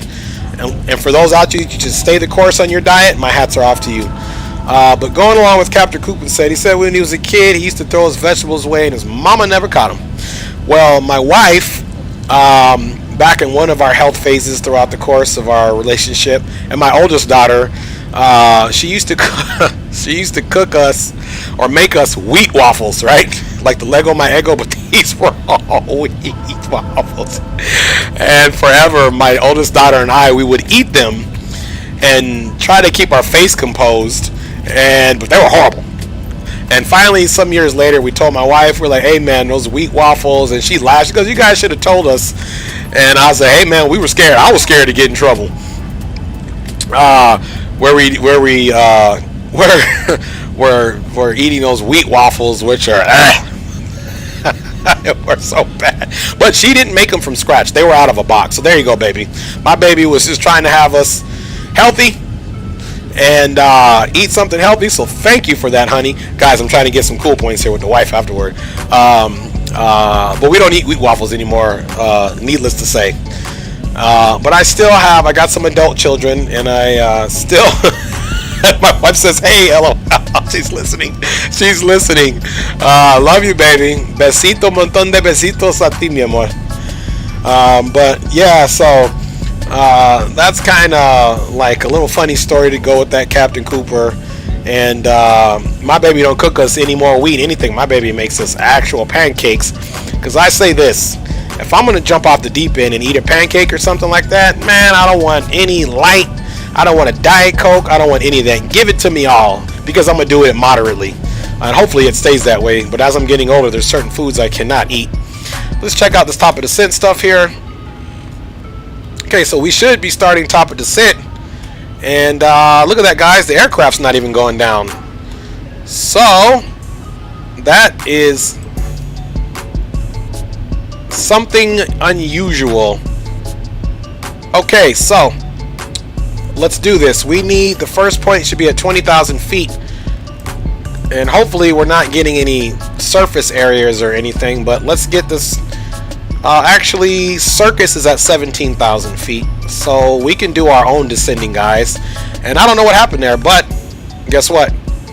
It's no big deal for us, because we're watching what we're doing here. Okay. So, and we have, yeah, that was weird. The plane did not start its descent as it should have. So at Mariner, we have 12,000 feet. So let's shoot for, and let's bring that speed back.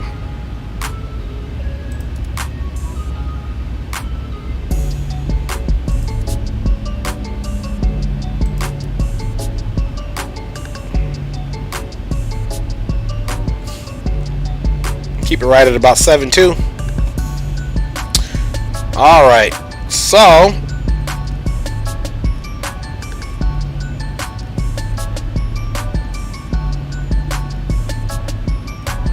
we have to be above 7,000. We don't have to be, and at the Mariner we need to be above 12,000.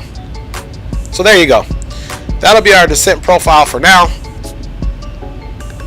As we get lower, we will be able to do a higher speed, so I'm not even tripping right now. We'll just make sure that we don't go into the speed that we don't need, and this is why we don't fly at night. It literally went from we can see something to whoo, it's dark up in here. So here we go. Captain Geo is back. Hey, Captain Geo, I was showing everybody some pictures, which I'll show you again, of the Flight Sim Expo. I'll run them back in here really quick, Captain Geo. I think you had stepped away from the stream, brother. But I got pictures of the Flight Sim stream that I was sharing with everybody. Let's just keep this dialed back for a little bit. I'm just going to keep it in the speed, because if we stay here, we definitely will not go up in speed. So let's stay right here. Captain Geo, let me know if you want to see those pictures from the Flight Sim Expo. If you do, let me know, and I'll throw them in here really quick, and I'll show you the picture with like Cat Strader, Jeff Favignano, Squirrel was in there. I'll show you those. And I want to ask you if you were in that main room when they did the panel, because you probably were, brother. We probably walked right past each other. You and XP72 and all you guys.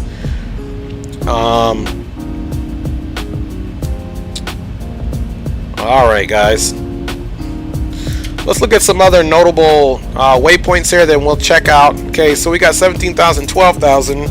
Captain Geo says I want to see them. Yes, for sure. Okay, I'm about to put them in there. They're in the stream. I'm gonna put them up right now for you, Geo.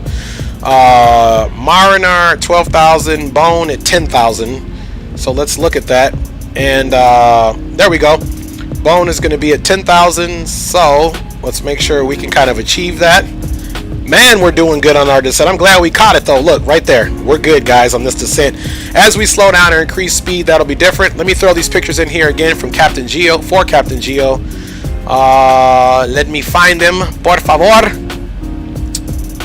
The pictures. Let's see here. It's probably in my downloads. Alright, here we go. Okay, so first picture coming up here, Captain Geo. There it is right there. And again, this was there it is. Okay, I can just go through. So there you go. There's Jeff Favignano right there for your brother. And this was after that big panel, if you remember, in the room when all the Squirrel and Jeff and everybody was up there. This is right after the panel. And again, my daughter took these pictures. Here's Ty, Cat Strader, big old tall dude. You know, I was like, man, you making me look bad. And then here's the panel that we can zoom in on. There's Squirrel right here. I know a couple of these cats. I know Squirrel's got an accent. He's either from the UK or Australia. I can't remember. This guy here, I don't remember his name. You guys might remember them. I'm trying to look at their branding on their... let me see if I get closer. Look at their branding. I know Squirrel. Jeff just wears whatever. Anyway, that's them. And I'm pretty sure if you were there on that day, because I think this is the Friday we showed up, Saturday, I don't remember the whole schedule, but anyway, there it is, brother. Yep, and Captain Geo says, yep, he was in that room. So that's the funny thing, guys. We were like literally in the same room. Oh, you know what? That's what's going on. Somehow the flap, I was like, what's going on with this flap? Why is the needle? The flaps were out. But good thing is we still abided by the speed. That was strange.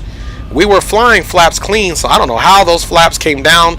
And I think whatever happened, maybe I hit the flap lever, but whatever happened, that's why we didn't start our top of descent like we should, because really we should be descending, you know, at about 280 knots or so. So then as we increase speed, we can make sure we get 10,000 right at Boone. Alright, there we go, guys. Let me double check here and make sure. I would change the view. Well, actually, there is a little bit of a different view. Some lights out there. Alright, let's just make sure on the VATSIM scope. Okay, there's nothing, guys. We are essentially all on our own, which is cool. Here we are right here. And we're going straight in by ourselves, guys. And then we'll do the replays and get out of here. So, in the spirit of that, let's set up our ILS information. and go from there, and then I'll check you guys out in the chat. Again, we're landing 16 center. So 16 center is a 111.7.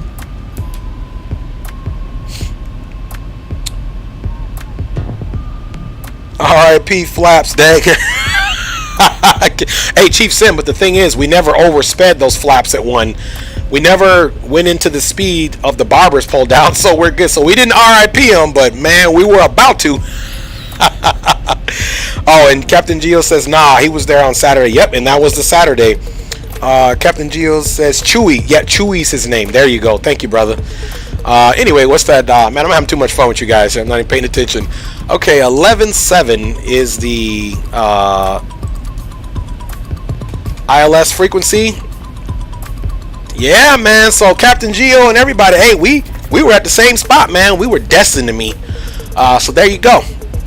The modality of how we met was a little different. We met over the stream, but hey, we can say we was in person at one point. 164 is the approach course heading. All right, man. It's a weird song right here. All right. All right, let's get that music. Pump us up, baby. It's 164 is the approach course. Don't worry, guys. In the future, I'm gonna be using iBot too. I'm gonna be an iBotter. I'm on to the trail of the iBot. I just haven't set all the commands up, guys. Oops, don't want that to change. Scoring up our heading for now. Let us open that up a bit.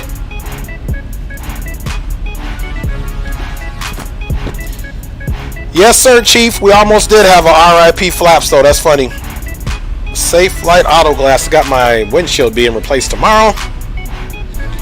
We said that altimeter was 30. Let's go back and check on that altimeter, because I don't want to be a liar. Alright, let's make sure those winds haven't shifted. They're only at 4 knots. Altimeter is 299.5. 299.5.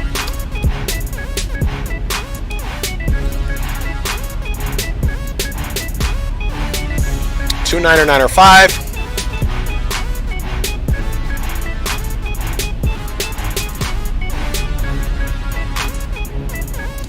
Alright, we got everything situated. Runways are nice and long. We're going to do a auto brake 2. And the wind is at 4 degrees. So we are going to be landing essentially at 130. Between 130 and 135. There we go. 111.7, 165. See, the plane is saying 165, so we got to do it to 165. Otherwise, it's not going to agree over here. And the reason why that is, you tell me. I'm just kidding. Okay, so we can stop our descent so aggressively. There we go.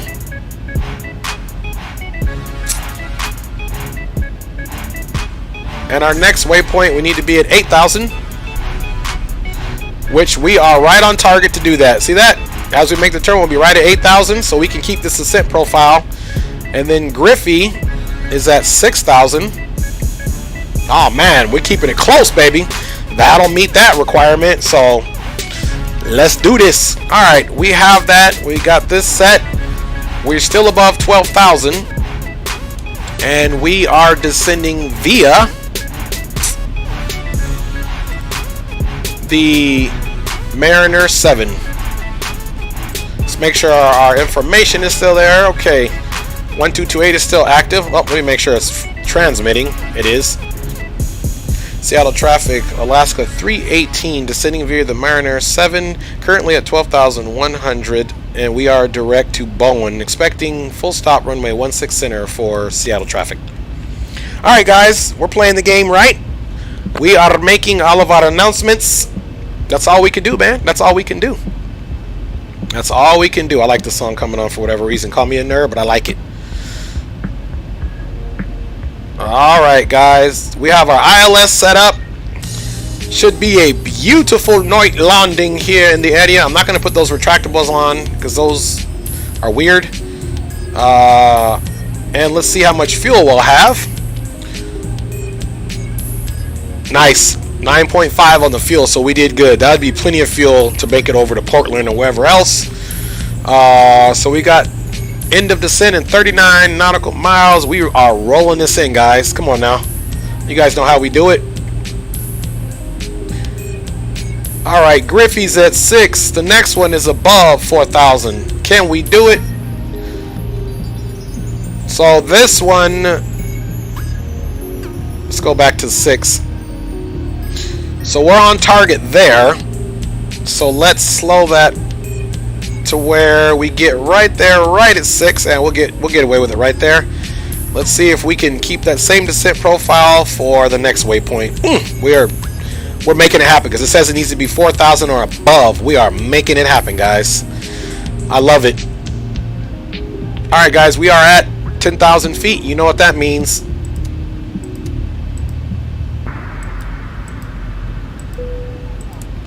Alright, all of our landing lights are officially on, folks. I'm not lying to you. Look at this. We're lighting up that night sky, baby.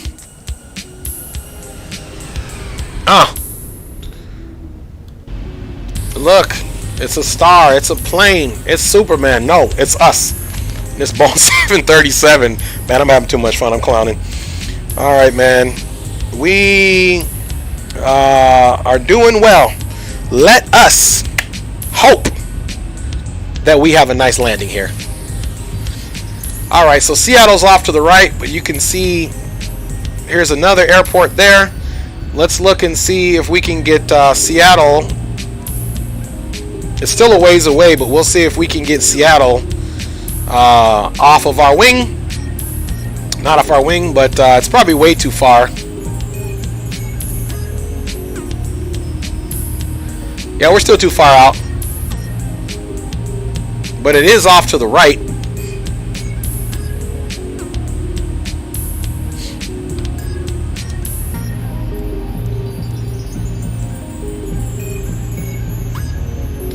See, it's off to the right, so now we should be able to see it kind of in front of us. Not quite, though. Not quite in the visible range. Alright, guys, we're going to go ahead and start dialing that speed back, of course. We are definitely speeding.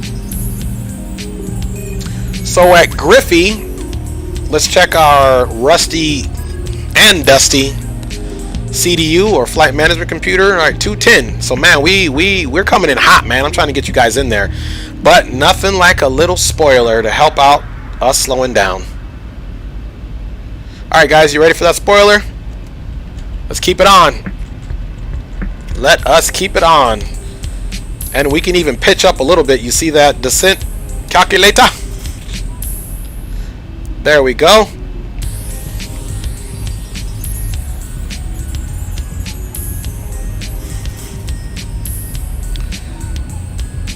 You can see that speed bleeding. We're back following the rules, guys. And we get a little closer, we will most certainly make our call outs as well. So on this approach, guys, our initial approach fix, because you always have one of those, our initial approach fix for us is Juneau. Okay, let's see if we got that in our old rusty dusty. Griffey, Magnum. Okay, we don't. Anvil, Sodil. So for us, our initial approach fix is actually going to be Magnum. Will be our initial approach fix for us, even though it's an initial fix. So there you go. And actually, I'm lying to you guys. Griffey is our initial approach fix. Right here. It says right here, guys. I knew I learned how to read for a reason. It says right here. Initial approach fix right here, guys. That's us doing what we can do. Alright, guys, I'm just feeling silly right now. You have to excuse me. Go right, on Broski. Let's see, Chief Sim Pilot, I feel like you want to get the beluga. Go right on Broski. Chief Sim says, your instincts are off, LOL, way off. And he's talking to the wonderful Captain Geo. That's a little remix for you guys. If you want to, you can try that at home. No worries. Alright, now we have the juiciness in sight, folks. Speed is where we want it. Alright, guys. We are moving right on in. And now we are bringing that speed back to 190, folks.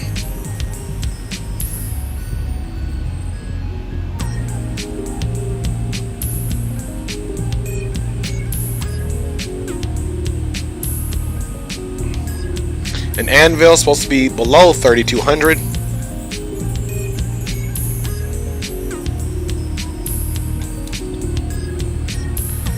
Alright guys, so we do have the localizer, which we're going to capture. Now here's what I'm going to do, guys, because I'm always paranoid about our course.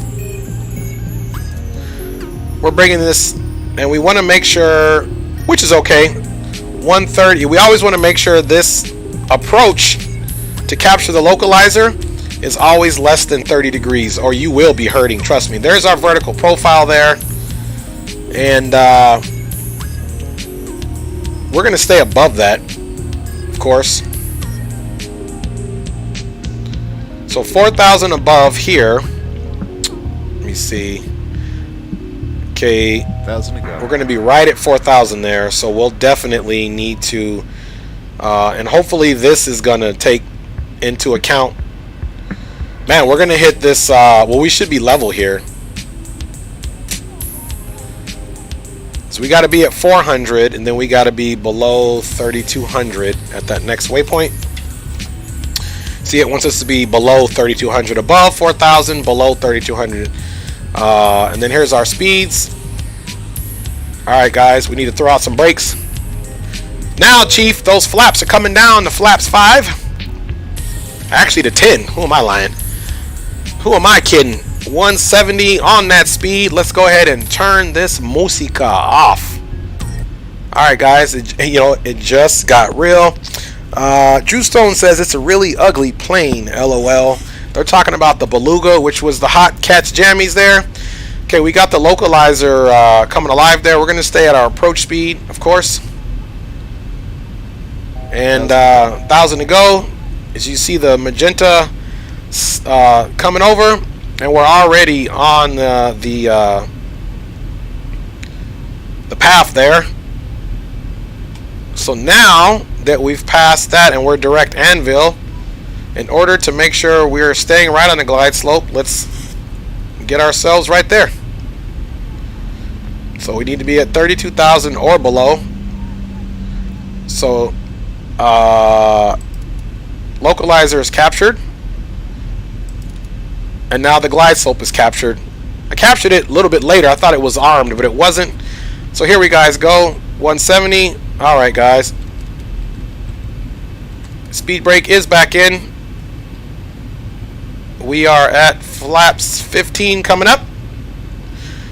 That will most certainly help us. Seattle traffic, Alaska 318 is finally turned to final direct Anvil. Full stop runway 16 Charlie for Seattle traffic. Alright guys, let's do our checks. We have speed auto brakes to 2. We have the speed brake is armed. We are planning to land at flaps 30 with an approach speed of 130 to 135, guys. And all of our landing lights are on. Let's ding that cabin crew. And what we got going on here? What are we getting that beat from?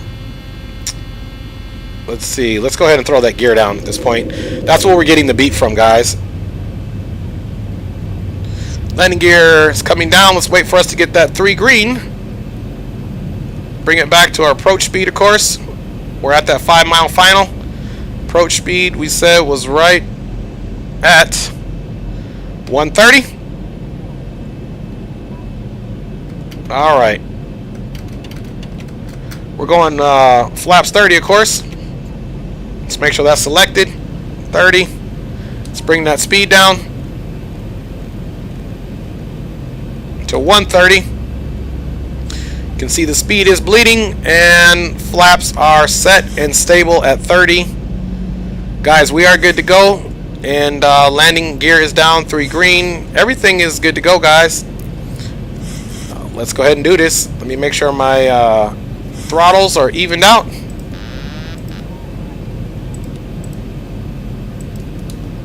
Alright, guys. You can see right away she wanted to go down on me. Need to trim it up a little bit. Alright, guys. It's time to go to work, guys. Landing checklist is complete. We trim the aircraft up slightly.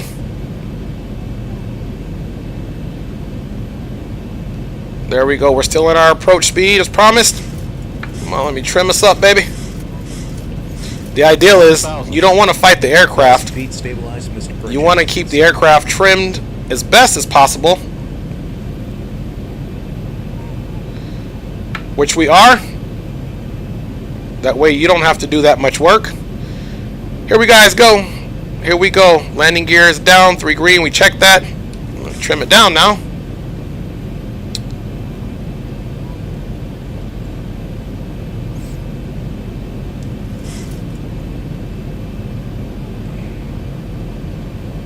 $500. 500 cross check. Radial altimeter set at 200. That radial altimeter. Heading for waypoint A. 400.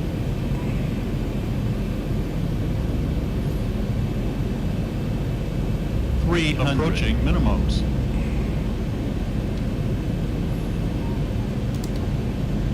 200. Now this is a slope runway, guys. I had a problem on a slope runway last time. 50, 40, 30, 20, 10. Alright, we got a great landing this time, guys. Reversers are out. It's better than the last one, guys. I'll take it. Alright, we're doing reverse free. Alright, guys. Let's straighten her up here. And the brakes have been activated. I'm happy with that landing, guys. It was a slope runway too, so you know, we might not be too bad. We might not be too bad in the future to get some better landings here on this aircraft of ours. You like that? That was a Middle Eastern accent. This aircraft of ours. Welcome into Seattle, Washington. We are on Mike, and we're not going to cross yet. Let's get the brakes going here and all that good jazz. Let's get our landing lights off, of course. We're going to leave runway turnoffs on because it is dark. Let's get our strobes off. Let's get our APU started. And Seattle traffic, Alaska 318 is clear. Runway 16 Charlie on Mike. We'll be crossing runway 16 left, taxi into the ramp for Seattle traffic. Alright, guys, what do you think? We're here, we made. I'm going to check you guys out here in the chat here shortly. Flaps are coming all the way up as we get ready to cross this runway, and the terminal's right here, so we're literally just going to pick any gate, get into the replay, and then I'm out of here. Thanks for flying along, guys. We had a great arrival here into the area. I really can't complain, even if I did. Who's listening? What we got here, Chiefs and Pilot. Yeah, the slope runways can be tricky. Great work. See y'all later, bros. Thank you for hanging out, everybody. Captain Geo says nice. I appreciate you guys. I expected nothing less. Even when I land bad, these guys are so awesome. They always try to make me feel better. They do, man. I'll land it hard and they'll find a way to make me feel better. So that's why I love you guys already, man. It is what it is, but we had an acceptable landing in Juneau, which is a very short field, and on the slope runway here in Seattle. We had a great landing, which, hey man, I'll take it. I will absolutely 100% take it. These gates over there are a little bit dark. Let's go up to a gate I can see, man, because we'll just go over here. We won't be scared. That's what we got lights for, right? That's why I didn't turn off the runway turnoffs. We're just gonna roll up into the ramp however we want, because we can. Let me put that on the VATSIM. I'm rolling into the ramp. I'm just kidding. There's no aircraft here. There's just a bunch of worker bees. I don't know why these guys are working so hard. There's no aircraft here. All right. Hopefully we can find the eye lead here. There it is. So we're gonna park at whatever this gate is, folks. Do the replay. We won't be shutting it down. We're going to turn the lights off and all that. We're going to go straight into the replay.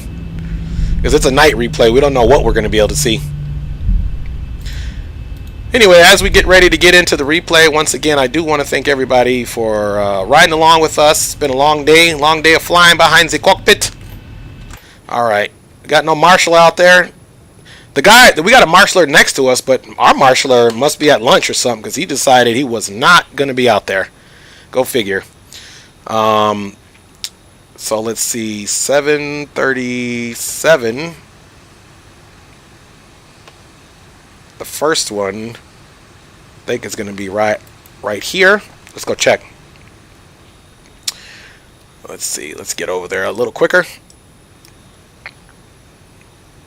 Well, even if it wasn't, we just eased up to the last one. My wonderful peeps. Alright guys, let's get all these lights off.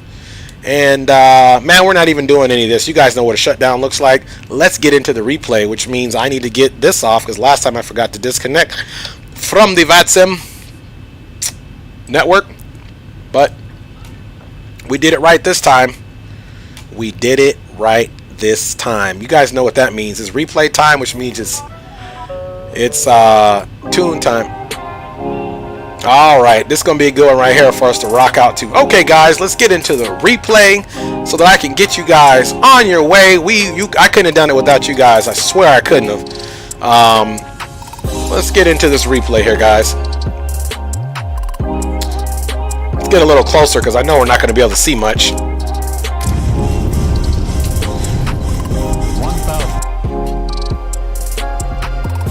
Even though I didn't do the retractables, that weird light on this is still out. Like I said, can't see much. Look at our profile on the way in.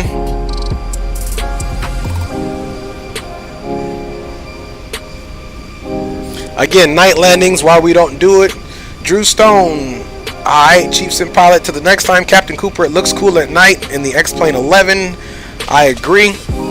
And I'm getting ready to do the tower view. You know what? I don't think I think on these runways, see, the tower view is blocked. Not until we get here though, so I think it will work because it's going to pan left. But as far as looking straight, we can't do it right now. That's the only thing I like about Seattle.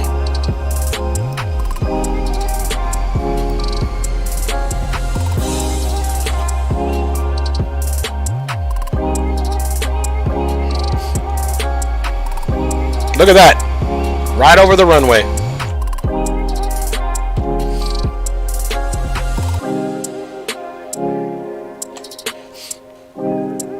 And there's that touchdown that we absolutely can't see, but you can kind of see that, and then it goes into the tower.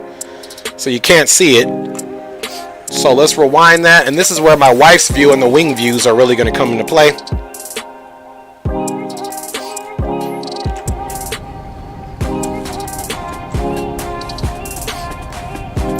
Alright. At least we can see it this way. There's the blocks. You can see the wheels. Oh, nice. Pretty much center line. Just left of center. Worrying about that slope runway. No big deal. Let's do my boy Rob M's favorite playback.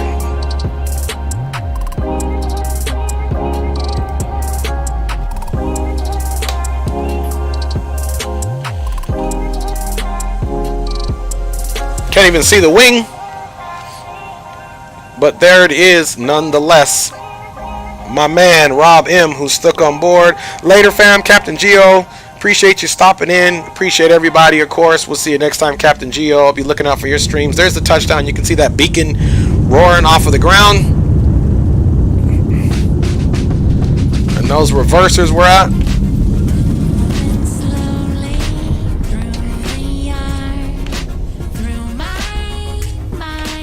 Let's back it on up like we do. Look at those beautiful lights.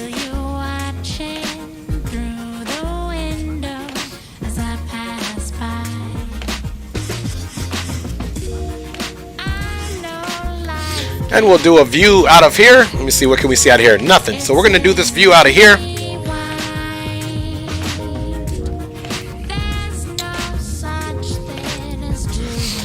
Alright guys, here I am. I wanted to see you guys face to face to say thank you. Rob M, yes, Fave View, LOL. Hey, you know I got you. Drew Stone 77, big up to you, big up to Geo. Thank you guys for flying with us today. We're going to be doing this every Monday night flights. That's the plan. Next stream will be on Thursday. We're doing Thursday European Airways. I usually will start that earlier in the day just because I'll put the thumbnail out there so you guys see what time. Thank you guys for flying on board. God bless everyone. Thank you, Captain Cooper, Rob M, Chief Sim Pilot, my wife, everyone. If I missed you, I'm sorry. Captain Cooper, Captain Geo, Drew Stone, Chief Sim, all those, Captain Shaquille Oatmeal, everybody that came over. Everyone, if I missed your name, I'm not doing it on purpose. Thank you so much for everything. Always a support. We'll see you next time here on the channel. Until then, take care. I'll be watching for your streams, guys. And we're going to continue to grow the channel and have fun. Take care. God bless.